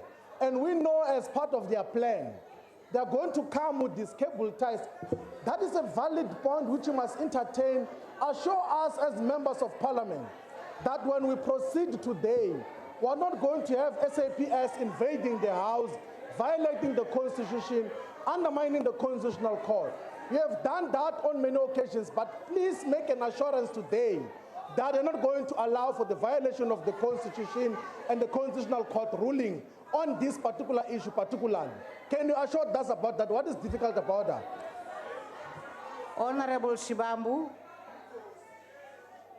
this House cannot work on the basis of hearsay, because you are now telling us something we are not aware of. So all we can say to you as presiding officers is that we will do everything according to the rules to make sure that everything we do in this House is based on the law and not based on suppositions or rumors. Honorable Waters. Thank you, Madam Speaker. Madam Speaker, this House is the People's Parliament, and we should reflect the wishes of the people. Now, 94 people were massacred in Gauteng by the Health Department. Right? Disabled people were massacred. All the Honourable Steenhuisen is asking for is a moment's silence to reflect on that and to respect those 94 people that were massacred and their families. And I'm sure if you ask the President, he would not mind if we had a moment's silence before his speech. I think it is 94 people being massacred is worthy of a moment's silence here in Parliament. And I urge you, Madam Speaker, to reconsider what your ruling and that we have a moment's silence now and not next week. Thank you. Honorable Waters, as I said earlier on, we agree with the spirit of what Honorable Steenhuisen and yourself have raised. And I suspect even the President himself might deal with that issue. However, allow us to proceed with this joint sitting according to plan, and indeed we will entertain the matter when we start the debate on the State of the Nation address of the President. Madam Speaker. Honorable Steenhuisen. Madam Speaker, I would just like to say to you that this is the opening of the State of the Nation. This is the appropriate time to mark the tragic loss of life. You can't put a marking of tragic loss of life on hold for a week. It looks completely cheap and makes a mockery of the loss of life here. I'm sure the President won't mind if we take 30 seconds to a minute and express this House's solidarity and condolence with those who lost their lives in this tragedy that was in fact a government error. And I think it would be appropriate of this House to mark that occasion. Don't put it on hold. Please, it's a Honorable heartfelt pain. Steenhuisen, we appreciate your views and we would like to be allowed to proceed with conducting the business. And I mean, I'm quite sure there are many times when honorable members have different views from the presiding officers, but the issue is we would now like to proceed with the business as planned. I see Honorable Malema has raised his hand. Thank you very much, Speaker. We are raising a simple matter that this cable tie, we took it from a security guy outside. And all of us should enjoy your protection. So a caring speaker who's concerned about all members of parliament and their safety would have immediately sanctioned that some brief investigation be made on the cable tie. And the second thing is that there are 21 policemen, subs, in white shirts. They came in here through police vehicles. The Constitutional Court has made clear pronouncements with regard to that. And if such an allegation is made, it will be correct for the Speaker to say, we sanction our table to ensure that indeed there is compliance with the law, as you say. It's not just an allegation. Our security and our safety is important, and it should be the concern of a caring speaker who's not partisan. So it shouldn't be a rumor because it came from an opposition. It is a serious issue raised by a member of parliament. And we need you as our head to assure us that no cable ties will be used against members of parliament, including injections. They are having injections. If there is a possibility of pushing people out here, people are going to be injected with biological weapons here, which are brought by these security people here. So please reassure us that we are indeed safe in this parliament. We'll raise our concerns and our issues without any fear or favor from the security apparatus. Thank you. Honorable Malema, I have already ruled on that matter. I have already ruled on that matter, and I now intend to proceed. Speaker, may I address you, please? Honorable Waters. Speakers, given your ruling that you will only consider the moment of silence next week, would you mind giving the DA 30 seconds to stand in moment of silence for the 94 people? Thank you very much. Honorable members of the DA, I have not given you your chance to observe a minute of silence, which you will observe along with all other honorable members. And therefore, your standing is your business. It is not according to the ruling of the chair. Honorable members, the President has called this joint sitting of the National Assembly and the National Council of Provinces in terms of Section 84(2)(d) of the Constitution of the Republic of South Africa, read with Joint Rules 7(1)(a), in order to deliver his State of the Nation address to Parliament. I now call on the Honorable, the President, to address the joint sitting.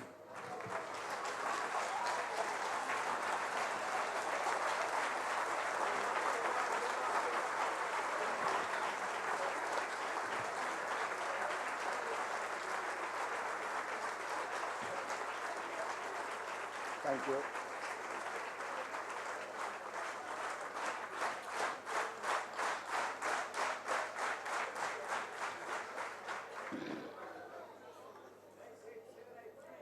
Thank you. Thank you, Madam Speaker. The Madam Speaker of the National Madam Chairperson Assembly, of the NCOP. the I chairperson rise in terms of the National Council of the Provinces, Joint Rules 14LA, Deputy Speaker 14S1, of the National Assembly, 14UB, and the Deputy read together with the Chairperson Constitution. Honorable President. of the NCOP. Honorable President, please take your seat. Honorable Gadi. Sit down, President. No. Honorable Gadi, you are on a point of order. What is your point of order? Read together, Madam Speaker and Madam Chairperson of the NCOP. Madam Speaker. Madam I rise Speaker, in terms of the on a Joint point of Rules order, please. 14LA, On a point of order, please. 14S1, No. and Honorable 14UB. Gadi, just hold your horses. Honorable member, I have recognized Honorable Gadi. He is still on a point of order. You therefore cannot interrupt a member on the floor who has been recognized. Honorable Gadi, please continue. Thank you very much. Let me start afresh so that he can hear me well. Madam Speaker and Madam Chairperson of the NCOP, I rise in terms of the rules of the joint sitting, Rule 14LA, Rule 14S1, and Rule 14UB, read together with the Constitution, Section 2, Section 87, Section 49(2), and 51, Paragraph A and B. Read together with the judgment of the Constitutional Court on the 31st of March 2016, which held that the failure by the National Assembly to hold the President accountable by ensuring that he complies with the remedial action taken against him Honorable is Bongo, take your seat. inconsistent This member is on the floor. with its Take your obligations. seat. Honorable Bongo, take your seat. We recognize this member. We will rule on the matter. Please proceed, Honorable Gadi. It did not go to do his population. Don't concentrate on him. You are on a point of order. The failure by the National Assembly to hold the President accountable by ensuring that he complies with the remedial action taken against him is inconsistent with its obligation to scrutinize and oversee the executive action and to maintain oversight of the exercise of executive powers by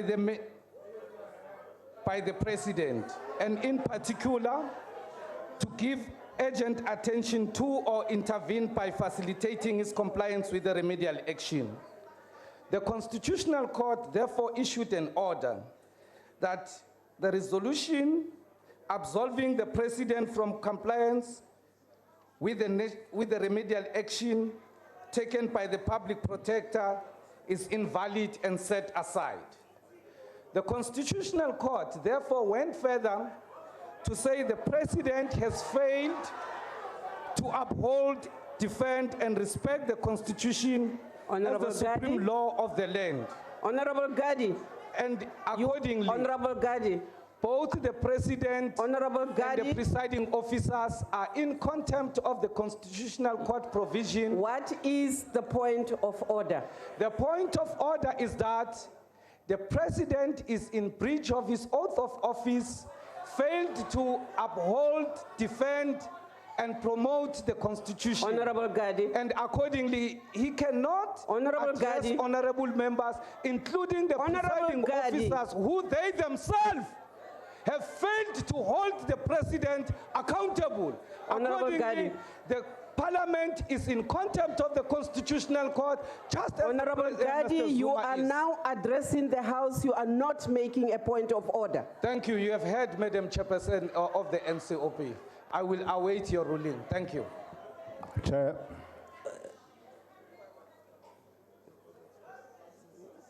Honorable Chief Whip of the Majority. Honorable Chair, Section 89 of the Constitution of the Republic says this Parliament can remove the President from office by a substantive motion that can be brought before this Parliament.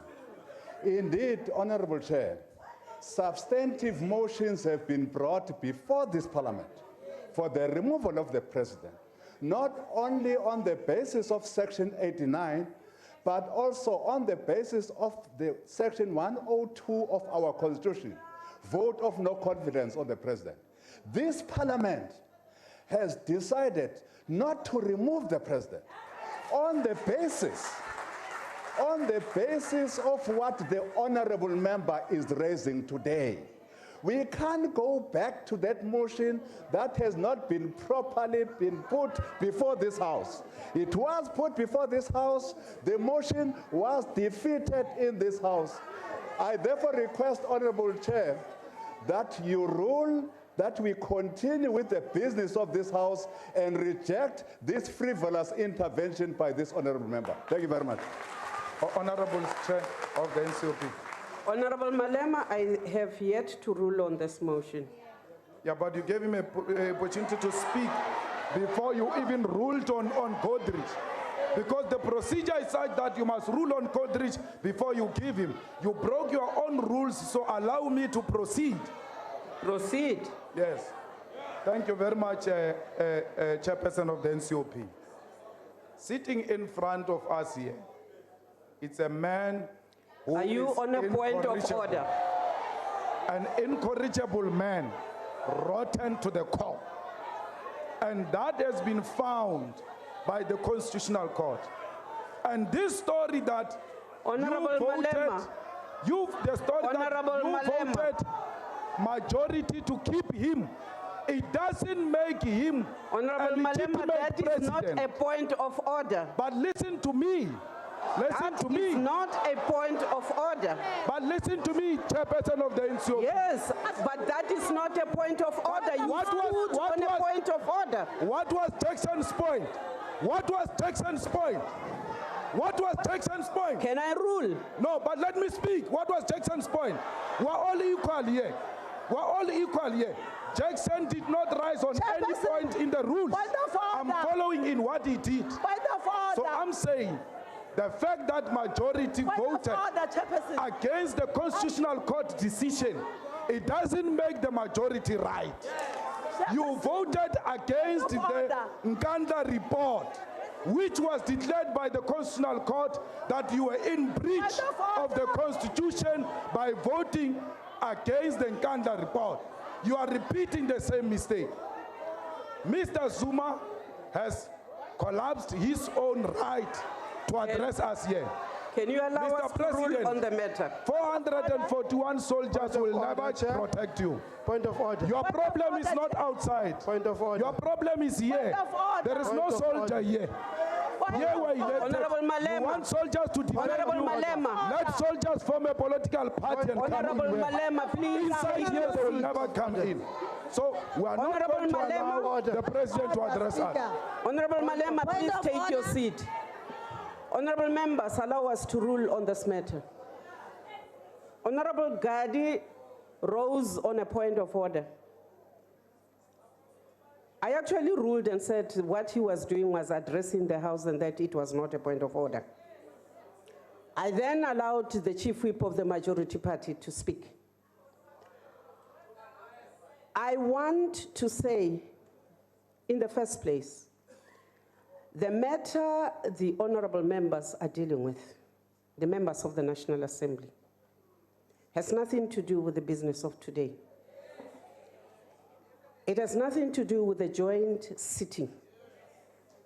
It would have nothing to do with the joint sitting because the NCOP is not empowered to elect or to impeach. On a point of order. I am on the floor. You must recognize. I am addressing this House. You will take your seat. And therefore, this point that the joint sitting must now address the business which belongs solely to the National Assembly cannot be viewed as a serious point of order by this joint sitting. And therefore, I wish to dismiss all these points of orders. Chair of the NCOP, can you recognize me? You are recognized.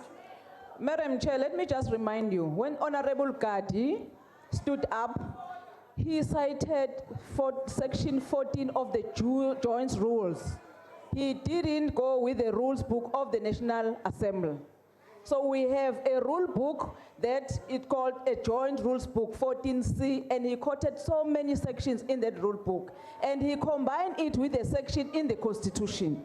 So we would like to stress that, Madam Chair, since this Parliament have not taken the advice of the Constitutional Court, that rules that the President have violated his oath of office. So therefore the President cannot address this House until, Honorable you, presiding not a point of order. you pronounce on the procedures to discipline the President. Honorable Sope, that's not a point of order. I have ruled on this matter. Please allow us to continue with the business of the day. I want to urge honorable members not to stand up and repeat what is really not a point of order. If members of the National Assembly wish to carry on with this matter, please do it when it is your own sitting at your own time. On a point of order, Chair.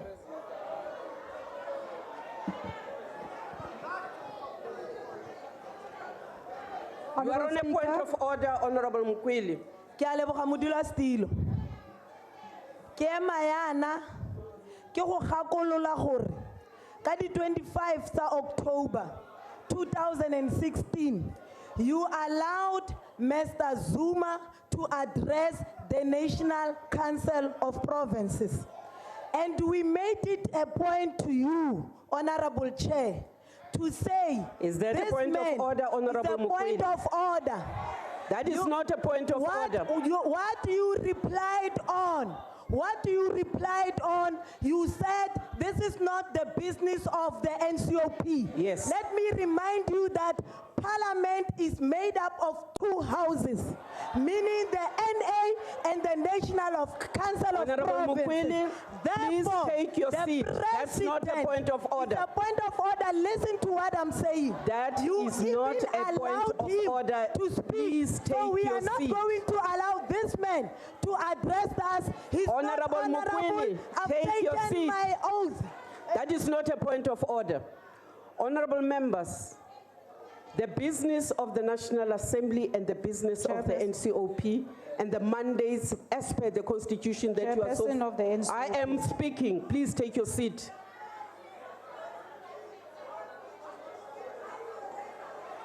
Honorable members, we will not allow the business of this House to degenerate or not to start simply because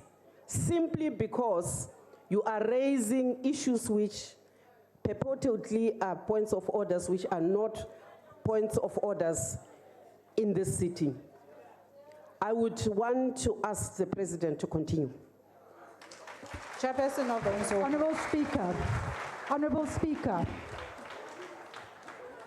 I have respectfully been trying to get your attention, and we're standing up in a point of order. My leader has been standing up right from the beginning, even before you recognized Honorable Gadi. And therefore I'm asking you, in terms of Rule 14S, you have to recognize my leader on his point of order.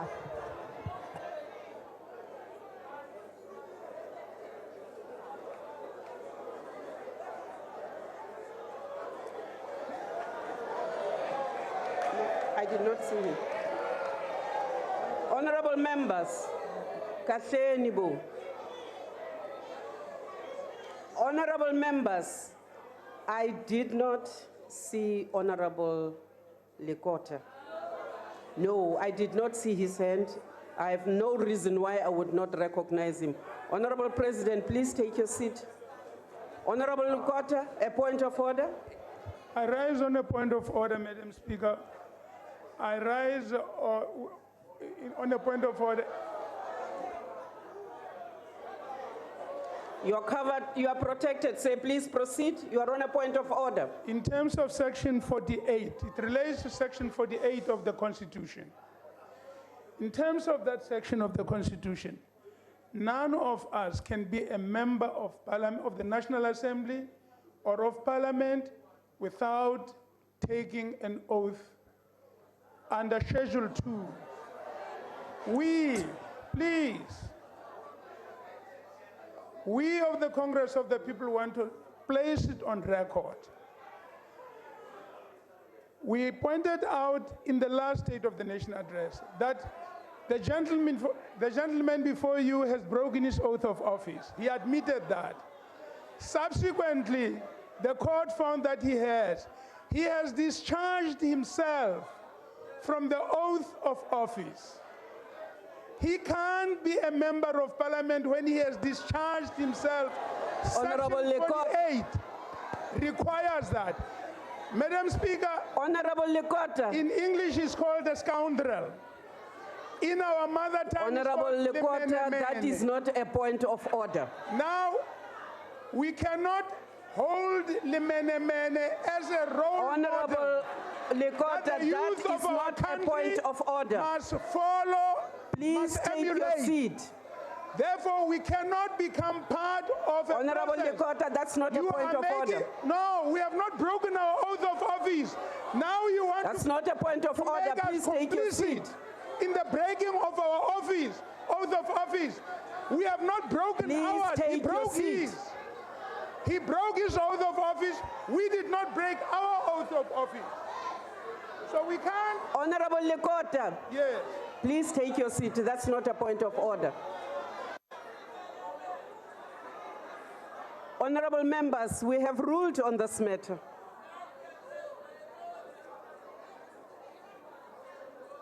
We have ruled on this matter, and I wish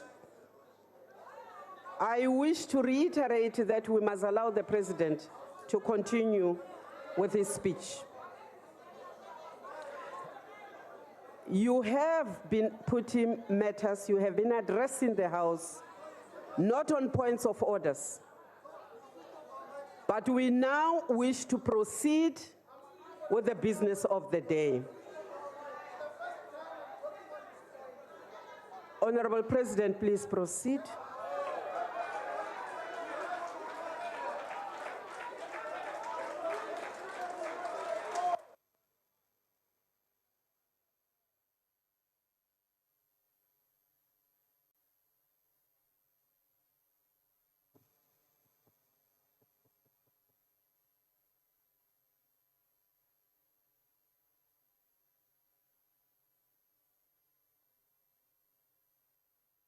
You are suppressing our freedom of speech.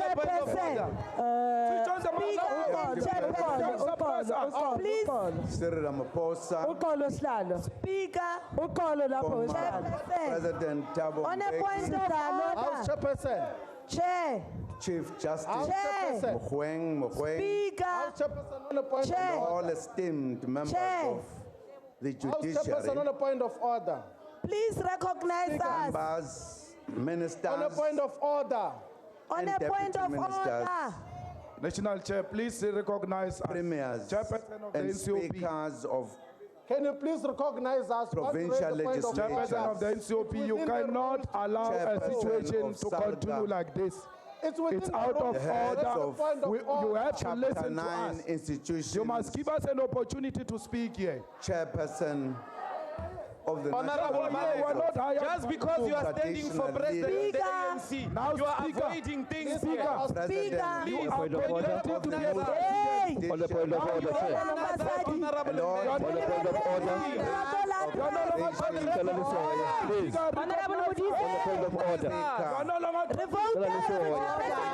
want to be president. Honorable member. Order. You are disrupting the order. This is not a cell. This is not a prison. You are disrupting We can't be arrested for criminals. Honorable We are not in a prison or a rehabilitation center. Please allow us to just focus on how to calm Sit these down, honorable Zuma, members please. down. Sit down. Honorable members, we have been patient with you. We have been trying to give you an opportunity to express yourselves, but we believe that in actual fact, the freedom of expression of the members of this honorable house is definitely being abused by yourselves. Because all honorable members who are here in this house have come to listen to the State of the Nation address. South Africans are here in the gallery. South Africans are sitting at home, waiting eagerly to listen to the State of the Nation address. We would like to assure you, honorable members, that we will respect your freedom of speech. Please do. Your freedom to raise points of orders, but we are not going to allow you to obstruct the business of the House and to continue to abuse all of us on the basis that you have a right to raise points of orders. So we would like to say to yourselves, Honorable Shibamu, that we're not going to sit here the whole night listening to you raising points of orders, but the rules allow which we have ruled. We have ruled upon the issues you've been raising. But you have not yet. We have ruled, and we are not intending to waste endless time because you have a right to raise a point of order. Honorable Speaker, there is nowhere in this rule book where it's allowed that you will refuse a point of order that is raised by Honorable Shibambo, you have not been recognized. recognized. Please take your seat. I'm raising to be recognized on a point of order. We have listened to numerous it's points of allowed order in terms from of you. Rule 14S and 14U of the joint rules. Please recognize me on a point of order. Honorable Shibambo, please take your seat. And you're going to recognize me after I sit down. Honorable Shibambo, please take your seat. But I'm pleading with you that when I sit down, you're going to recognize me because I'm doing a legal and legitimate and constitutional practice of raising a point of order in terms of these rules. Honorable Can you please allow me take to your do seat. that? Sir, you raised your hand. No, but Honorable Chairperson of the NCOP, our Chief Whip raised his hand before the leader of the DA. The least you can do is to give him an opportunity to speak and then make a ruling. What type of criteria is this? Give him chance to speak. Let us not have an attitude Honorable against Malema, members of parliament. nobody recognized you, nobody gave you the space. But let's Please give take the your Chief seat. Whip of the EFF an opportunity to speak. Honorable He raised his hand. Malema, take your seat. There is an honorable member who is on the floor. Please proceed. Speaker and Chairperson, I rise on Rule 14B.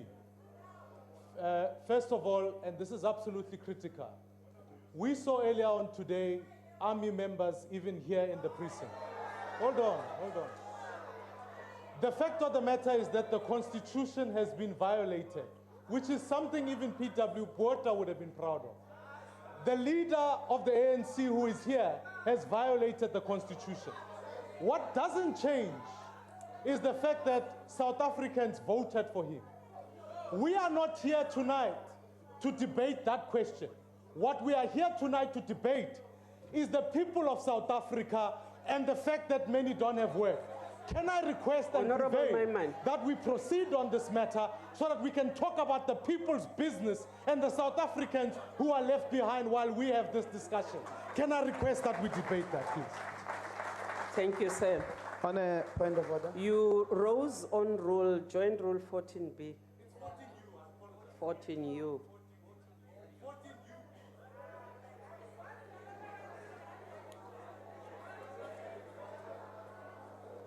Honorable members, can we do the right thing and allow the president to proceed with his speech?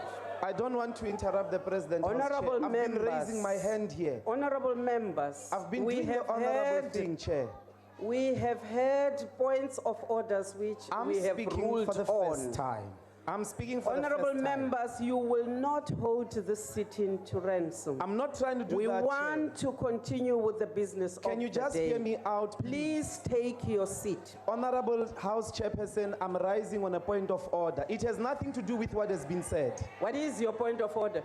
Thank you very much. First of all, those two people there at the door don't belong in the house. Those two people there must leave the house. Give that order. Everybody that is in here must have this card and must have been sworn in terms of his oath of office. Those guys must leave the house. They don't belong in the house. They're in the breach of the... Even the justices are sitting on the other side. The justices are sitting on the other side. We've got two people there. I don't know them. I didn't vet them. This is my house. They must leave. Those two people there. That's number one. I don't know them. Do you know them? You look shocked, Evie. But you say this is your house. There are two guys standing there. Who are they? Do they have this? They must go. That's the first point of order, Honorable Chairperson of the NCOP. The second thing is a fundamental mistake here. We are all first and foremost citizens of South Africa, and we are not allowed, according to the Constitution, to stand for any office if we have a criminal record. The Constitutional Court, it doesn't matter whether it's NCOP, it doesn't matter whether it's legislature, even a council of councillors in a township are not allowed to hold public office if they are found to have been in breach of the Constitution. If you want to listen to a person that has breached the Constitution, go do it elsewhere. Somewhere in the prisons there, where criminals speak. I have a duty, together with other members of parliament who have taken an oath of office, to protect this house in terms of the Constitution. Mr. Zuma, please leave, Baba. Please leave. You don't belong here. You are a constitutional delinquent. You have to leave. Then we can proceed with the business of the house. I'm sure each and every one of us are competent to can deliberate on the state of the nation. But Mr. Zuma is a delinquent. He breached the Constitution. He doesn't belong in it. It is him that should leave, not us. You are wrong not to protect us. You're protecting him to stay here. As a constitutional, as a criminal. You are not making a point of order. It is a point of order. It is no longer How a point do you call of this order. house in session when people have invaded? Mr. Zuma, together with those two guys, they don't belong in here. He's a criminal, and they must leave. Honorable Ndlozi, take your seat. Honorable members. Slalo. Slalo oka NCOP. I want to rule on this matter. Why mangabe umuntu ephakamisa isandla ehlonipha ningamvumeli? Ngiyacela njengoba nami ngiyimember yalana. I-point of order, ma'am. Yabona lento e-point of order ngiyikhuluma ngithi ngiyacela. Umuntu ucela on a point of order or point of order. Ngabe i-point of order ngaba kuyona ngifuna ukukhuluma. Khuluma ma. Ngiyabonga ke. Sihlalo lapho ngaphambili ngiyanibingelela enyakeni omusha nobabili. Kunento ebhlungu la. Kufuke kuthiwa la njoba sila sizosebenzela abantu base South Africa. Akushiwo la ukuthi sizosebenzela abantu esibathanda nesingabafuni. Ngifuna ukwazi ukuthi njoba uhlezi lapho ngaphambili yini ukuthi masingena nikwazi nisibona ukuthi sizolwa sibe singalo. Why nina nibona sangathi thina umangamela simthande? Ngishiso yini na? Ngisho ukuthi kuyimanje umangameli niyamazi kunamacala. Kodwa manje nibhizi niyamvikela. That is not a point of order. Ahamba ohlala ekhaya. That's not a point of order. Please take your seat. And please take your seat. We are sick and tired in the Please take your seat. That's not a point of order. Honorable members. Honorable member, please take your seat. Please take your seat. Please take your seat. Please take your seat.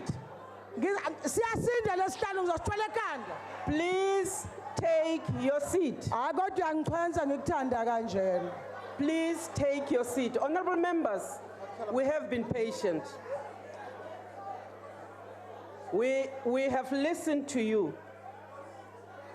We have also said to you, you must refrain from these continuous points of orders which are frankly very spurious. We have also advised that you should not abuse the joint rules. We want to ask you to take your seats to allow us to continue with this business of this house? Or if honorable members are really not interested in the business of the day, please leave this house. No. I will not recognize any other point of order. I will not recognize any point of order. You are making a terrible mistake. You are making a terrible mistake. Honorable member, take your seat or leave this house. The glue that binds the people of this country. Honorable member, violated the Constitution. take your seat or leave this house. Honorable Chairperson, you are out of order yourself.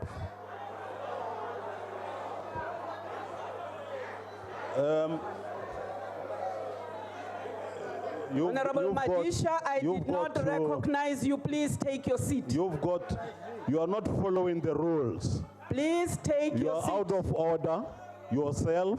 If you do not want to take your seat, sir, please leave this house.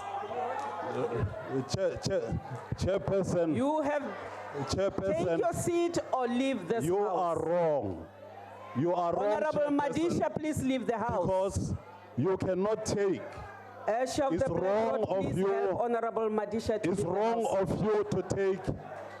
I want to emphasize what we believe is a thief from the streets and say that he must come and address a parliament.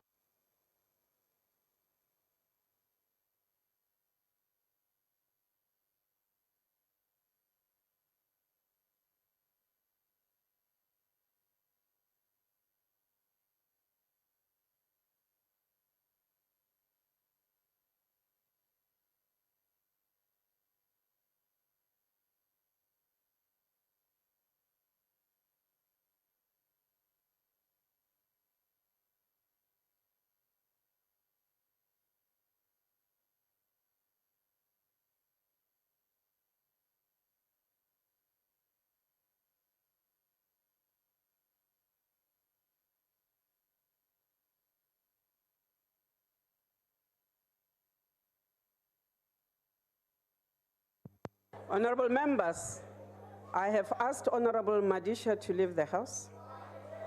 He has refused to leave the house.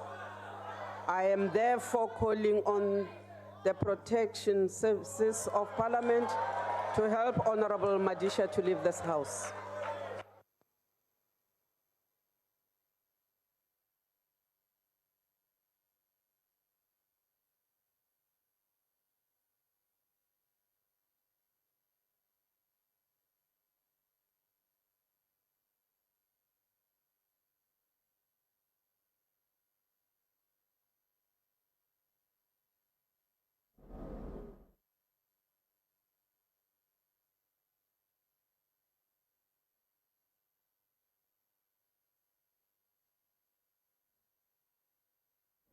When you are on your head, on your feet, you are recognized. Proceed.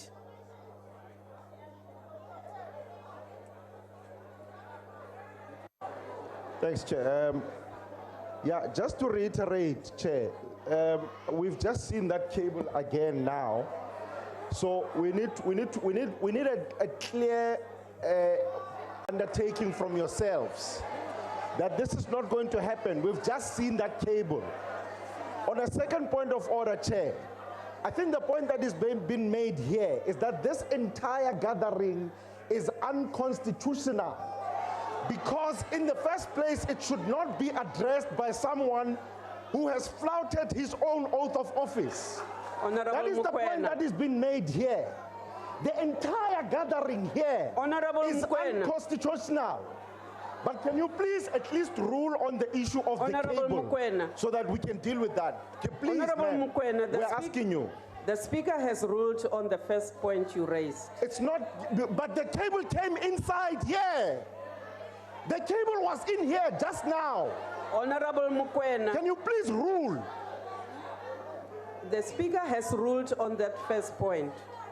Your second point is not a point of order. Was in here just now. Please take your seat. Point of order. Please tell us Point of order, Chair. that there will not be any Chair, can cables you used recognize me? on anybody or any injections. We need a ruling from you. And you must be specific. House Chair, point of order, please. Honorable Mukwena, as the Honorable Chairperson is saying, the matter of the security forces, the parliamentary protection services, I have ruled on. And honorable members, the Honorable Chairperson has also ruled on the matter of this unending points, supposed points of orders. And honorable members, we are not taking any other points of orders. Speaker. Honorable Mukwena. Can I be recognized? Honorable Mukwena, I'm not going to recognize you because, as I'm saying, we are not taking any more spurious points of orders. We've been carrying on like this for an hour now, and we have no intention of proceeding like this beyond this. Speaker. We have, honorable members, been very patient with you and cannot waste the time of South Africans beyond what we have done. Speaker. Any honorable member who does not want to abide by the rulings of the chair would have to please leave the house so we can proceed. Speaker, Honorable Speaker, may I be recognized, please? Honorable Kwankwa. On this matter, you've not made a ruling, so I think I'm within my rights to stand up. On which matter? The matter was raised by the leader of the Democratic Alliance about the presence of the two members of the security office in the House. And later on, it was also raised by the EFF. We're asking you to tell us, explain to us the presence of these members in the House and why we have them here. The other question, Speaker, I think which is more fundamental, is that we need to be treated fairly here as members of Parliament. You're extremely harsh on Honorable Matisha. There are members of Parliament who stood up 50 million times, who spoke without being recognized, but he said something once or twice and then he was told to leave the House. That's a fact. The other important matter here, we need to ask ourselves, what kind of leaders are we? Yes, we have political differences. There was a young child here who was a praise singer, who was drowned out by the noise. We couldn't even appreciate and listen to the quality, to the talent that the member has. The other issue, Chairperson, whether we like it or not, it's unfortunate that we have to disagree about whether or not we should rise and pay our moment of silence to the people who passed away. We should even be fighting about the matter. The point of order is the first matter I said. Please explain to the House as to the presence of these members who we think are members of the security forces. And you make a ruling on that. Honorable Kwankwa. Honorable Speaker. We have the two members who are ceremonial guards. And they are not in the House. They are not in the floor. They are not on the floor of the House. Since when? Since when? Honorable members. Since when? Honorable members. We never agreed on those boys there. Honorable Speaker. We have never agreed on those people. Please, we are not taking any more points from you. Just a brief and therefore, if you are not going to cooperate with us, we will peacefully ask you to please leave the chamber. Yes, I'm going to do exactly that. All I'm saying is that you are so prepared to chase people who violate the rules and keep a man who violate the Constitution. Honorable Malema. You are prepared to chase out Honorable people Malema, who are protecting the Constitution in the name of the rules. Leave the if there is chamber. anyone who must leave, Honorable it's this Malema, one. leave the chamber. I'm not going anywhere. I'm elected here. We will assist you to go. Wait. We will assist Let you me to tell go. you, wait. Because That's one what thing Speaker, we would like you to assist us. That's exactly what made you not to be a candidate of the Women's League. Exactly that. Your conduct has failed you to be a candidate for president because you are irrational, you are impatient, you are partisan. Even your own people have dumped you. After they told you you are their candidate, you went home to do umcimbi, telling ancestors you are going to be a president. After that, they dumped you because of this conduct. Exactly this conduct. How do you chase us for breaking the rules and you are not chasing a man who has broken his oath of office, his constitution? We are abused by Zuma here. We are not going to allow abused by Zuma. to abuse us the whole night. No, we are abused by Zuma. You are scared of Zuma. He used you, he dumped you. He used you and promised you that you are going to be a president. And you went home, you slaughtered a cow. He dumped you. He dumped you. We are abused by Zuma here. Honorable Malema, you can do anything. Honorable Malema, if you want to kill us now. May I you ask can call soldiers to come and kill us now. at arms to please escort Honorable Call Malema soldiers out to come of and the kill house. us now. Speaker. We are not going to be addressed by criminals. Go and address prisoners, not members of parliament. Back to me, London. Kruku Gwen. Sebenzeni malase London. Zuma ke le khodu la ma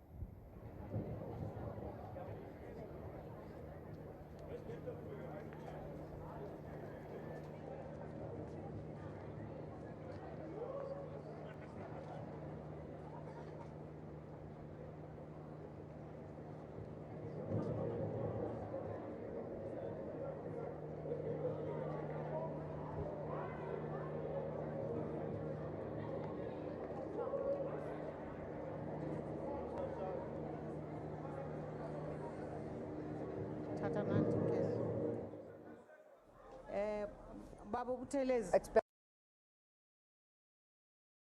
Order. Honorable Speaker and Honorable National Many members of the judiciary. Mr. Ndozi has suggested that I should leave here because he says it's going to be quite rough. I don't know where to go with it.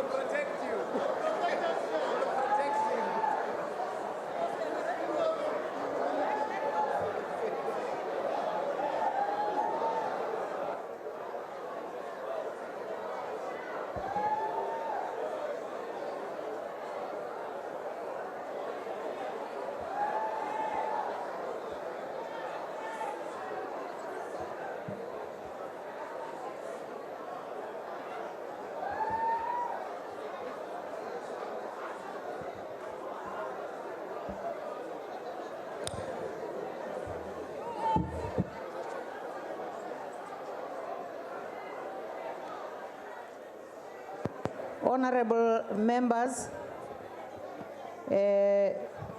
Honorable Babu Buthelezi, sicela uhlale phansi baba.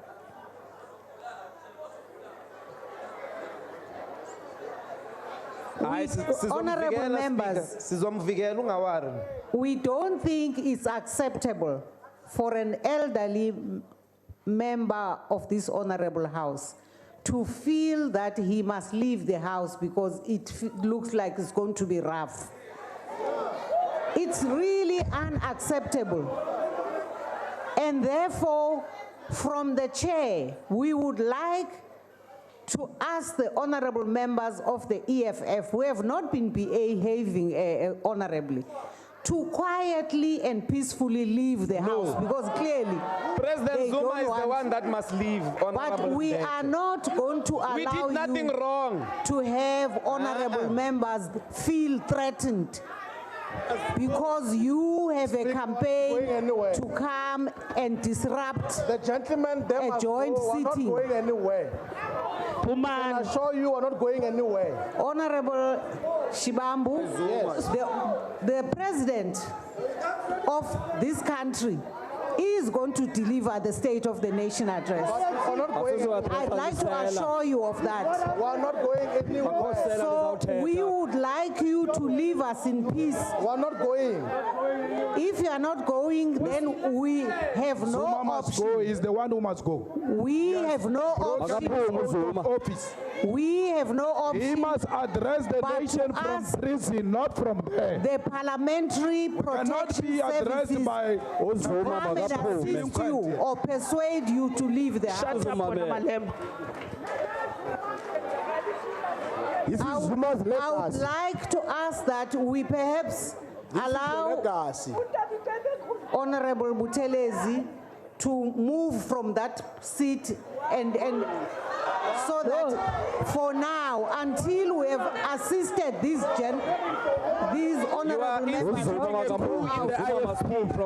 You are instituting a coup in the Zuma is not scared of us. He is scared of your men, not us. We are not going to do anything must to leave the house. Honorable Speaker. He is the criminal. He's the thief. I We're have not going to called leave the house. on the parliamentary protection We are not services going to leave the to house. come Let into Zuma the leave the chamber house. and assist these honorable Zuma must leave the house. Zuma must Honorable leave the house. Malema, you are the one who's not prepared to go.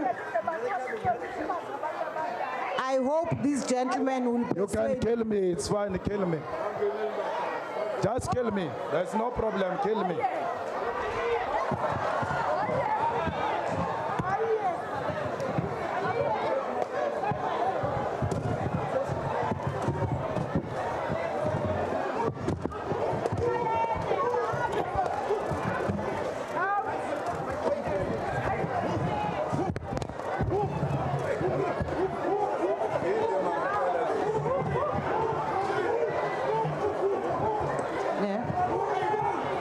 We see honorable members using their heads to harm others.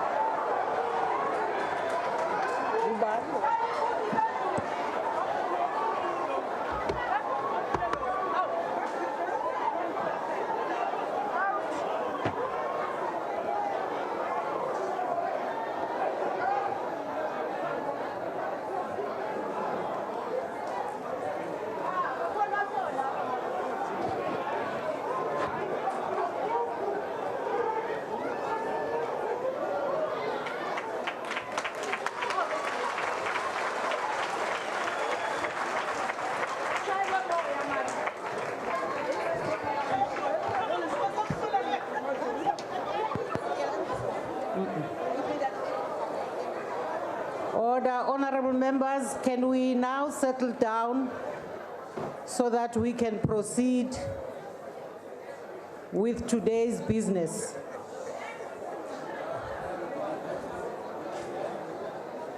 We would like to apologize to our guests for this kind of drama that in recent times has become the hallmark of how we deal with one another when we differ.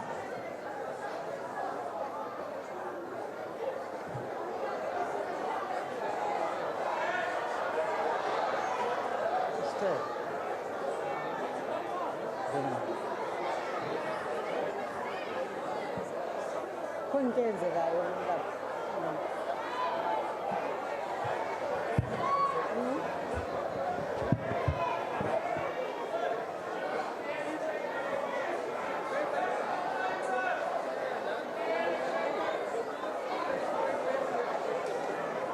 would like to ask the guest speaker. The guests in the gallery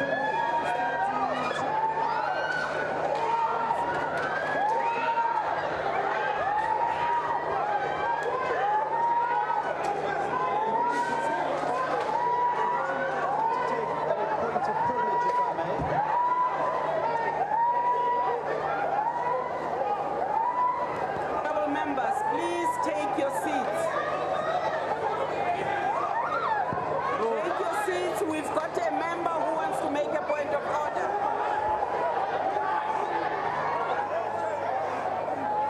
I want to recognize Honorable Steenhuisen. Honorable members, in that corner, take your seats.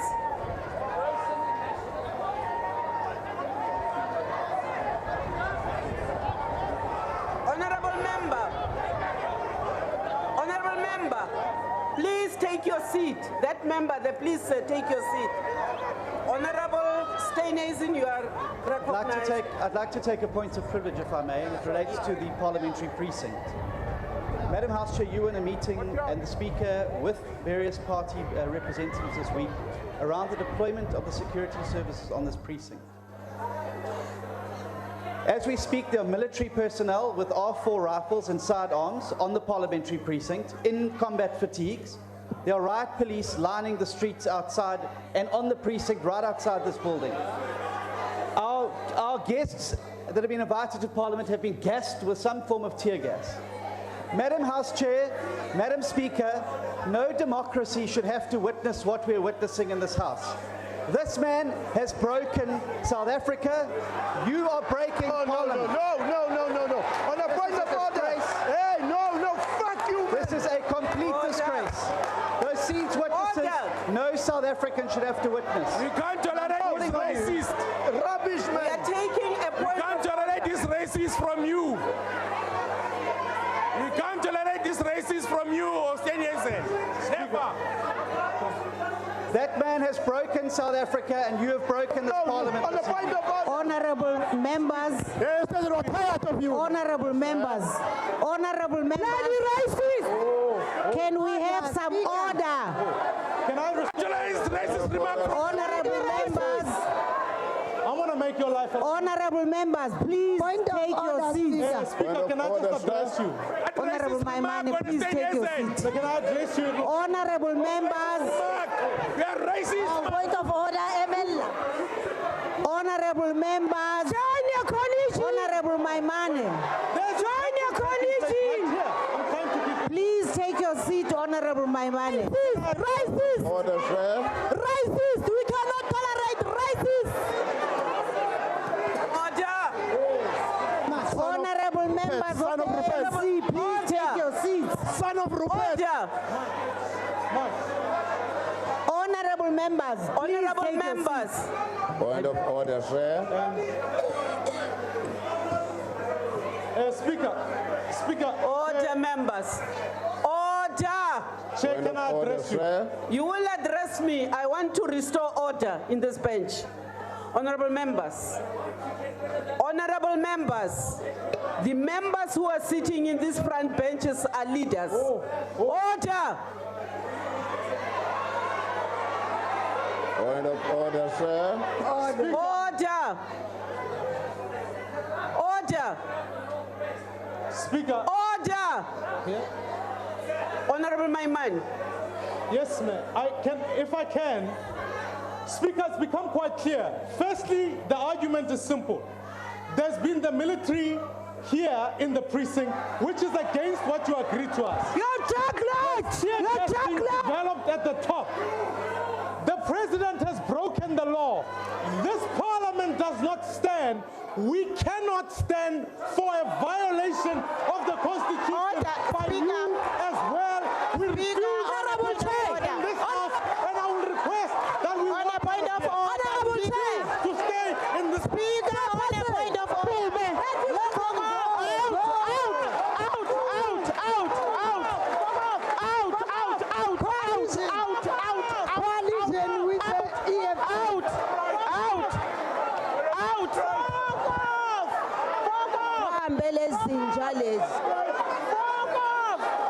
racist and a sellout. No dogs here.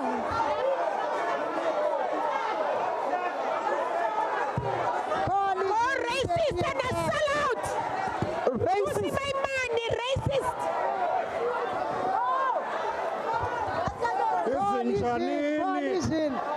The DA is using the life of dead people to campaign. We are using dead people to campaign.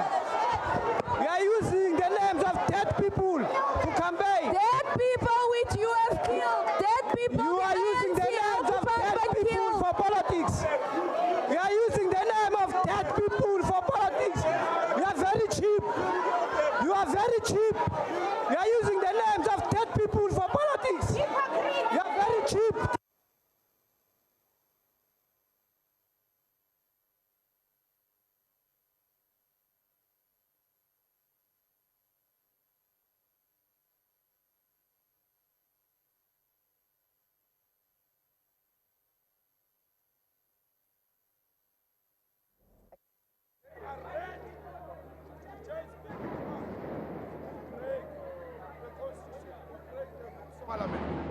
But prepared to defend a man who broke his oath of office.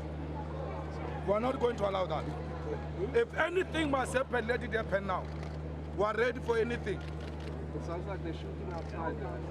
Yes, because this place has been militarized. There's no place here, the freedom of movement has been suspended. The ANC has suspended the constitution today. This place has been declared under martial law as a state of emergency. For the first time in the history of this parliament, we see police and soldiers intimidating members of parliament. Those people in white shirts, they are not parliamentary security. They are policemen. Floyd tweeted this morning, white shirts in a police van. There is no separation of powers here. Baleka has collapsed this parliament into a department of Zuma's administration. And we are not going to allow that. Even if they proceed, even if they defeat us, history will record that we stood up to tyranny. We stood up to dictatorship. And those who were benefiting from it were comfortable enough to a point where they were not even worried that their fellow members of parliament were being slaughtered. The other questions of must close. Do you know if there's anyone of your members that were injured in this shuffle now? Yeah, we're injured. Even me, I'm injured. I don't know how I'm going to hold a pen tomorrow. Well, good luck with that. Huh? We're not going to any court. It's a political. We must win it on the ground. We will fight this parliament to a point where these ANC people come back to their senses. The people will outvote them. The people can see everything that is happening. Honorable member at the back.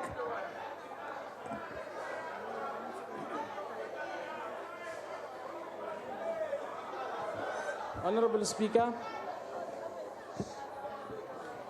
Honorable Speaker.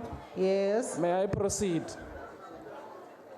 Honorable Speaker, I want to put it on record that what had happened today is not democracy at all.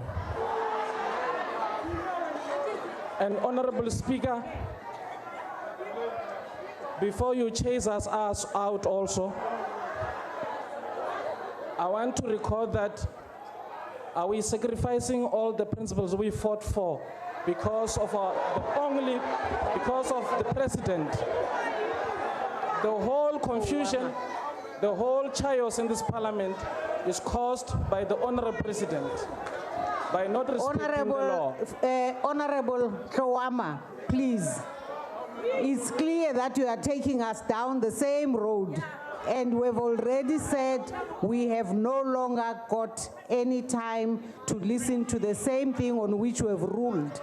We have ruled on that matter, and please just settle down and listen to the address of the head of state. Honorable Speaker, Because, Honorable Tlowama, it does not matter how much you disagree with a person. Accept that this is the head of state of South Africa at the moment. And we are going to have to give him an opportunity to address us. Yes, Please, Honorable Tlowama, please take your seat. Take your seat, Honorable Tlowama. Speaker, is that we should never sacrifice what we fought for just because we are afraid of the Honorable President. And it's my right as a citizen to stand up. Honorable Tlowama, take your seat. Also this House. It's not only your duty, Honorable Speaker. But Honorable Tlowama, I will leave. I will also leave. Please leave. I will also leave, Honorable President. I will leave. You can remain. You can remain with your dishonest president.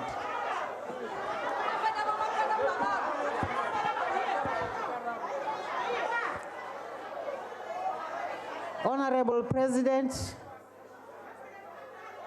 could you please address the House? Finally.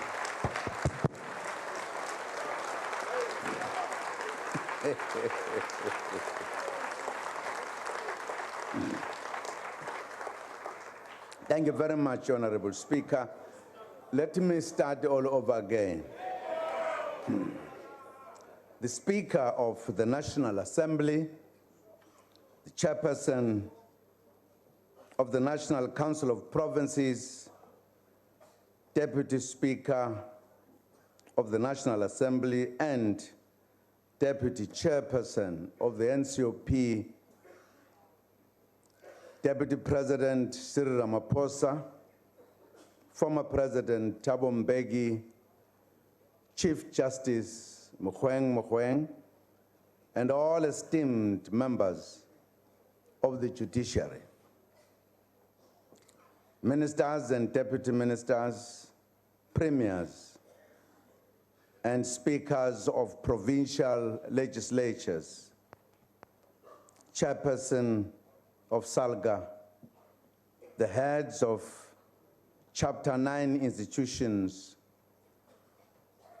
chairperson of the National House of Traditional Leaders, the president of the Muslim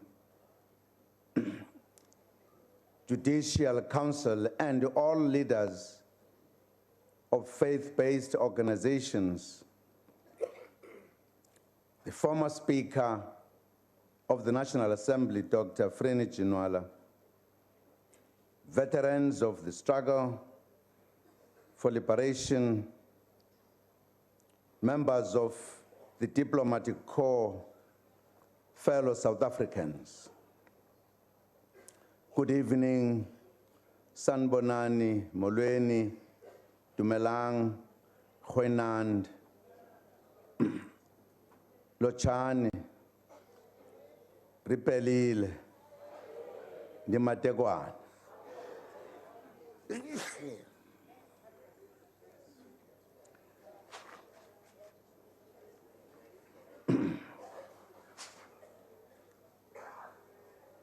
Beg your pardon, Speaker. Ngiyabona ukuthi into ejikjele lapha nami yangifica manje.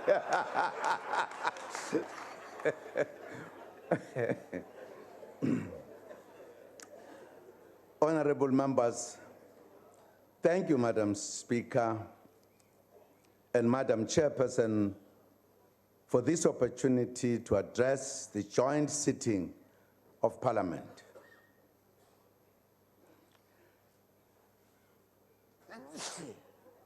Bakhona nabakhwehlelayo la. Ibatholile nabo.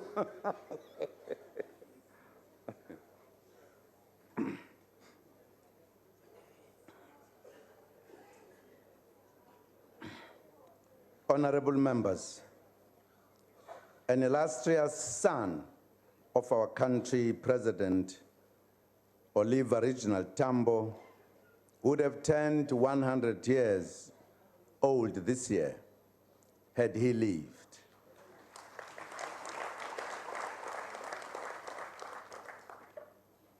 This selfless patriot spent his adult life to a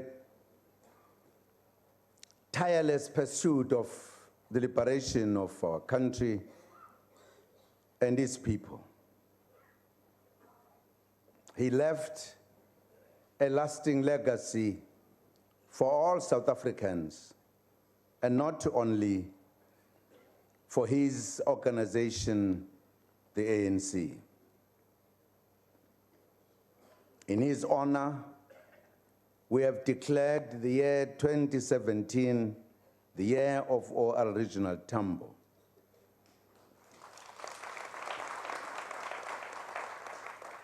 It is the year of unity in action by all South Africans as we move South Africa forward together. We have the pleasure to host members of the Tambo family this evening, Mr. Dali Tambo, with his wife, Rachel, and their son, Oliver Tambo Jr.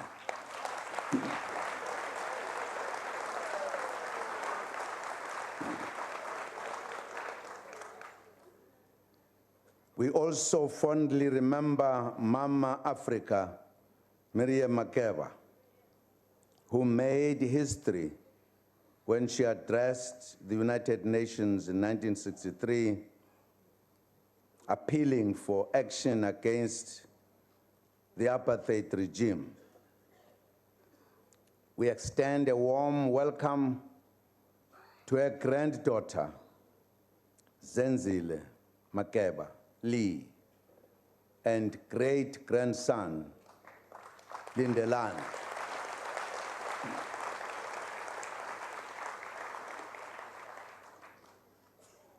Compatriots, in this 23rd year of our freedom, our mission remains the quest for a united, democratic, non-sexist, non-racial, and prosperous South Africa.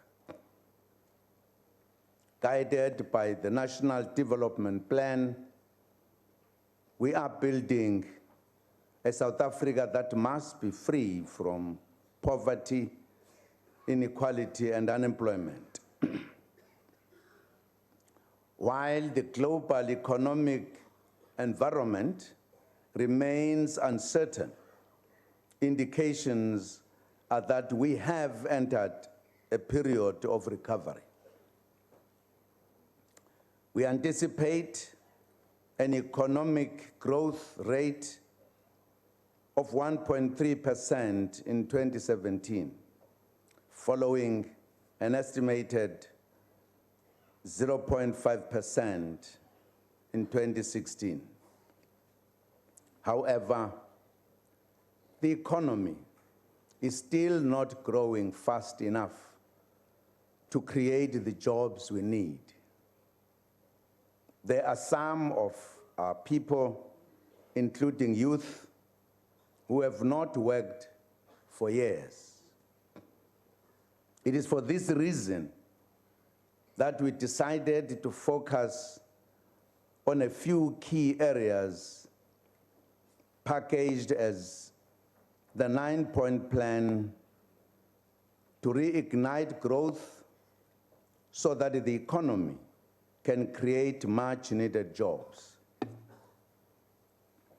The focus areas include industrialization, mining, and beneficiation, agriculture, and agro-processing, energy, SMMEs, managing workplace conflict, attracting investments, growing the ocean's economy, and tourism. We also added cross-cutting areas such as science and technology, water and sanitation, infrastructure, transport infrastructure, and broadband rollout. I would like to provide a report back on the work done in some of these areas in the past year. The interaction that we started last year between government, business, and labor, known as the CEO initiative, has been most fruitful, has been most helpful. We were able to address some domestic challenges together. We successfully avoided credit ratings downgrades, which would have had significant impact on our economy. Our labor market environment is also showing signs of stability due to cooperation by social partners. The manner in which parties conducted and carried themselves during the wage negotiations in the platinum sector in particular must be applauded. Unity in action was also demonstrated against this week with the conclusion of the agreement on the national minimum wage and on measures to stabilize labor relations. This follows a call I made in the State of the Nation address on the 14th June 2014. We congratulate the Deputy President and the team at NEDLEC for this milestone and wish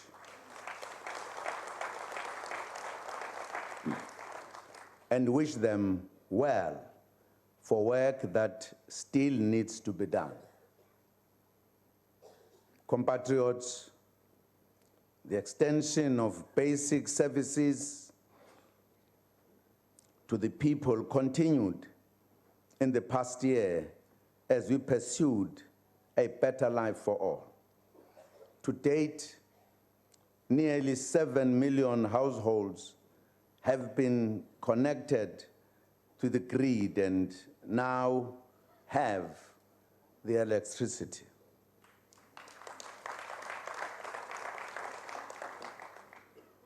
The successful execution of the ESCOM's build and maintenance programs helped ensure stability and an end to load shedding.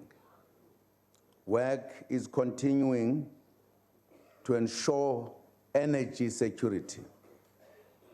Renewable energy forms an important part of our energy mix, which also includes electricity generation from gas, nuclear, solar, wind, hydro, and coal. Government is committed to the overall Independent Power Producers Program, and we are expanding the program to other sources of energy, including coal and gas, in addition to renewable energy. ESCOM will sign the outstanding power purchase agreements for renewable energy in line with the procured rounds.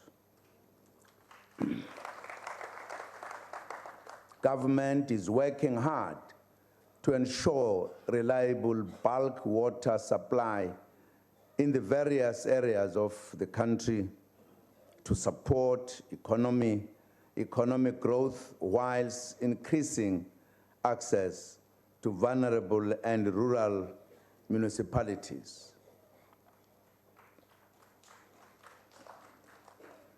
In an effort to curb the water losses, which in some municipalities far exceeds the national average which is currently at 37%, about 10,000 unemployed youth are being trained as plumbers, artisans, and water agents. More will be recruited this year to reach the total of 15,000.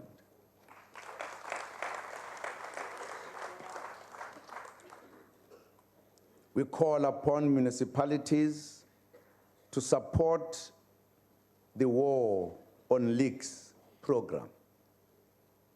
We continue to build modern schools, replacing mud structures and other inappropriate buildings through the Accelerated Schools Infrastructure Delivery Initiative, ACID. This gives our children dignity. A total of 173 inappropriate structures have been eradicated since 2011. In total, 895 new schools now provide a conducive learning environment for our children.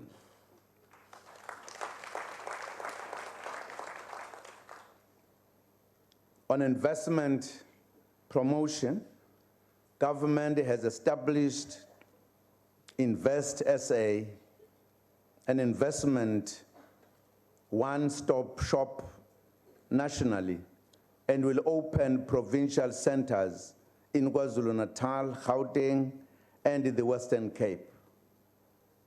The message is clear to the affected government departments. There must be no undue delays and no unnecessary red tape. From issuing licenses to visas, we should make it easy to do business in South Africa.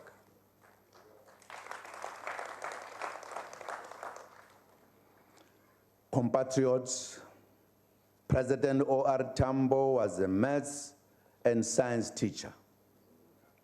Government will thus prioritize maths and science more than ever before this year in his memory.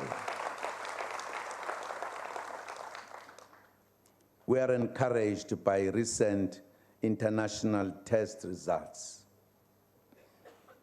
The results in the trends in international mathematics and science study and the Southern and Eastern Consortium for Monitoring Educational Quality show that the performance of South African learners is improving.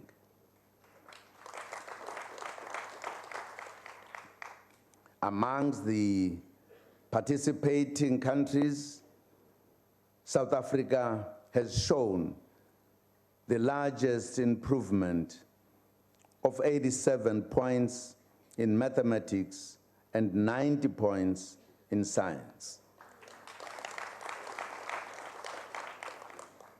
This is very encouraging, as we don't want our children to be left behind. Our investment in science and technology is yielding results. Since South Africa, supported by its 8 African partners, won the bid to host the Square Kilometre Array telescope, significant progress has been made in building this mega science project and reaping its benefit. Together with its precursor, the Meerkat telescope, the SKA project continues to make important contributions to socio-economic development in South Africa. Working closely with the industry, the Department of Science and Technology is implementing a technology localization strategy. This has ensured that the 2 billion rand Meerkat telescope is constructed within 75% local content.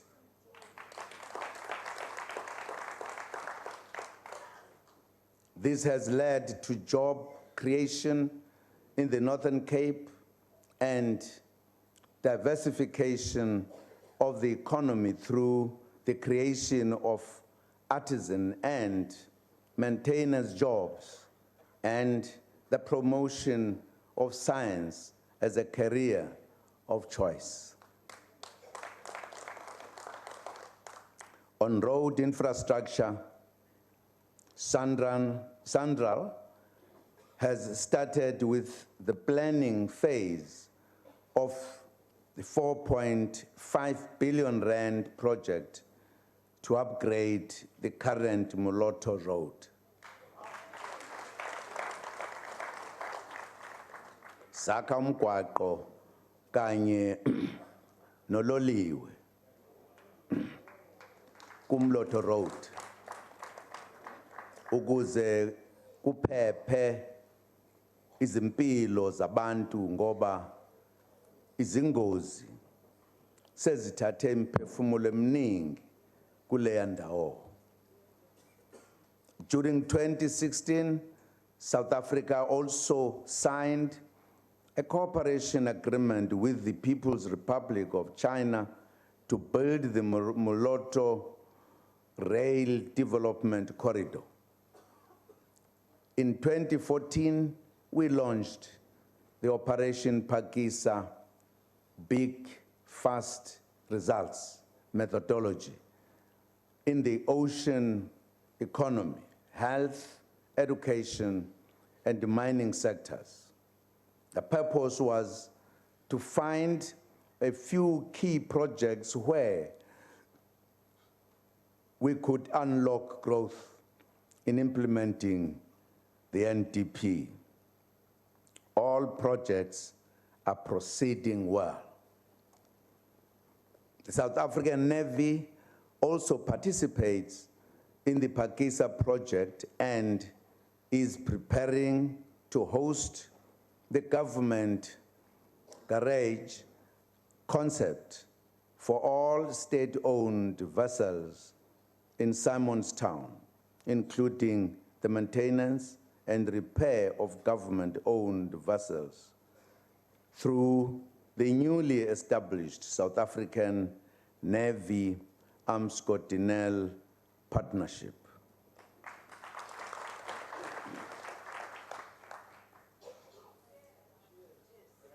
Yes.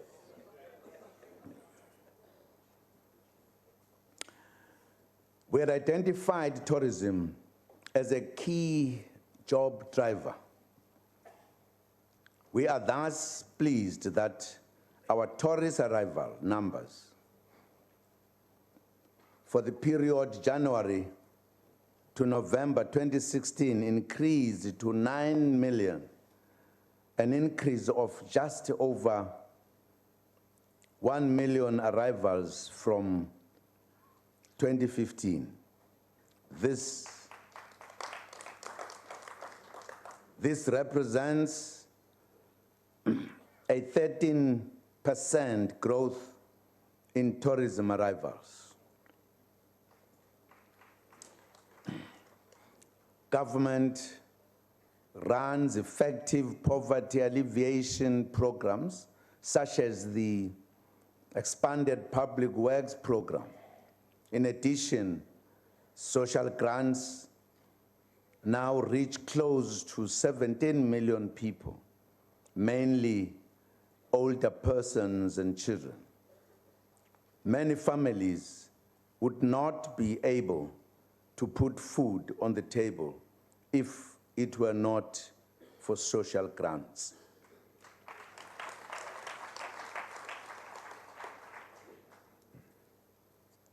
The expanded public works program has since 2014 created more than 2 million work opportunities towards the attainment of the target of 6 million work opportunities by the end of March 2019. Of the work opportunities created, more than 1 million have been taken up by the youth.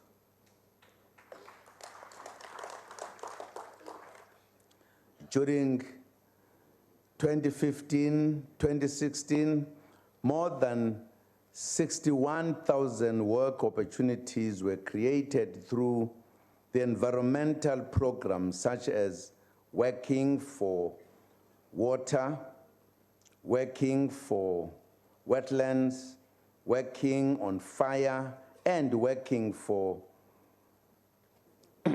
ecosystems. More than 60% of the beneficiaries were young people. Government working with society is fighting social ills that are tearing communities apart, such as drugs and substance abuse. From Soshanguve to Rosettenville or Kwamashu to the Cape Flats, communities are in difficulty because of the drugs. Other than law enforcement, the provision of treatment and prevention services is also critical. The Department of Social Development is building new public treatment centers in provinces where there are no such facilities. In the Northern Cape, Northwest, Limpopo, Free State, and the Eastern Cape. Working together, we will save our youth from drugs.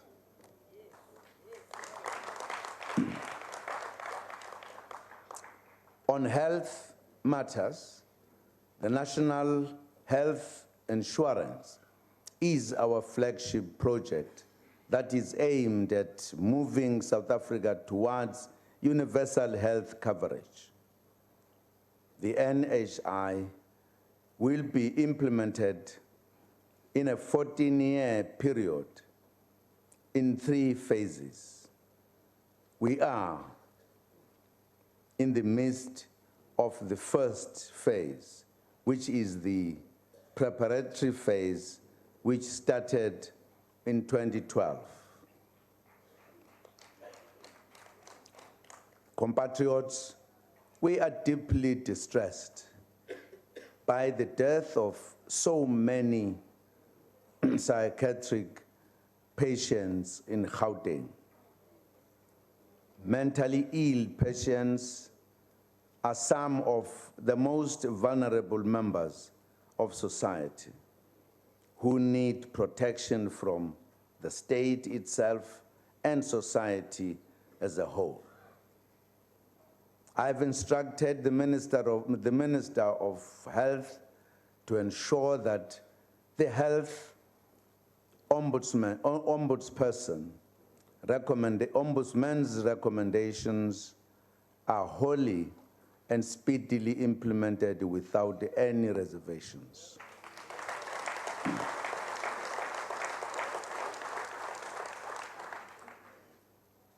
We welcome the recommendation of the health ombudsperson that there is an urgent need to review the National Health Act of 2003 and the Mental Health Act of 2002 with a view that certain powers and functions revert back to the National Minister of Health.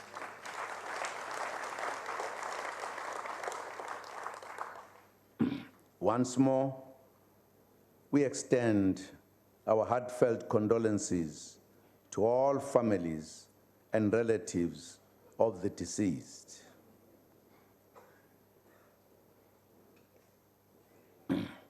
Honorable members, government will provide support so that families do not face this burden alone.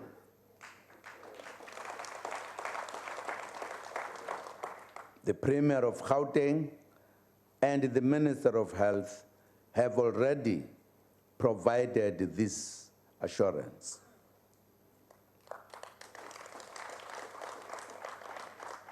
A lot more work has been done in the past year in implementing the 9-point plan and all our programs.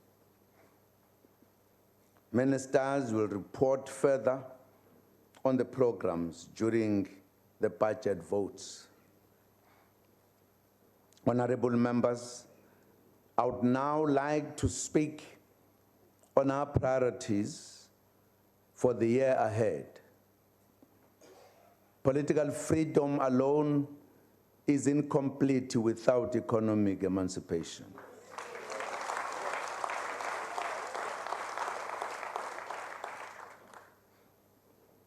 Oliver Tambo spoke clearly about this mission at the SACP anniversary meeting in London in 1981. He said, and I quote, "The objective of our struggle in South Africa, as set out in the Freedom Charter, encompasses economic emancipation. It is inconceivable for liberation to have meaning without a return of the wealth of the country to the people as a whole."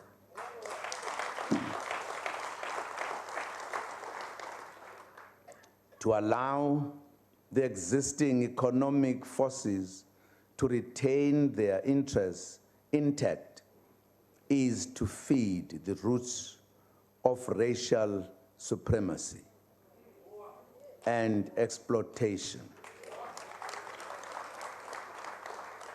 and it does not represent even the shadow of liberation. It is therefore a fundamental feature of our strategy that victory must embrace more than formal political democracy, and our drive towards national emancipation must include economic emancipation, unquote.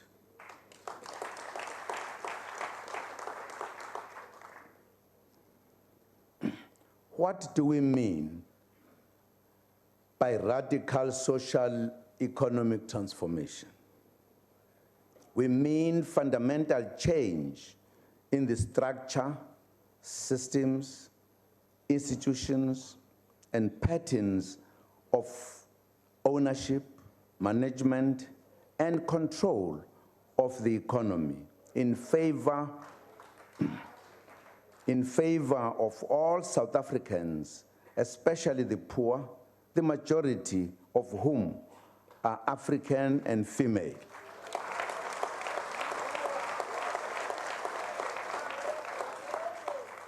As defined by the governing party, which makes policy for the democratic government. 22 years into our freedom and democracy, the majority of black people are still economically disempowered. They are dissatisfied with the economic gains from liberation. The gap between the annual average household incomes of African-headed households and their white counterparts remains shockingly huge. White household earn at least 5 times more than black households, according to Statistics South Africa. The situation with regards to the ownership of the economy also mirrors that of household incomes. Only 10% of the top 100 companies on the Johannesburg Stock Exchange are owned by black South Africans, directly achieving principally through the Black Empowerment Codes, according to the National Empowerment Fund.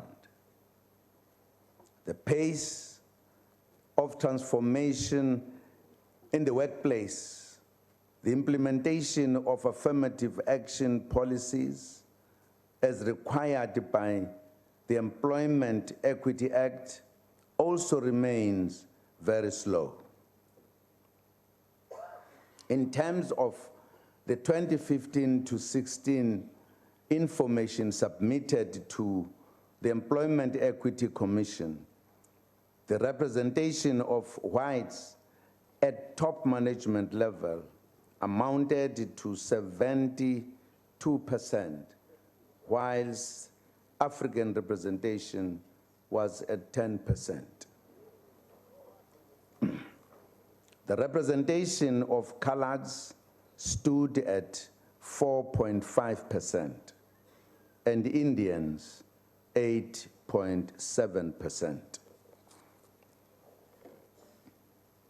The report further provides that white South Africans, in particular males, are afforded higher levels of recruitment, promotion, and training opportunities as compared to the designated groups. At the level of gender, at senior management level, males remain dominant at 67.6% and females at 32.4%. The skewed nature of ownership and leadership patterns needs to be corrected.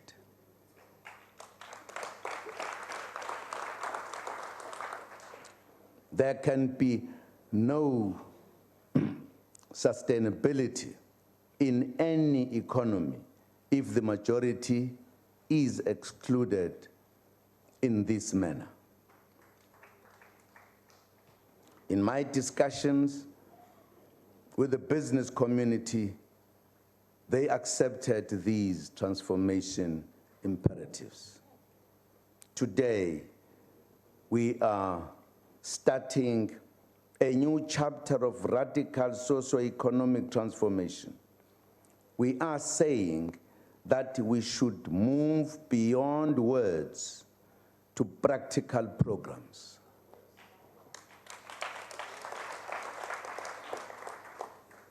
The state will play a role in the economy to drive that transformation. In this regard, government will utilize to the maximum the strategic levers that are available to the state. This includes legislation, regulations, licensing, budget, and procurement, as well as broad-based black economic empowerment charters to influence the behavior of the private sector and drive transformation. The state spends 500 billion rand a year buying goods and services. Added to this is the 900 billion rand infrastructure budget. Those budgets must be used to achieve economic transformation.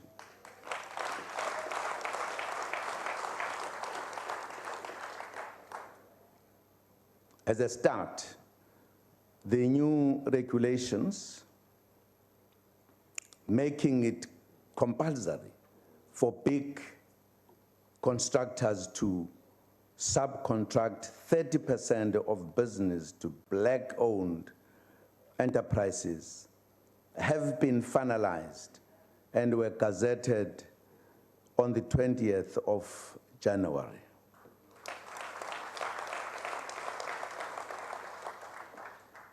Through such regulations and programs, government will be able to use the state buying power to empower small enterprises, rural and township enterprises, designated groups, and to promote local industrial development. Two key challenges we face is the high levels of concentration in the economy, as well as the collusion and cartels which squeeze out small players and hamper the entry of young entrepreneurs and black industrialists. The competition authorities have done excellent work to uncover the cartels and punish them for breaking the law.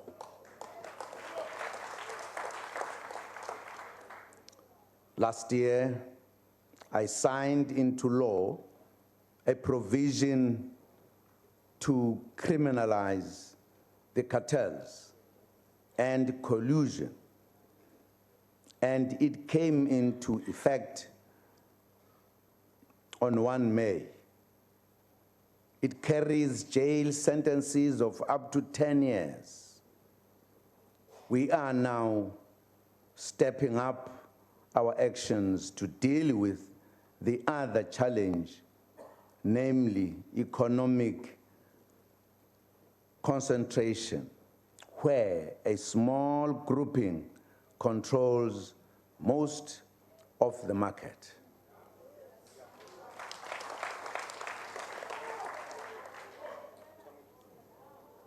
During this year, the Department of Economic Development will bring legislation to Cabinet that will seek to amend the Competition Act.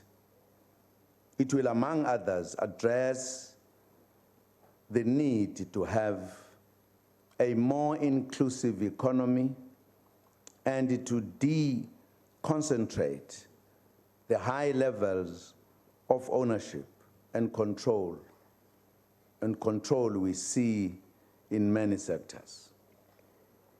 We will then table the legislation for consideration by Parliament. In this way, we seek to open up the economy to new players, give black South Africans opportunities in the economy, and indeed help to make the economy more dynamic, competitive, and inclusive. This is our vision of radical economic transformation.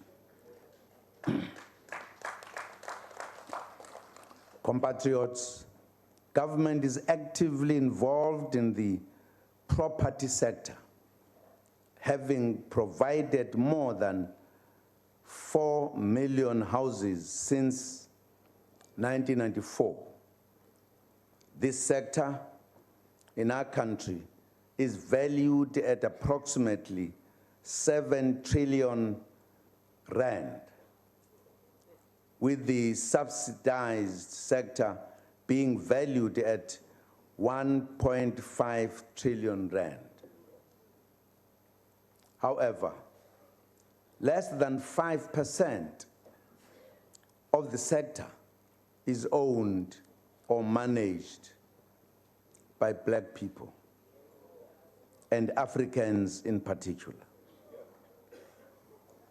A draft property practitioners bill will be published by the Department of Human Settlements for public comment with the purpose of establishing a more inclusive, representative sector towards radical economic transformation.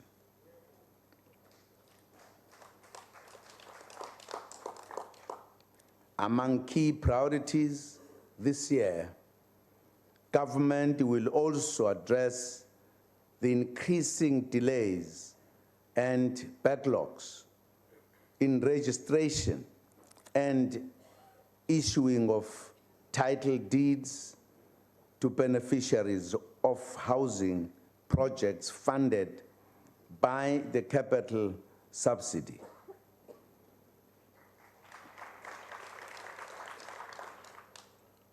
Compatriots, we reiterate that radical economic transformation should mean moving beyond share ownership schemes only. We would like to see black people involved directly in business owning factories.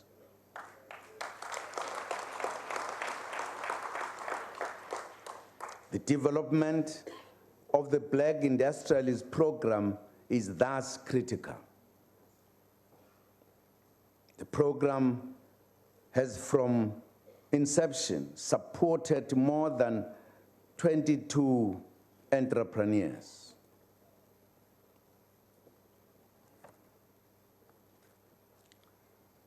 Government has further opportunities in the property maintenance and maintenance projects of the Department of Public Works.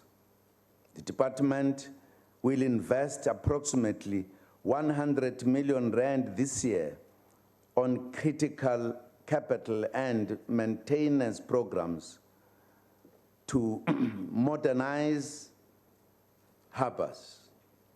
They will also continue generating revenue from letting state-owned harbors and coastline projects which will benefit black-owned SMMEs. Government will also continue to pursue policies that seek to broaden the participation of black people and SMMEs, including those owned by women and the youth in the information and communication technologies sector. We assure the youth that the lowering of the cost of data is uppermost in our policies and plans.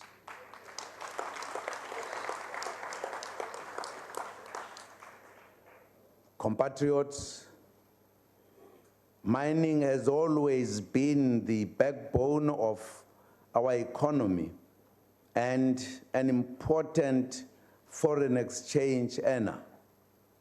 We welcome the recovery in commodity prices, which has resulted in an upswing in mining output. This augurs well for the industry. The mining charter is currently being reviewed. The charter seeks to recognize the internationally accepted right of the state to exercise sovereignty over all the mineral and petroleum resources within the Republic.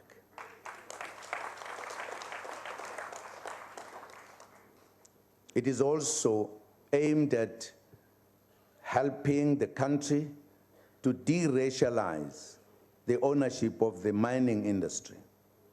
This will help ensure the stability of this industry.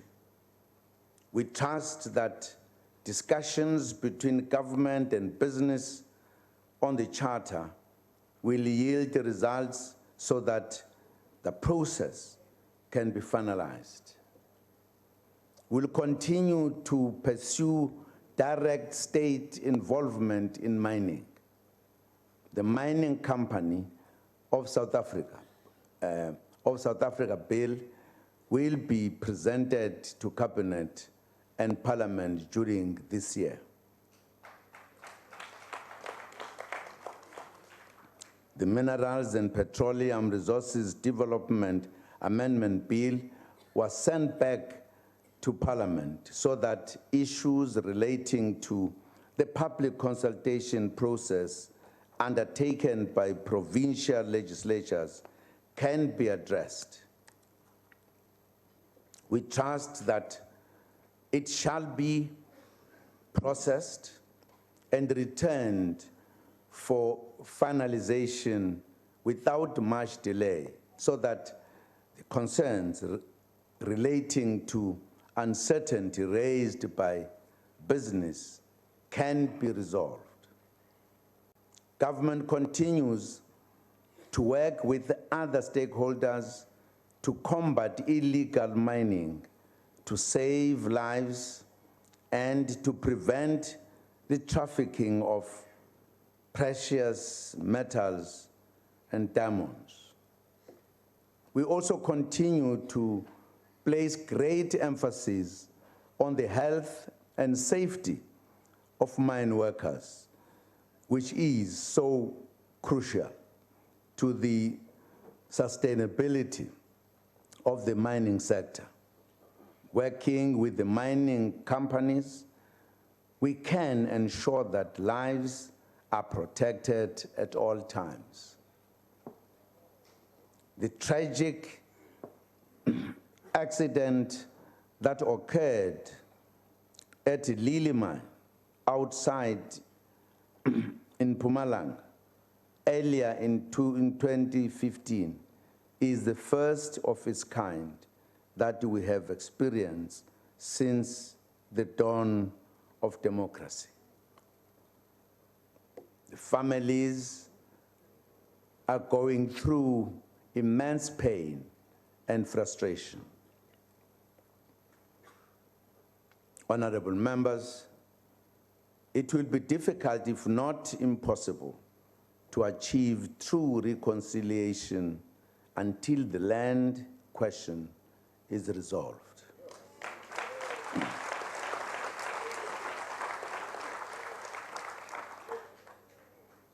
Only 8 million hectares of arable land have been transferred to black people, which is only 9.8% of the 82 million hectares of arable land in South Africa. There has also been a 19% decline in households involved in agriculture from 2.9 million in 2011 to 2.3 million households in 2016.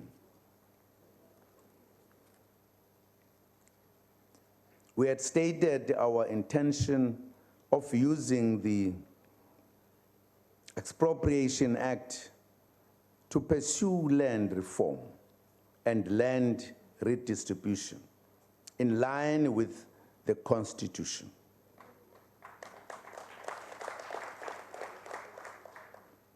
I have now decided to refer the bill back to Parliament for reconsideration on the basis that the bill might not pass constitutional muster. This is due to inadequate public participation during its processing. We trust that Parliament will be able to move with speed in meeting the requirements so that the law can be finalized to effect transformation. The reopening of land claims is also still on hold because the Restitution of Land Rights Amendment Act 2014 was declared invalid by the Constitutional Court.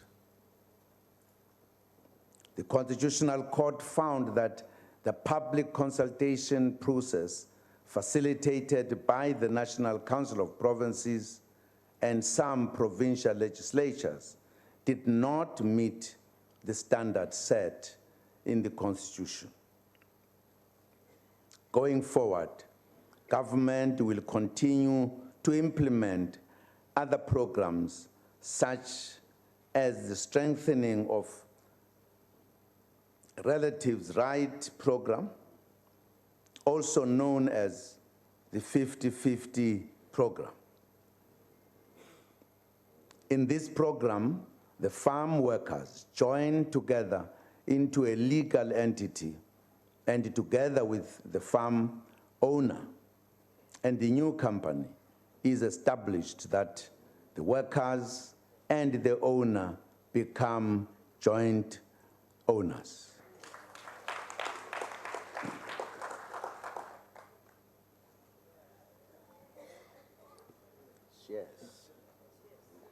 Yes.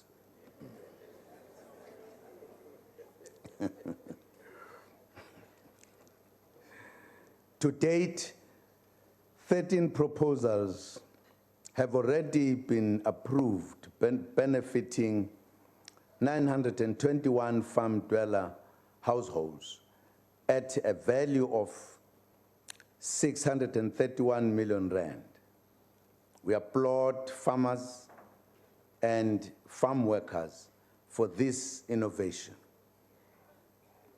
Most importantly, we appeal to land claimants to accept land instead of financial compensation.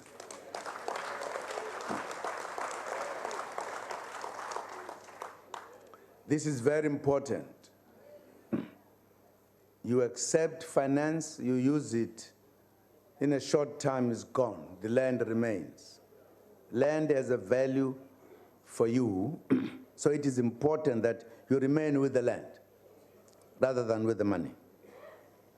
I think we were not very meticulous at the beginning by saying you can choose money or land. I think we should have just said the land is brought back to you, you keep it.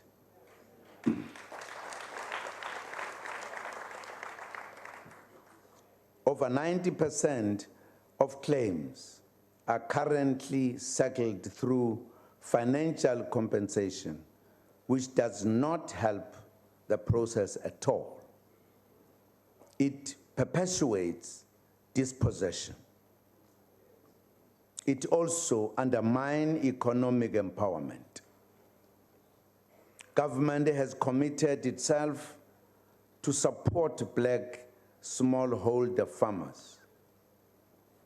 I received a memorandum from the African Farmers Association of South Africa, who say the year 2017 must be the year of the commercialization of the black smallholder farmers. Indeed, government will implement a commercialization support program for 450 black smallholder farmers. We encourage more women to consider farming.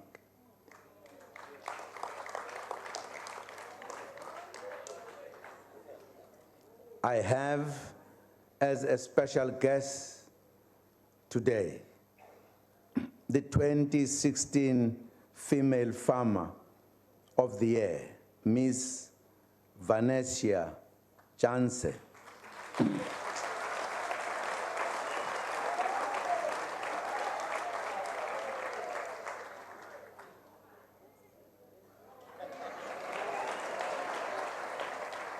From Kaukama municipality in the Eastern Cape. She is dealing with the markets in a number of countries abroad from her farm.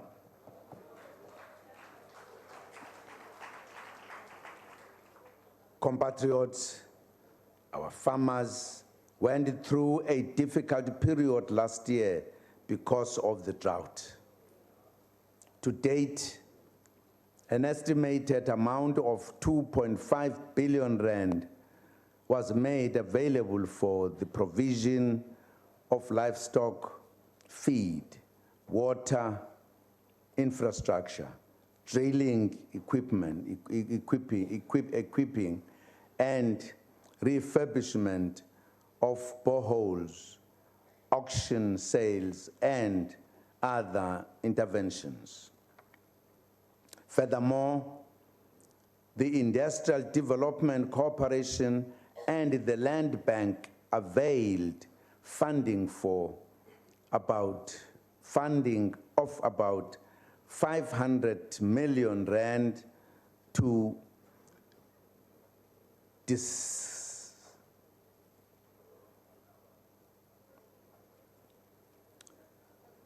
help farmers to manage their credit facilities and support with soft loans. Compatriots, President O.R. Tambo was a champion of women's rights. We will continue to mainstream the empowerment of women in all government programs.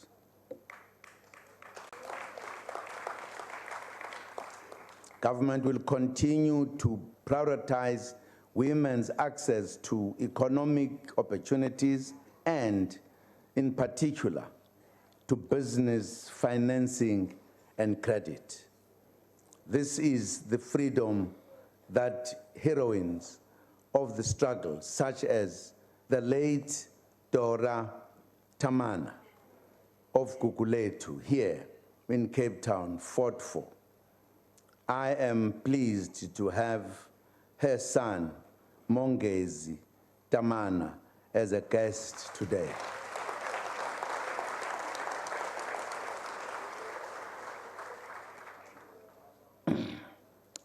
He's proceeding with his studies, and he loves maths.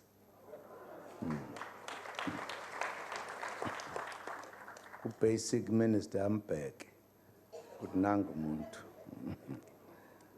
compatriots, in December 2015, university students voiced their concerns about the cost of higher education. They correctly pointed out that accumulated debt and fast rising fees were making it harder and harder for those who come from less privileged households to enter and stay within the education system until they complete their studies. It is for this reason that when university students expressed genuine concerns about being excluded from universities, our caring government responded appropriately by taking over the responsibility to pay the fee increase for the 2016 academic year.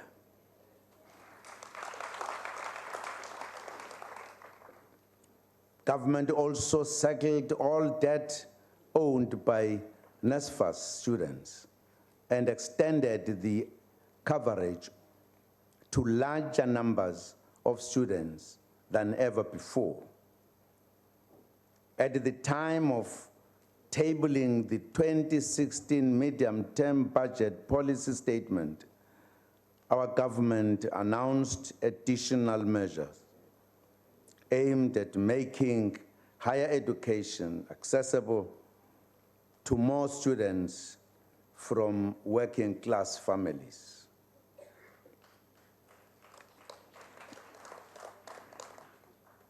Government has provided funds to ensure that no student whose combined family income is up to 600,000 rand per annum will face fee increases at universities and TVET colleges for 2017. All students who qualify for NSFAS and who have been accepted by universities and TVET colleges will be funded. The university debt of NSFAS qualifying students for 2013, 2014, and 2015 academic years has been addressed. In total, government has reprioritized 32 billion rand within government baselines to support higher education. We are ensuring that our deserving students can study without fearing that past debts will prevent them from finishing their studies.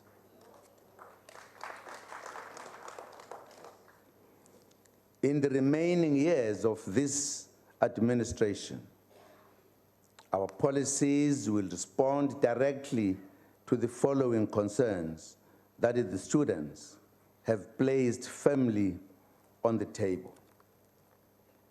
Firstly, the students have expressed concern that the NSFAS threshold of 122,000 rand is too low.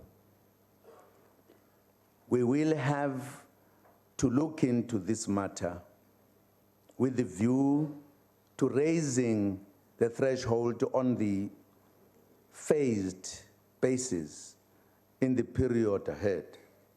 Secondly, the students have pointed out that the full cost of study at some universities is higher than the subsidy that NSFAS provides. As a result, NSFAS students who study at some universities that charge higher fees end up accumulating debt. Our government initiated processes are already looking at this issue too. Honorable members and fellow South Africans, students and their parents should understand that the needs for services like water, sanitation, early childhood development, and good public transport have to also be addressed alongside access to quality higher education and training. But our commitment to finding sustainable solutions to the funding of the social wage in general and education in particular is unwavering. As the processes that we have set in motion draw to the close, such as the HEHA Commission, the ministerial task team, broader engagements with students, universities, and TVET's leadership, and civil society, we will find resources to find expression to our policies. I invite all stakeholders to participate in the processes that are underway so that no view is not heard in the process. No great idea should be excluded.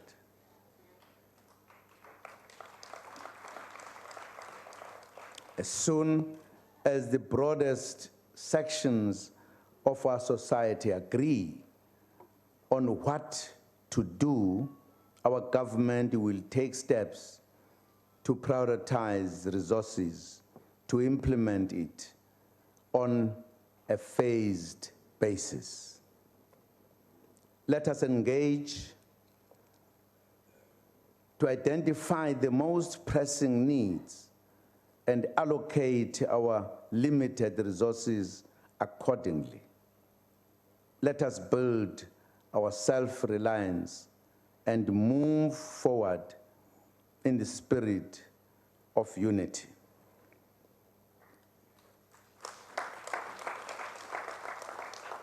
Compatriots, the fight against crime is an apex priority.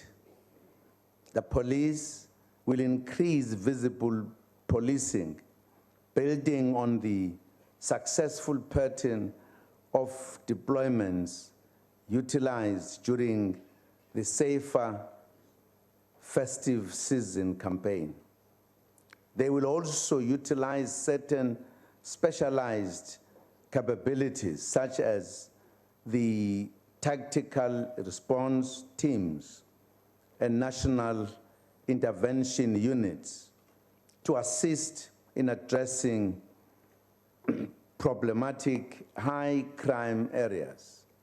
We received a message from Soshanguve last week that crime is rife in Block L and that hijackings and robberies are high.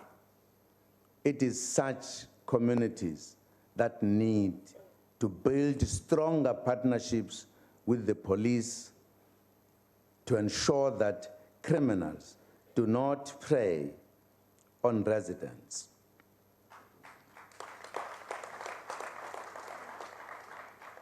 Other measures to fight crime nationally will include the establishment of specialized units focusing on drug-related crime, taxi violence, and firearms,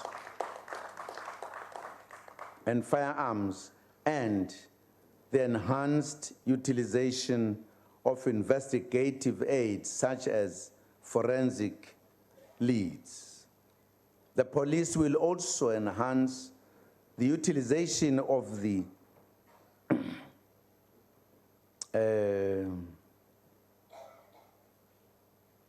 DNA database in the identification of suspects. We urge the public to work with the police to assure safer communities. Compatriots, we welcome the decline in rhino poaching incidents since October 2015, which is for the first time in decades. This arises from intensive joint operations by law enforcement agencies.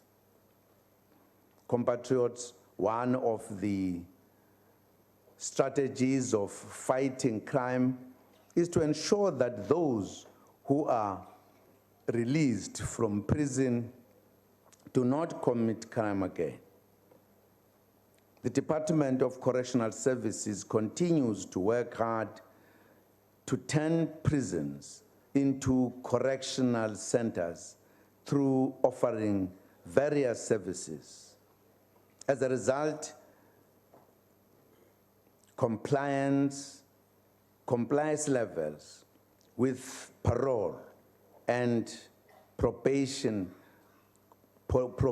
conditions have improved to reach a historic mark of 98%. The country has also made good progress in reducing the numbers of children in correctional centers. Compatriots, the promotion of access to justice was given added meaning last year when the High Court division in Limpopo was opened in November.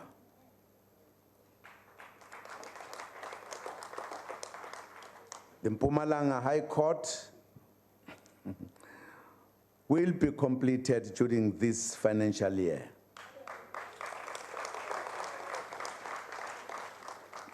The coming into operation of these two high courts means that we have now realized the goal of high court in every province of the country.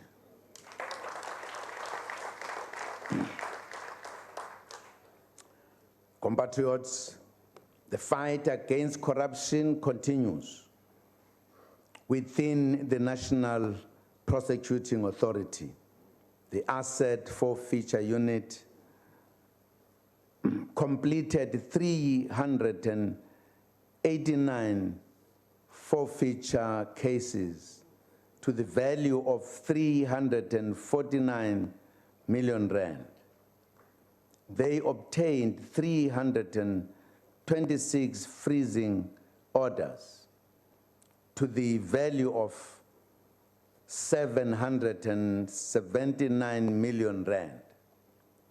A total of 13 million rand was recovered in cases where government officials were involved in corruption and the other related offenses in the past year.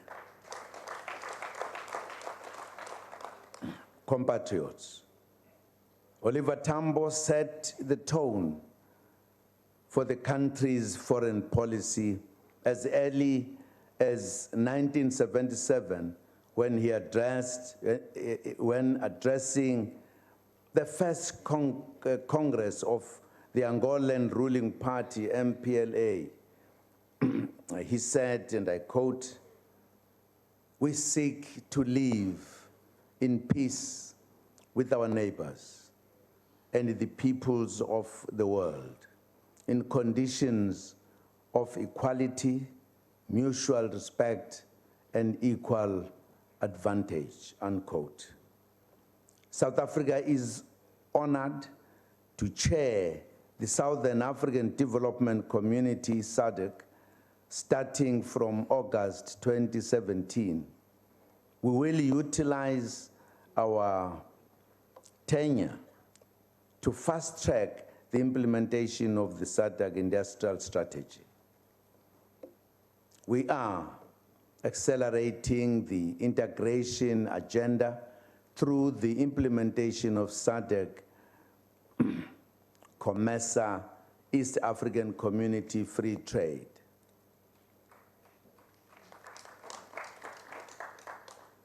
We will continue with our involvement in our mediation efforts, peacekeeping operations, and peacemaking initiatives in Lesotho, Democratic Republic of Congo, Burundi, Mozambique, South Sudan, Somalia, and Libya. The South African National Defense Force represents the country well in the peacekeeping missions. Furthermore, trade with our traditional partners in the West remains a significant contributor to our economy. We will continue to partner with the United States and work together on issues of mutual interest, such as the full renewal of AGOA.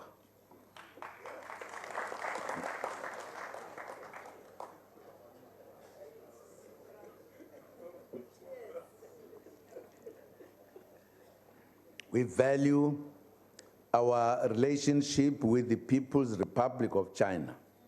China is one of South Africa's most important and key strategic partners.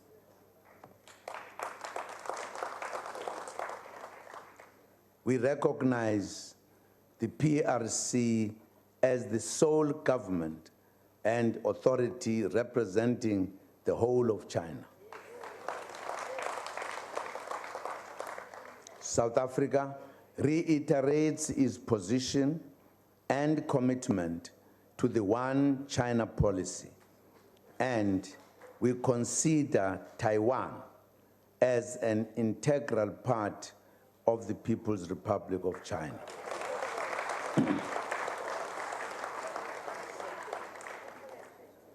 At continental partnership level, the joint Africa-EU strategy remains an important long-term framework for continued cooperation. The economic partnership agreement with the EU came into force in September 2016, thus providing new market access opportunities for South African products. Almost all South African products, about 99%, will have preferential market access in the EU. About 96% of the products will enter the EU market without being subjected to customs duties or quantitative restrictions.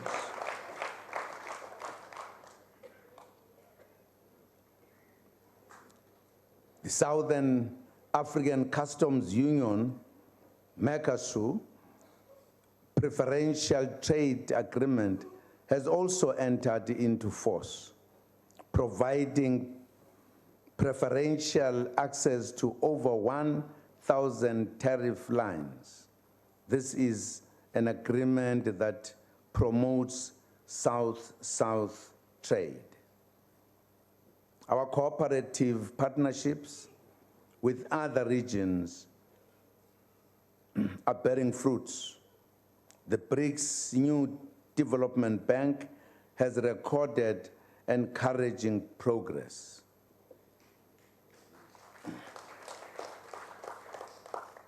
We welcome the Goa BRICS heads of state and government decision to establish the BRICS rating agency so that we can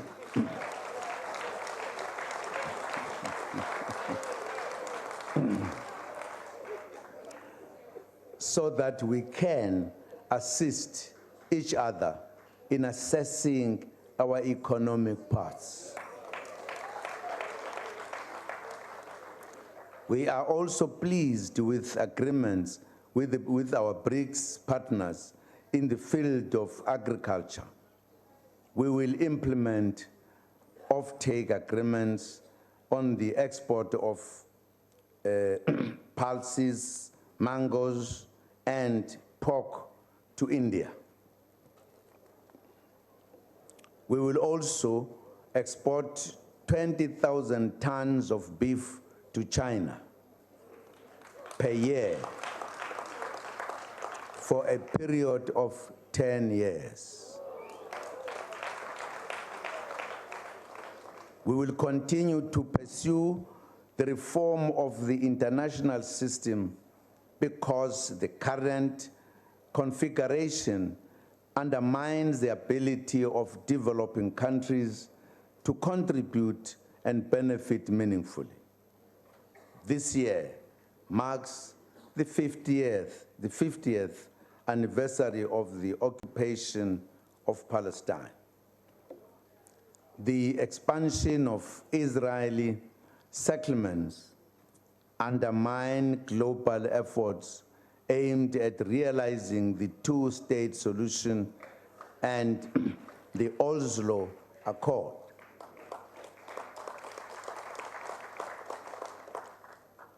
We wish to reiterate our support for the Palestinian cause.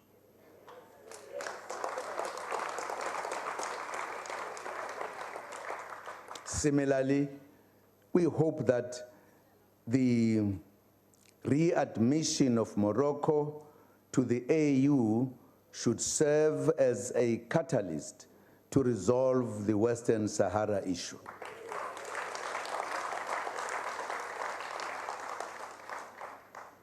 Let me add that South Africa will use Armed Forces Day on the 21st February 2017 to mark the centenary commemorations of the tragic sinking of the SS Mandy, which left 646 soldiers dead in 1917.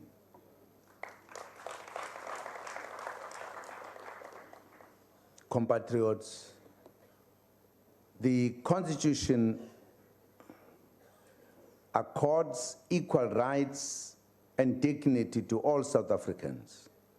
The United Nations proclaimed 13 June as International Albinism Awareness Day. We should use this day to raise awareness and eliminate the discrimination or harm that compatriots with albinism are subjected to in some areas.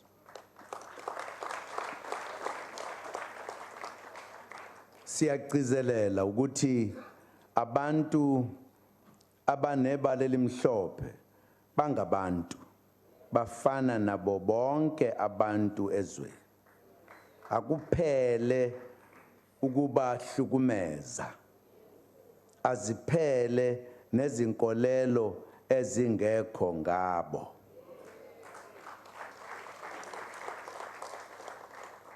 I have pleasure to introduce Ms.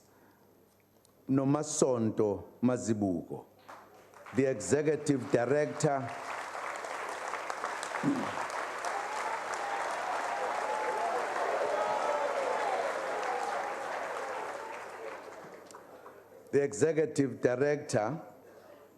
of the Albinism Society of South Africa, one of my special guests.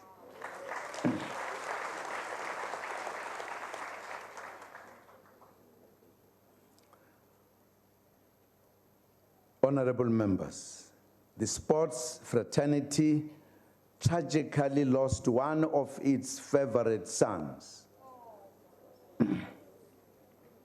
Joost van die Washuizen, earlier this week. The music industry has lost popular gospel musicians recently, Sifiso Ncwane and Lundi Kyamaga, as well as Maskanda musician Ngane Ziyamfisa.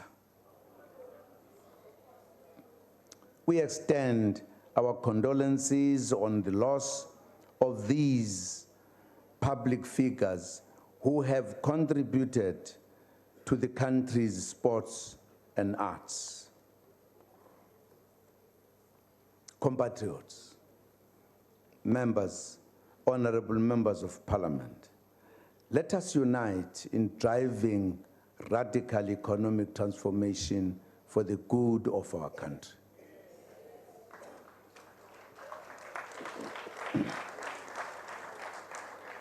In the words of President Tambo, and I quote, "Working together as fellow South Africans, we have it within our power to transform this country into the land of plenty for all. Where the nightmare of apartheid will just be a faint memory of the past, unquote. And I thank you very much indeed for the opportunity.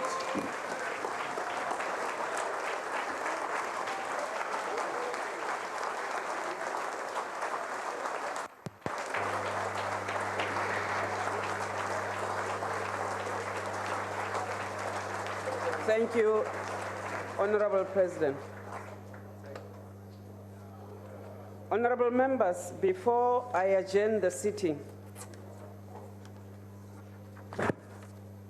I wish to apologize to both the members of the joint sitting and the public in the gallery, and all our esteemed guests, for an incident which cannot be classified as anything other than breach of security. The members on the benches of the DA said that there was tear gas that was been sprayed. On a quick investigation, the Secretary to Parliament was told that it was actually pepper spray. Whatever it was, it should not have happened in this Parliament. We cannot allow that to happen again.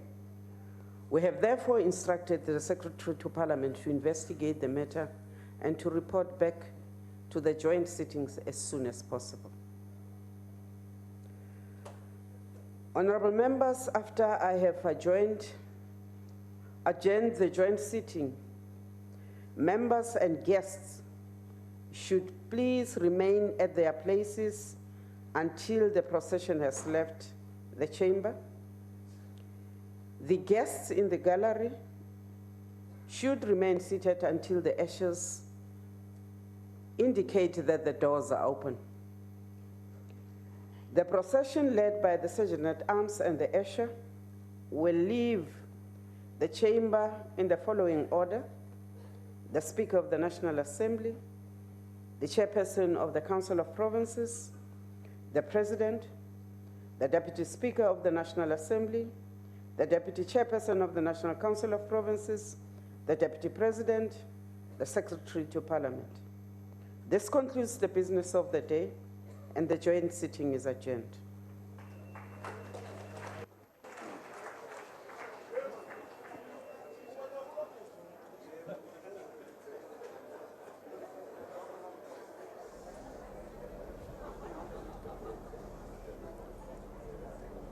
Well, that brings to an end the 2017 State of the Nation address, and you can see now that the President getting ready to leave the House along with the rest of the dignitaries and make their way outside of the National Assembly.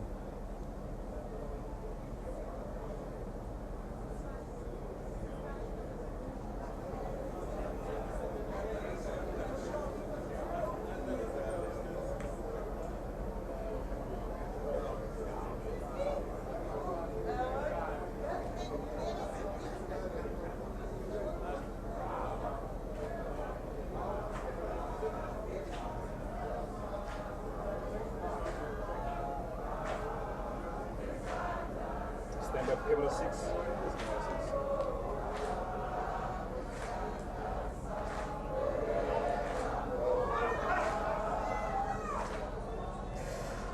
All right, well, we're going to stay with these pictures as we do see our President walking out of the National Assembly. It had been a little bit more of a subdued reaction from the rest of the MPs inside, but we finally hear them all breaking out into song now as the President leaves and shaking his hand to congratulate him.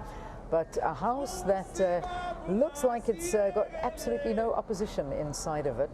There's, I think, one or two parties that remained inside, but you did see that the State of the Nation getting off to a very rocky start in the beginning. and that delayed us by about 1 hour and about 22 minutes. So that's the reason that we're finishing so late this evening, almost 5 minutes before 10, and you can see now that a lot of the people are beginning to stand up and follow the president as he walks outside. Aldrin? Well, Leanne, you know, at some point we were speaking about what was happening in Parliament when the opposition parties, quite specifically the EFF, was trying to stop the president from addressing the House. And of course we heard there from Mbuyiseni Ndlozi, the EFF MP as well, saying, or quote unquote, that the president is a constitutional delinquent, and he was referring to the Constitutional Court ruling on Nkandla, and that's the whole debate that started. And on the other hand, you also had the DA, which was arguing that there should be a moment of silence, should be observed to remember the 94 psychiatric patients who died in Gauteng. President Jacob Zuma also mentioned this during his State of the Nation address, of course, and did say that he's waiting for a report from the Minister of Health, Aaron Motsoaledi, as well as he wants to make sure that the Ombudsman, the Health Ombudsman recommendations are fully implemented, and of course also that recommendation that some powers that the health MECs have in various provinces be reverted back to the National Minister. Yeah, of course, and that I know the Minister, you could see welcoming it as he did hear that. And a lot of people sort of talking about the fact that we saw the DA asking for those 30 seconds of silence for those lives lost, and a lot of people saying, you know, you should have just allowed it. Let's just give them 30 seconds, and perhaps it would have kept the peace a little bit more. I actually have a different argument in that, considering that how Parliament has been emphasizing on the issue that the only thing on the agenda today is the President's State of the Nation address. There's nothing else. And I saw a tweet as well from a former colleague who argued that they should have allowed those 30 seconds. But my argument is that had they allowed the 30 seconds of a moment of silence, that would have meant that adding something new onto the agenda. And the EFF on the other end would have argued that, listen, you have allowed those people, now 30 allow seconds, us. now allow us to have this debate around the legitimacy of the president as well as the legitimacy of the National Assembly. But quite interesting as well is that you have the EFF, which is part of this National Assembly, that is currently sitting, a National Assembly that they're arguing is not constitutional. All right. Nice perspectives there, Aldrin. Well, we'll continue to chat a little bit more about that, but I think what you want is to get the reaction at this point, and we've got our two reporters stationed outside. We've got Lukhanyo Kalata and, of course, Manalisi Dubasi. We're going to go to Manalisi first and find out who he is joined by. Manalisi, very good evening to you. Who are you chatting to? Leanne, thank you very much, and good evening to you too. I hear you guys there in the studio, you say that there are no opposition leaders inside the House. You are right, but there are a lot of them right here. I'm joined, for instance, by the FF Plus leader, General Peter Groenewald, right there with me to unpack the president's speech. General Groenewald, you heard what the president said. What's your take? Well, firstly, he didn't actually say something new, what he didn't say before. For instance, he referred to the radical socio-economic transformation, and then he actually said what the ANC already decided with the Lekgotla. He said, for instance, on the land issue, that they will speed up the transfer of title deeds to owners. So we want to see whether that is going to happen. He said that he's going to use the expropriation bill to enhance land reform. The fact of the matter is that the expropriation bill is going to be challenged in the Constitutional Court. It has already been said, because people think that it is unconstitutional. Who's going to challenge it? By you? Well, firstly, we can be as friends of the court from institutions like ACRI South Africa said they will challenge it. That is one institution that said that they are very serious about it. Some agricultural unions as well said that they will challenge the expropriation bill. But in principle, Groenewald, you as a party, in principle, do you disagree with the issue of land redistribution? We disagree in the way land redistribution is taking place. We believe that there should be the willing buyer, willing seller principle, Because but it didn't work. I'm sorry to cut you, but it didn't work. There was that principle of willing buyer, willing seller. No, it can work if there is a will from the side of the government. It didn't work because they didn't want to work it. For instance, 5% of all agricultural land gets onto the market, open market annually. This year, for instance, there are land that is below the market value because of the drought. But the question is whether there's a will from the government. It can work if the government wants it to work. Okay, thank you very much, Dr. General Groeneval. You say it can work, the issue of land. And on that note, I go straight to my friend and my colleague, Lukanyo Pelata. How are you? Thank you. All right, and thank you very much, Manelisi. I'm now joined by the Secretary General of the African National Congress, who've just emerged from the National Assembly, where President Jacob Zuma had obviously just finished his State of the Nation address. So thank you very much for joining us. Just first and foremost, your reaction to the State of the Nation address. Was it an articulation of the ANC's policies from the Lekgotla? Obviously, if you saw our pamphlet for the People's Assembly, where we listed 12 key tasks, all of them are covered by that State of the Nation address. It means the process from the January 8th to the Lekgotla of the ANC, to the Lekgotla of Cabinet, to the State of the Nation is a seamless process. And therefore, I'm quite happy. Details in economy, because the biggest problem facing South Africa is low growth of the economy, unemployment, poverty. And therefore, the focus on the economy was not an accident, and a detailed attempt to talk about what we mean by radical economic transformation. We've been talking about it as a slogan. We get into details, and the Sona did exactly the same. And we went to agriculture, we went into details, went into mining, went to various sectors, we went into education, and made a point that we're recommitting ourselves to providing free education up to junior degree level for the poor and the working class. So the State of the Nation is in line with the thing of the ANC. One of the key things, however, that did happen during the State of the Nation address is what happened right in front with everything with the EFF, the Democratic Alliance. As the ANC, how do you view what took place and how Parliament dealt with that matter? Actually, I think the Speaker was too patient. You don't allow that kind of disruption to continue for an hour. Should have dealt with that disruption in 20 minutes and be done with it. Because if people come to Parliament with the intention to disrupt, Parliament must be able to respond to disruption, quick and swift. And to me, that's it. And if they walk out, it's their choice. They're disadvantaging the constituency they are representing here. Because they will talk to their constituency on the basis of what they look at in television. The president did address the issue of land. He explained a little bit on what the government is going to do going forward. Will there be a consultancy with obviously white business, farmers, that obviously for them the issue of land is also quite a critical matter too? We'll consult everybody, but the status quo can't continue. The 17% that were given under apartheid is congested. If you go to the villages, you'll find that what used to be grazing pieces of land are now full of houses because people are growing, populations are growing. And therefore it can't be just negotiating and asking for permission. We'll engage them, we'll talk to them. That's why we're having an evaluator general in place so that it cannot just be market prices that determine land. And therefore we must drive harder in terms of giving our people land. But that land is not just land for the sake of land. It's land to produce.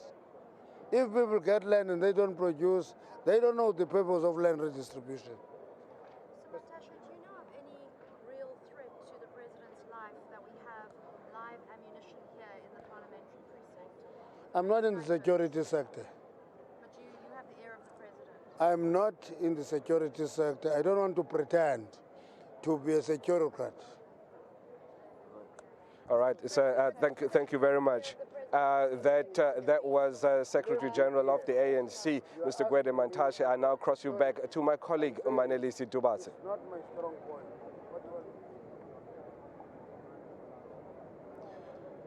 Thank you very much, Lucanio. And with me now, I have the leader of the IFP, Chief Mangosuthu Buthelezi, who was also in the house as the whole drama was unfolding. Chief Buthelezi. No, Chief is not used anymore. Prince Buthelezi. Yes. Your take on the President's address? Pardon? Well, I think the President actually touched the right buttons. But frankly, I didn't expect that one was going to get many surprises because of the state of the country, the state of the economy, and so on. But I think as a statement of intent, I don't think that one can fault him about the vision, about the future, and especially the key thing that he talked about was the issue of the land, because land is the most tangible form of investment. And when he mentioned that issue, particularly the fact that people must accept land rather than money, was to me resonates well with me. Except that I'm very worried because there are many people who have been given land of our people, but actually where the land goes down because they don't use it properly. He talked about education, for instance, making the area conducive to good learning in our schools. He talked about the importance of agriculture itself, and while one was impressed also by the achievement of the expanded public service program, where he said that more than 2 million jobs were created. But one realizes, of course, that we still have a long way to go.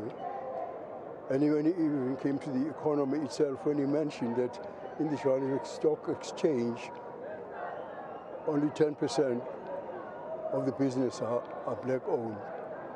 So I think as a whole, we covered, the whole area on the basis of what the country should be, where the country should be going. I think it was very impressive.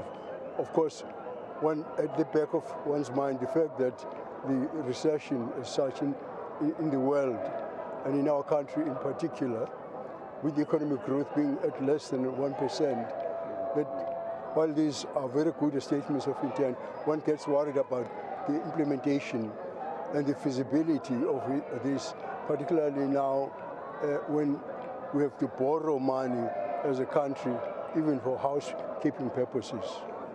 Prince Buthelezi, thank you very much for your insight. And that was IFP leader, Prince Mangosuthu Buthelezi. And I go straight back to Lucanio Kalata. Thank you, Manalisi. I am now joined by the president of the APC, Mr. Themba Godi. Sir, thank you very much for joining us. Just your impressions overall of the State of the Nation address by the president. Yeah, I think the tone and the posture was quite different. There was some substance around the radical economic transformation. We're also happy on the land question, which the Africanists have stood by all along, that freedom will mean nothing unless our people have access to land as a meaningful means of production. But also the issue around education, higher education, trying to find solutions for higher education. I think it's more around implementation. If we can have implementation, it will not be there in relation to our socialist perspective, but at least it will move us some steps away from where we have been static for all the time that we've been having this State of the Nation address.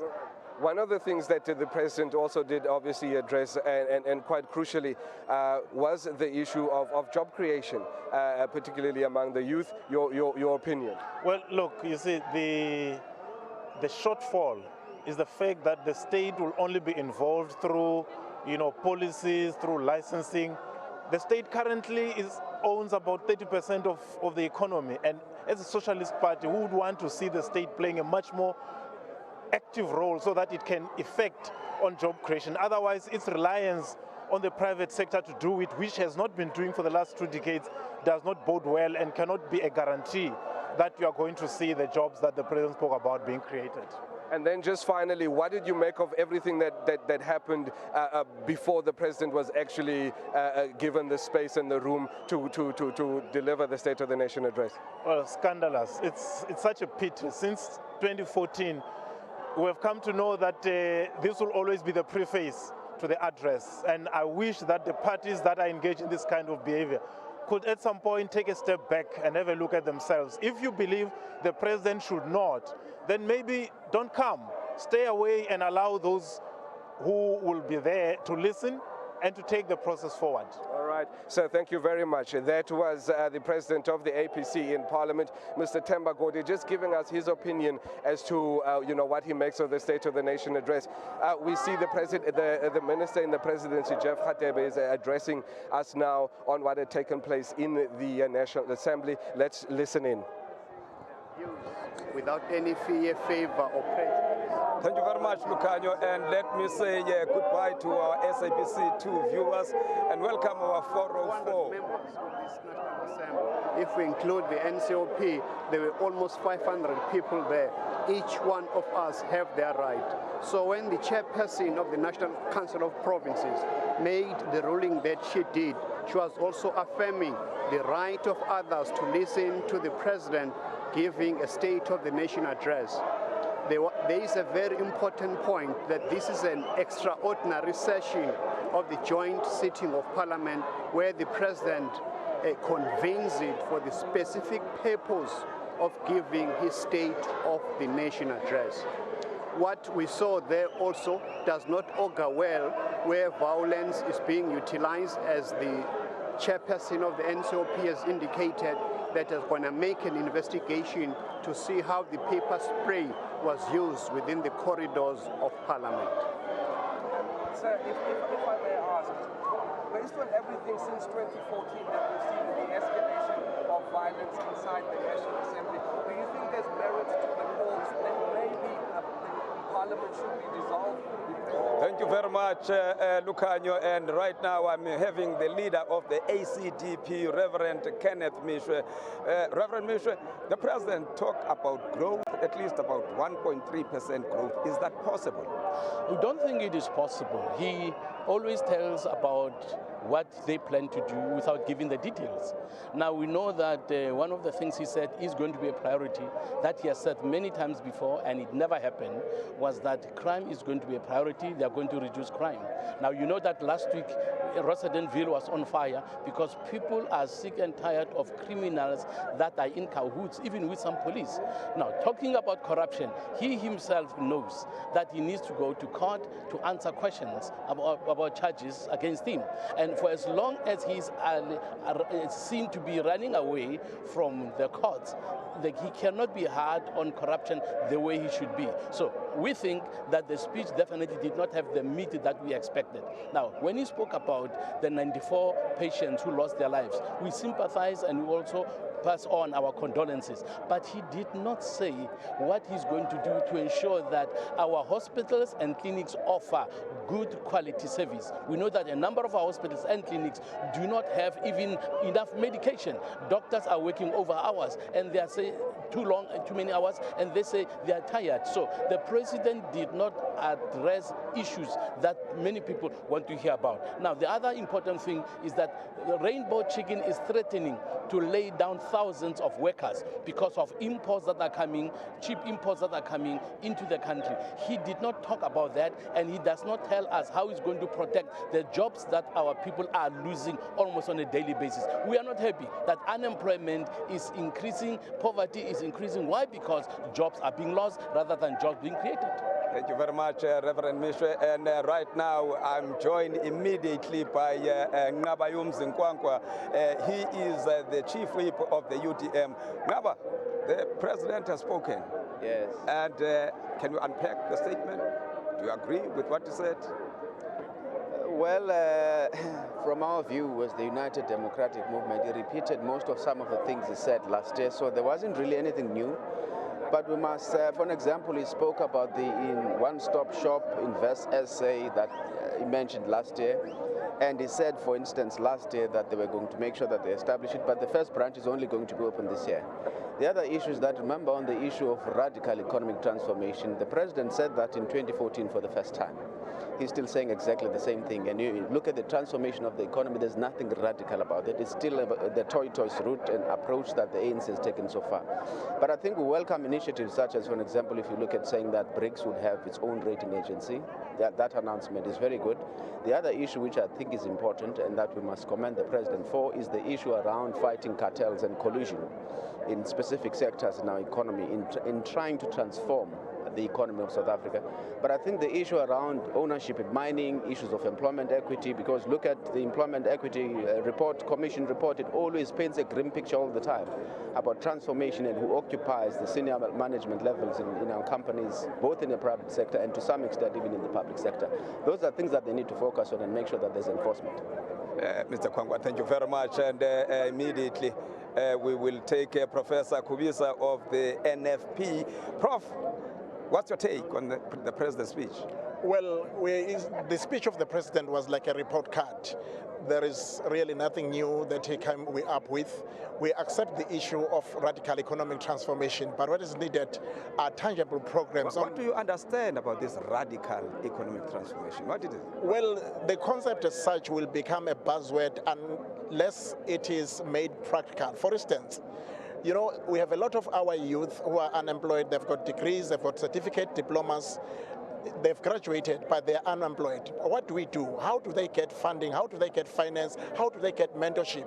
How are they assisted in terms of coaching?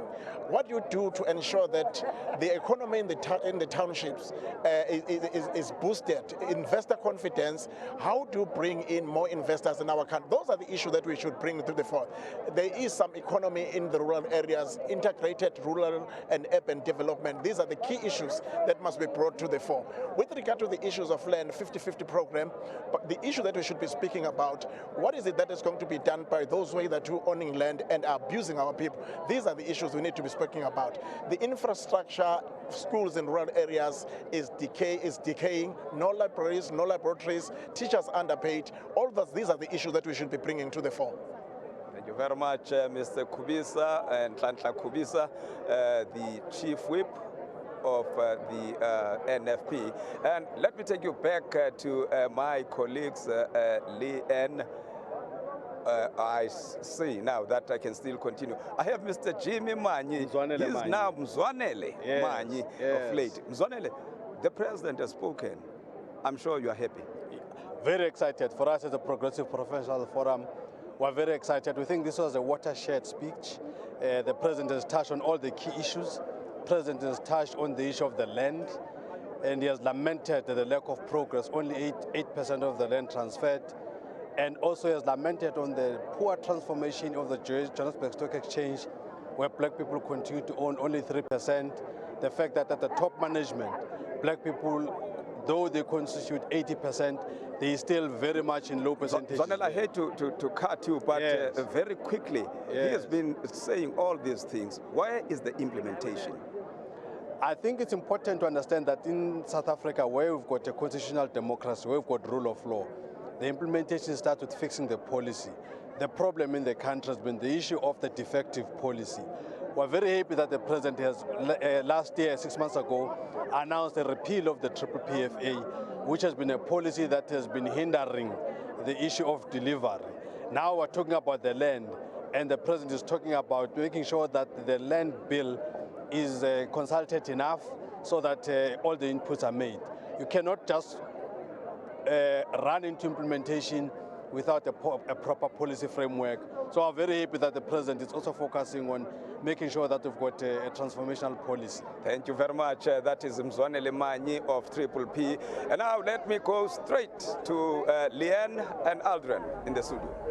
Well, then you have to make sure that you get Mzwanele Manyi's name right. Yeah. It is Mzwanele Manyi. It's not Jimmy Manyi anymore. And you need to make sure that you call him Prince Ransom, we may have political differences, but in spite of the political differences, there has to be mutual respect. Earlier on is I was actually hoping that when Umanelisi was speaking to Jimmy, to Mzwanele rather, that he would touch on the issue around FICA, because the President also mentioned this and said that now we've sent the bill back to Parliament for constitutional concerns around whether it meets constitutional muster, and there has been a lot of noise that has been made around the FICA bill. Treasury, for instance, said all along that the bill should be signed by the president should assent to the bill, the ANC's NEC as well. And we'll have to wait and see how this the battle over the FICA bill unfolds in the ANC, considering, of course, that the ANC is also going to its policy conference. Yeah, indeed. A lot of other issues that many people were hoping would be addressed, and unfortunately it didn't look like the president touched on those ones. State-owned enterprises, things like that. I think people wanted more about that. Also, SASA. There's a big issue that's happening with the payouts, and I think more needed to be spoken about that. I'm not too sure if that was given enough attention.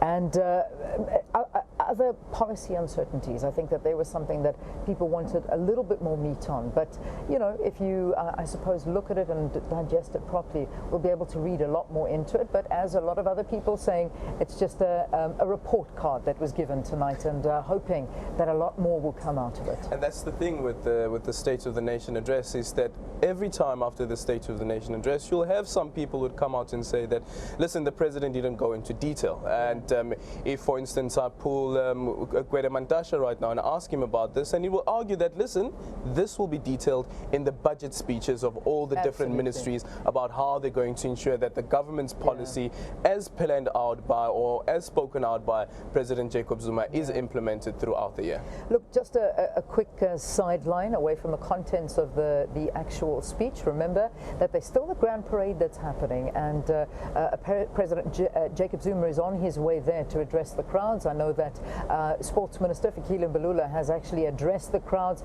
saying that the president will be there even if there are just 10 people remaining. So he is expected there, and he is going to address those crowds. But let's go back to what's happening just outside of Parliament, getting the reactions. Manelisi, not too sure who you're with now, but looking forward to the reaction. I'm with the very happiest man, Leanne. The president has spoken a lot about the issue of land. That is the leader of the Pan-Africanist Congress. Just on the issue of land, I know that the PAC feel very strong about this. What do you think, or how's your feeling?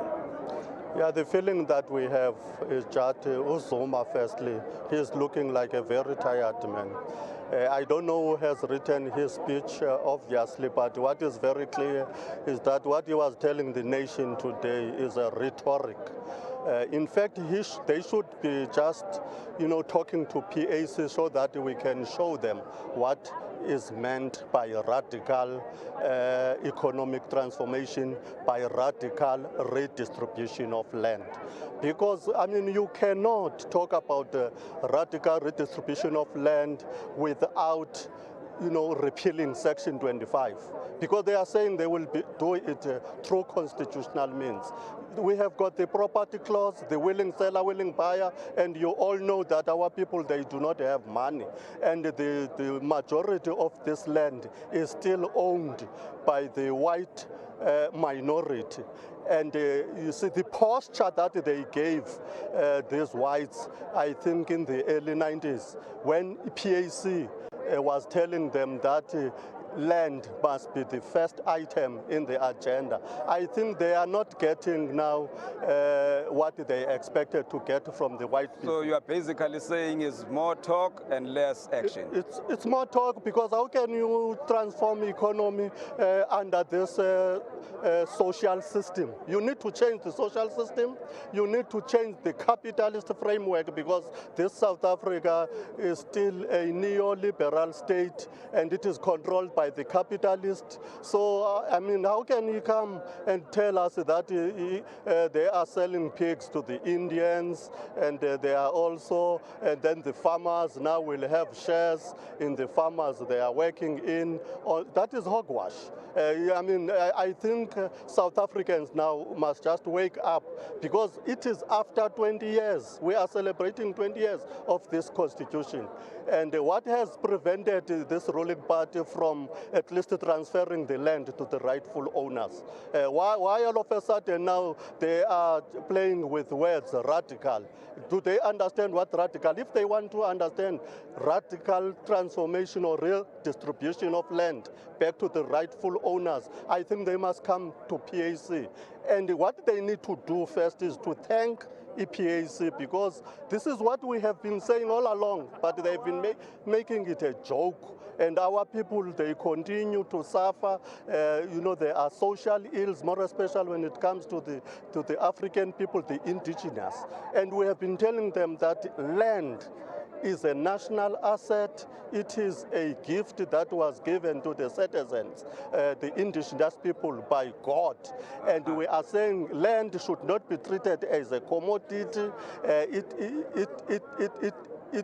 It must just be redistributed to the African people.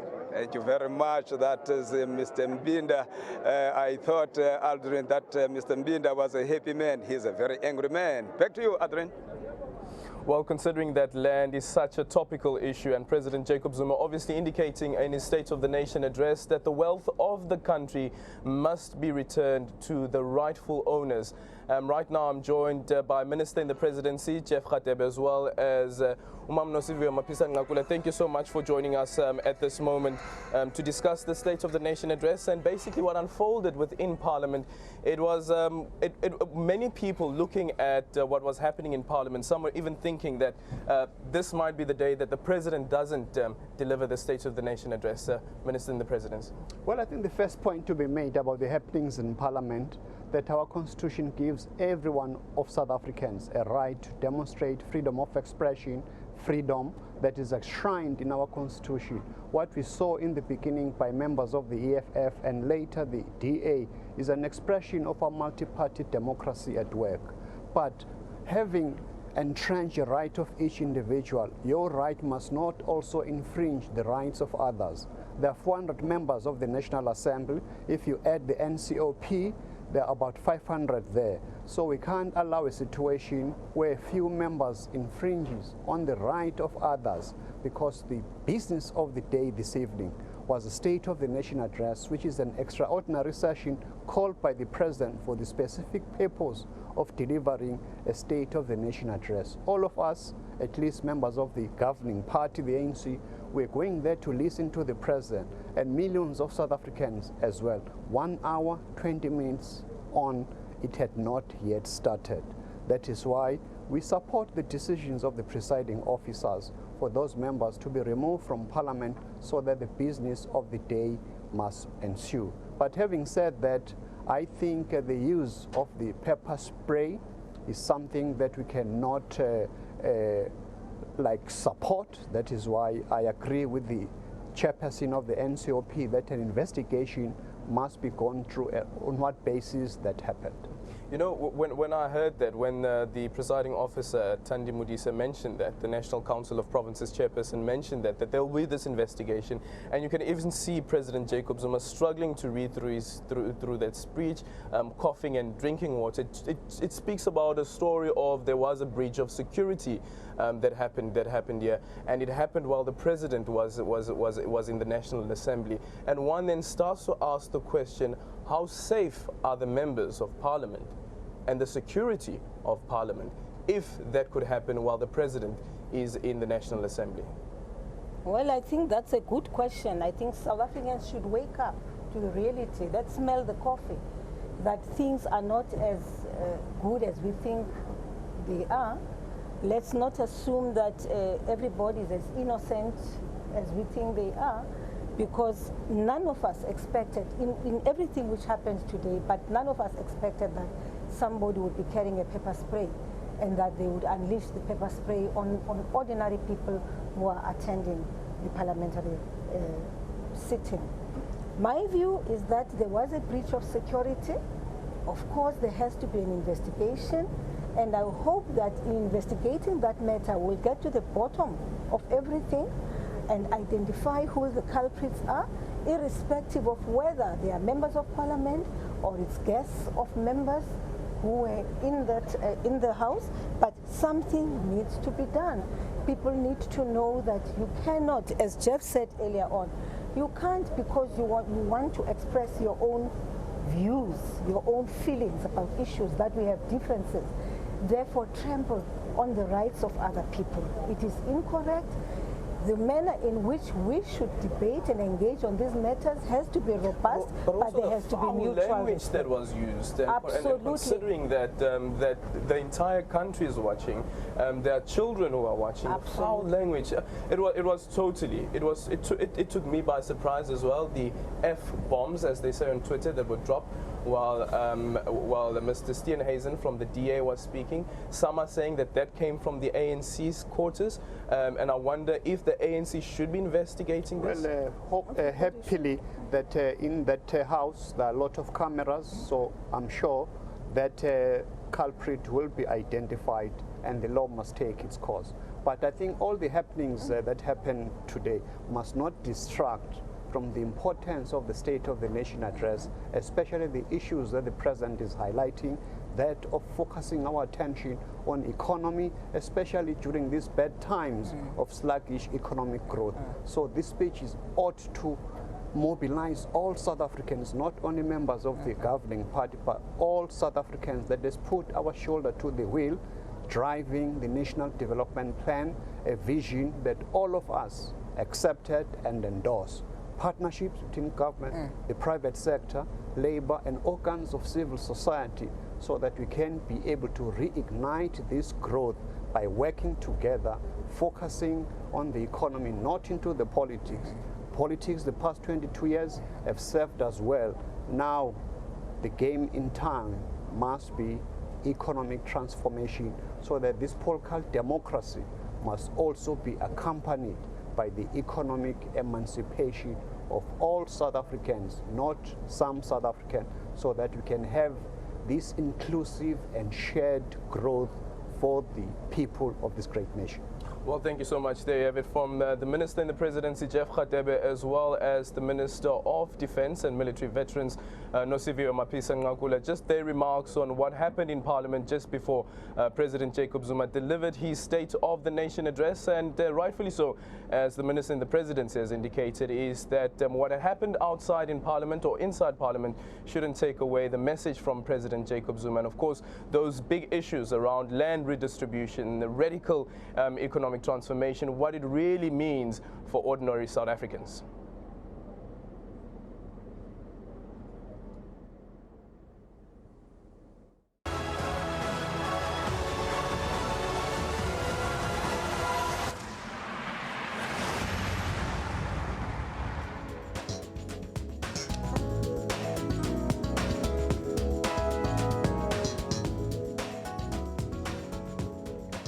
Hello and welcome to the special broadcast of the State of the Nation address, which has just been delivered by President Jacob Zuma in Parliament. We have all the latest news and highlights around Sona 2017 right here on SABC News Channel 404. I'm Lulu Gabu. And I'm Tabile Ngwato. Thank you for joining us. We are going to bring you all of the in-depth analysis of President Zuma's State of the Nation address, which essentially outlines government's plans this year. Now, as our colleague Aldrin mentioned earlier on, President Jacob Zuma is at the Grand Parade, and we now cross over there where he will be addressing those who are gathered there. No, this is the ranking businesses. And the leadership of the province, you know, comrades, we are here in the Western Cape, where we always do the State of the Nation address. What is the State of the Nation address? It means the President of the country gives a report to the country, which is based on what he would have said a year ago, but also say what is it that we are going to do going forward. It's an important statement made in the country. All serious South Africans listen to it, because that's when they will know what is the situation in the country. But those who are not serious about the country, they don't care whether they can listen or not listen. They expose themselves of who they are. Thank you very much for coming in your numbers to be here to support the State of the Nation address. And I heard that you were here very early on the day to be here with your government, with your leadership of the ANC. We said a number of things I'm sure you heard. But one of the things that I would want to emphasize, particularly on what the comrade was saying, we have taken a decision to observe and celebrate one of our outstanding presidents, President Oliver Tambo, this year. Because if he was still alive, he would be finishing 100 years this year. If we are to do that, we have to remember him and what he stood for and how he worked so hard that even his health deteriorated. And he said, when he was no longer well, that the little energy he has, he will all exhaust it in the struggle to ensure that we are all free. He led the ANC in an outstanding fashion, taught us so many things, including the fact that when we take decisions in the high structures of the ANC, we do not vote. That came to him because he said, if we are discussing an issue, discuss it until you agree. Because if you don't discuss the matter, you might think we have understood one another and yet not. He was a great man, a father. We also utilize the possibility in Parliament to talk about that one. But the critical message that we have discussed in the leadership, agreed, is that we need to change the economy of this country radically.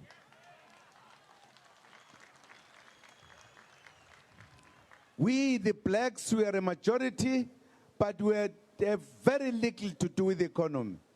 And that is the task of the ANC.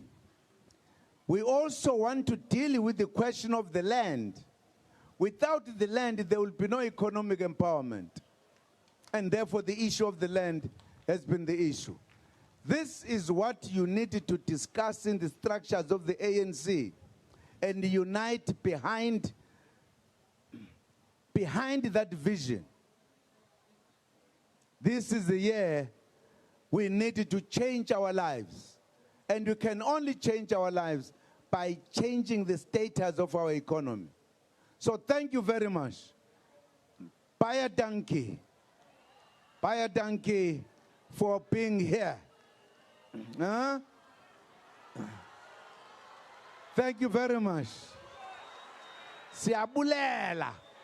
Tozobao. Oh, indlela esihambayo. Oh, indlela esihambayo. Oh, indlela esihambayo. Oh, indlela esihambayo. Washu Mandela kubalandeli bakhe othi sohlangana nge-freedom day. Washu Mandela kubalandeli bakhe othi sohlangana nge-freedom day.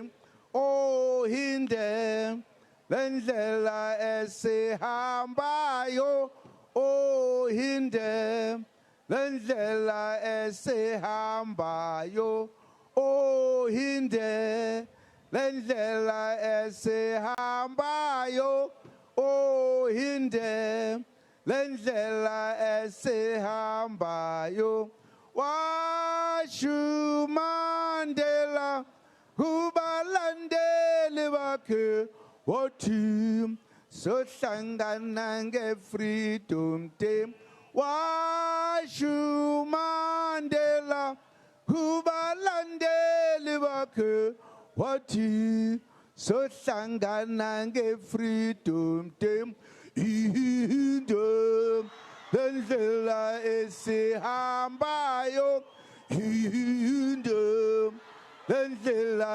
esihambayo ihinde lendlela esihambayo ihinde lendlela esihambayo washu Mandela kubalandeli bakhe wathi sohlangana nge-freedom washu Mandela kubalandeli bakhe wathi sohlangana nge-freedom day umshene wami mshene wami umshene wami mshene wami umshene wami we baba umshene wami mshene wami umshene wami mshene wami umshene wami we baba umshene wami mshene wami umshene wami mshene wami umshene wami we baba umshini wami umshini wami umshini wami umshini wami umshini wami umshini wami umshini wami mshini wami umshini wami mshini wami umshini wami we baba hayi wena uyangibambezela umshini wami mshini wami umshini wami we baba hayi wena musungibambezela umshini wami mshini wami. Thank you very much.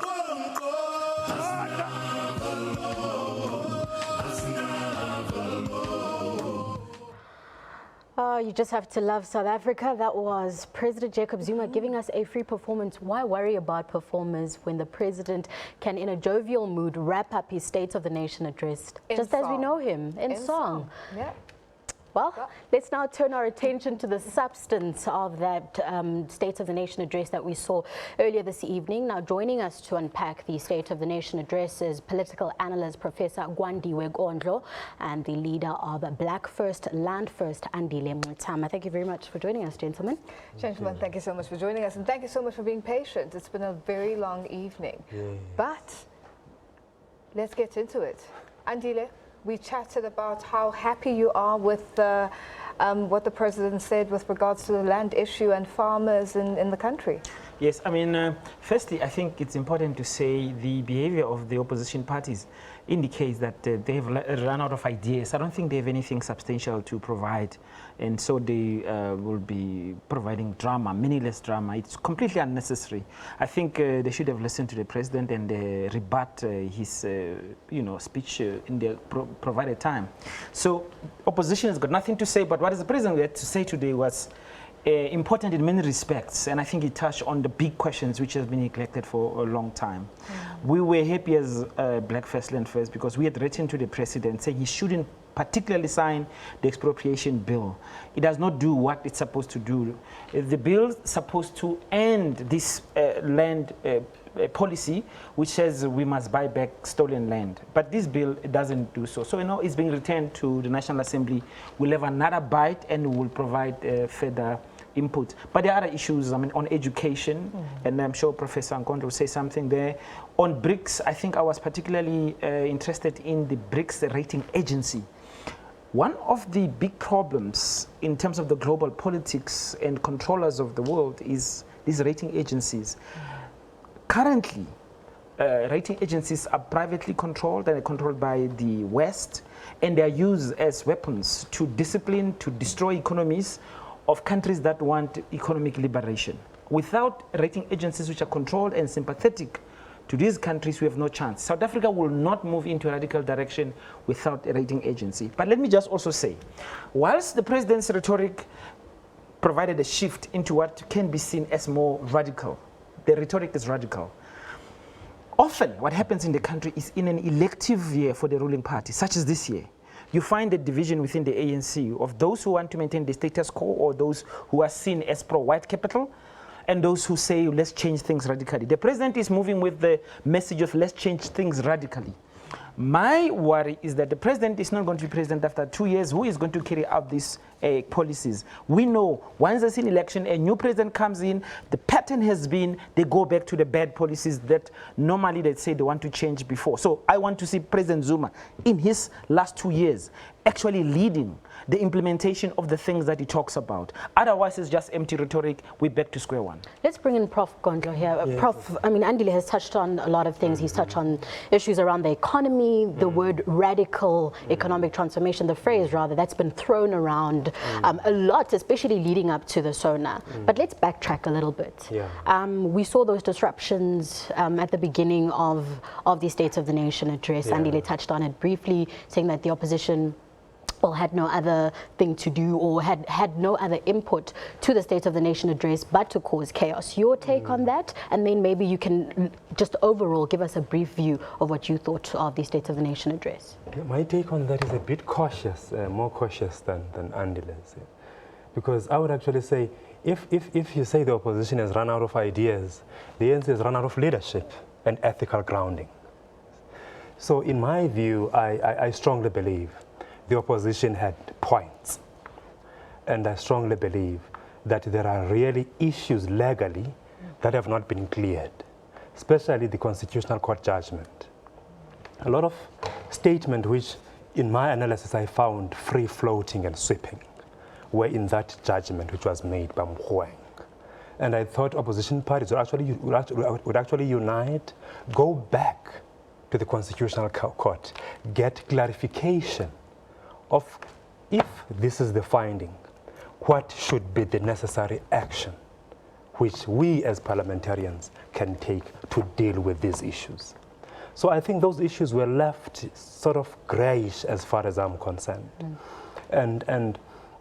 But I think the performance of the opposition party, in my view, I think it was a bit exaggerated.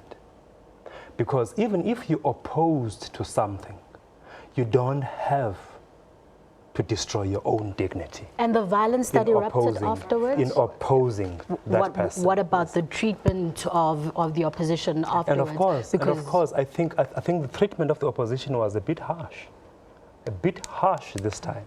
And also the fact that even cameras, the media, were kept away from what was happening. But was this expected? Because opposition had asked the Speaker of Parliament and it asked the parliamentarian officers to say, why is there more deployment of the SANDF at the Parliament precinct, and why are there more police on the grounds? What exactly are you preparing for? Are you preparing for war?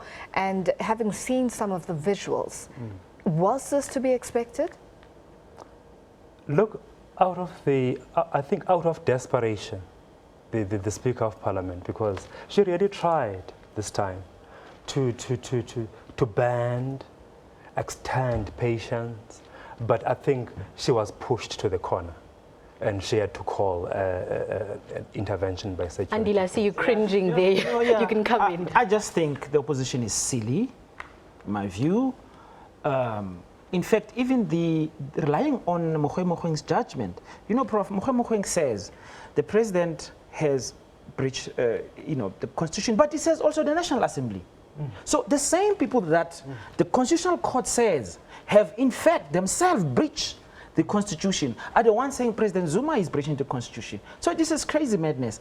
What would have been useful in my view? Okay, should he not be held accountable because it also mentions the National Assembly, so we should look at it as a duo, or if we look at him as an individual, are you saying that he has breached the Constitution? Is shouting at the president, no. jumping up and down, of course not. I mean, a mechanism to hold him accountable? No. Of course not, but I'm saying you are now mentioning what the judgment says, right? And it says the president and the National Assembly.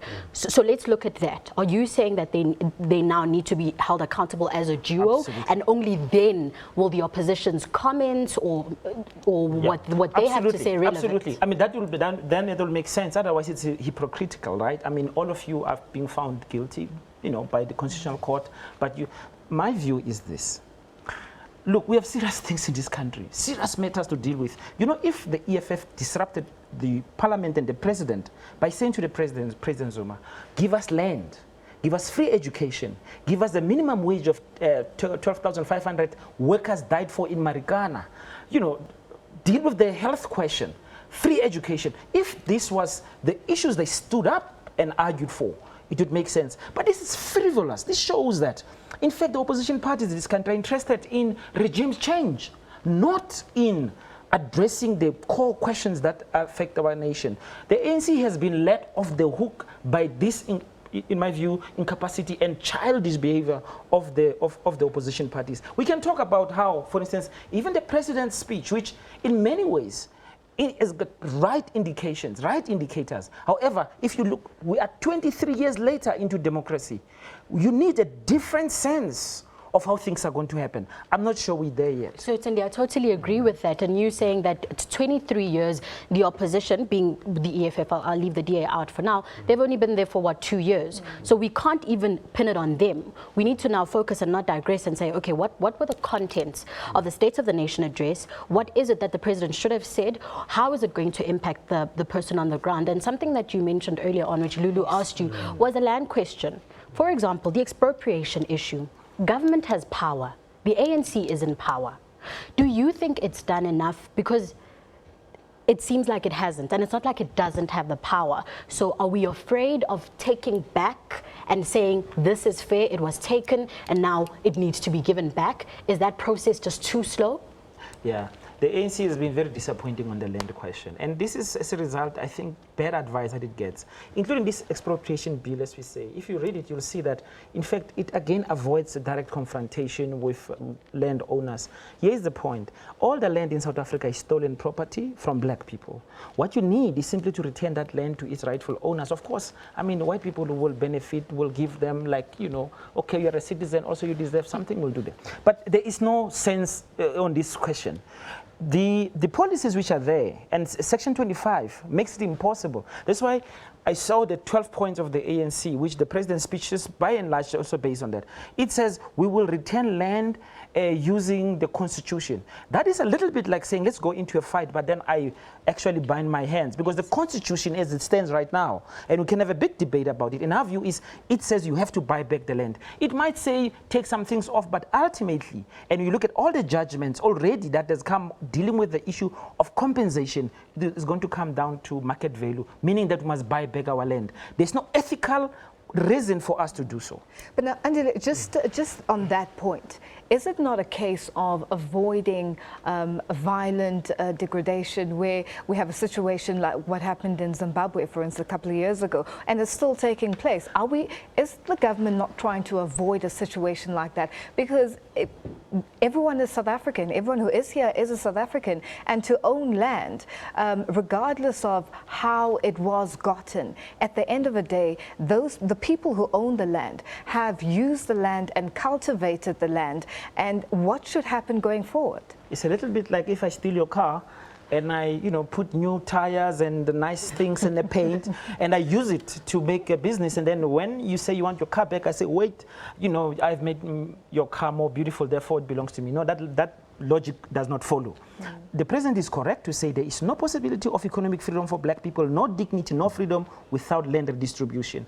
You know, people speak in South Africa as if black people are not subjected to what we must call structural violence, the violence of exclusion, of poverty, which is directly linked to the land question. Already our people are the people, Baja, the Tloho, Limalan, I mean, this chicken feet. This is what black people eat in the township and squatter camps. There is food insecurity in this country. So no one should tell us that our situation will get worse by retaining the land that belongs to us. In fact, we know that if we get land and support, our situation will certainly improve. But not only on the agricultural sector, land on land is the mineral question. Something maybe we'll talk about. The president did touch on the mining question. But when we talk about land, we talk about not just for agriculture, we talk about the real estate, we talk about land here in Johannesburg, we talk about land in minings, we talk about the ocean economies. So there is no solution of, remember, we are a colonial society. Colonial society in the sense that 1652 arrived here, guys,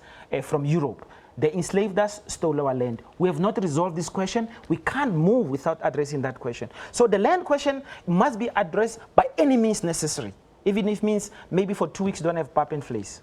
Prof, let's look at radical economic transformation. I mean, I mentioned earlier on that it's been thrown around quite a lot, and the president focused on it, and he said, you know, this is what we mean by radical economic transformation, where he was speaking about the social ills that people still face today, 23 years later, you know, since the dawn of democracy. Are we on the right track, or is it the same thing that we've heard before? Because some of the things are that are being mentioned are things that we've seen before, we've seen implemented in acts, but we seem like we're not getting there. Yeah, look, I agree with people who say the president's State of the Nation was basically a government report card. He was reporting on progress of government. I used to be in government. I mean, I know how we used to compile reports of the department I was in, send them to the presidency as a contribution to the State of the Nation address. So in other words, the State of the Nation address is really a high-level summary of, I would say, operational and implementation reporting of the various government departments. But my view is that the State of the Nation of Mr. Zuma did not actually speak to the heart and soul of the nation. There are issues which concern many South Africans about the country. And as a leader, you're supposed to rise above operations and talk to the hearts, minds, and souls of South Africans. And one of the major concerns is actually not, I would say, it's a non-economic dimension of South African society. Yeah. The first one is the issue of I would say, the lack of community renaissance. The communities are falling apart. Things seem to be flying in different directions all at once. People, if you talk to ordinary people in rural, they are concerned about what is happening today. It's like the country is losing direction. So the issue of leadership, the issue of social cohesion, you see, the issue of ethical standing, these are the concerns you find in communities. And I thought, as the president, as the leader, he would actually give some assurances and touch on those issues. But he speaks as if society is just normal and is concerned about the operations of government. Prof, just to come in there, speaking of social cohesion and some of the concerns that people on the ground may have, somebody would disagree and say people are more worried about bread and butter issues. Like, do I have a job? Do I have, you know, enough food to eat? Am I making enough to pay for my children's education? I mean, we had that conversation yesterday, for example, with the signing of the minimum wage agreement, where that came out. But since you must understand, people are also concerned about the fact that the country is getting more deeply divided, and racism is again rearing its head, because it has implications for their own security as well, for their own lives.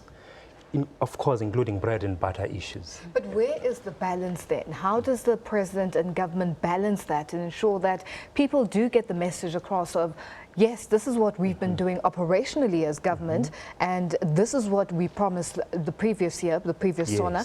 Now, going forward, this is what we're looking towards. For instance, the minimum wage, which he was very excited about. He mentioned the fact that he's happy that it was signed, and as Tabile mentioned, the fact that some of the unions are not happy with the minimum wage, and some unions are happy, saying it is a start going forward. Government seems to be happy as well to say, hey, it might not be the perfect solution now, but to start with, it's going to work in ensuring and empowering people to at least have a minimum wage in their pockets. Absolutely. I've always argued that, look, when people tend to be unfair when they look at the Zuma administration. People tend to portray like it's total failure. It's not true. There are good things which have happened during the entire administration of Mr. Zuma. And some of them actually came out of the State of the Nation address that he delivered. But my argument is that it's not enough. He needs to rise above the concrete operations and talk to more ideational issues affecting the soul and the spirit of the nation. I thought we've gone through that with Thabo Mbeki, and he did not resolve the big questions. I think today President Zuma showed a lot of leadership. I agree this assessment of the performance was a little bit massaged. If I were him, I would have said we haven't done well in the past 23 years, just there, stop, and then provide, I think his forward projection is what, in my view, shows a lot of leadership. I mean, he's talking on the land issue, on mining, and so on. But the problem is this, I actually think after President Zuma, I don't see the kind of leadership which is going to be able to carry out this project. And that is why it seems to me that President Zuma must be burdened with carrying out these promises that he's making for a legacy. He needs to leave a legacy, and that legacy will come with radical transformation. So I would say, if I was president, next week I deal with Treasury. Treasury right now is controlled by ministers, Pravin Gordhan, for instance, who does not share this vision. He's there to protect white capital. What is President Zuma going to do to make sure that his vision of radical transformation actually is realized? The same on the land question. You can't have the situation of a minister who's wishy-washy. So whether he will be strong enough to get rid of those who don't support his vision, or he's going to allow them to hobble it and then it becomes empty talk, is going to, I think, to be very critical. I believe this State of the Nation address was the best that he has given in my view, because for too long the big questions has not been addressed. The question is, again and again, we're going to have to ask him, President Zuma, you're returning 3 bills back to Parliament. Because remember, it is the expropriation bill, it is the restitution bill, it is the mining and mineral bills. So what is going to happen now? I almost feel like he must abandon that process, and he has the powers to initiate legislation, which will be short, which will be clear. On the land issue, he must simply say no more willing buyer, willing seller, amendment of Section 25, our people should get land. Mobilize society towards that, because already we have seen Free Forum or Freedom Front saying they're going to go to the Constitutional Court. The ANC has the masses. We will support the president if he comes out strong. Land must be returned. Land must be occupied by people, by black landless people. The state must support us to do so. And that is the only way we can push back land thieves, and they will know that you can't hold on to this land because society wants this stuff to happen. In my view, Andile, I actually think this was actually a very mediocre presentation by the president. Give me an example of which time did we have a great State of the Nation address by president was actually in 2011. That was great. Tell us. That's where he started. That's where he started articulating the issue of infrastructure project, infrastructure investment to create more jobs, to improve the country's economy. And he actually cited a number of initiatives, but unfortunately, his State of the Nation address doesn't build up on some of the brilliant ideas he mentions previously. I would say that infrastructural development, this is the problem. Infrastructural development actually giving money to the cartels who controls the construction industry. One of the cartels is the Indian cartel he belongs to. Well, I mean, I don't know. I'm talking about, I don't know, top I five feel like we're that's part of that. digressing now, but Yes, the best no, part yeah. about this is that you both have opposing views, and I think that makes a very interesting discussion. Exactly. I want us to touch on a lot more than just the land issue. I think we've given it enough attention, the radical transformation, we've given that enough attention. Let's look at business, because we need South Africa's economy to grow. Jobs will never happen, jobs will never be created if the economy is not growing, for example. Something that he mentioned was SMME support, something that is continuously mentioned. We know the Department of Small Business has initiatives that it works on in terms of empowering small businesses. But small businesses are still not getting where they need to get to. Now, let's look at the reasons behind that first.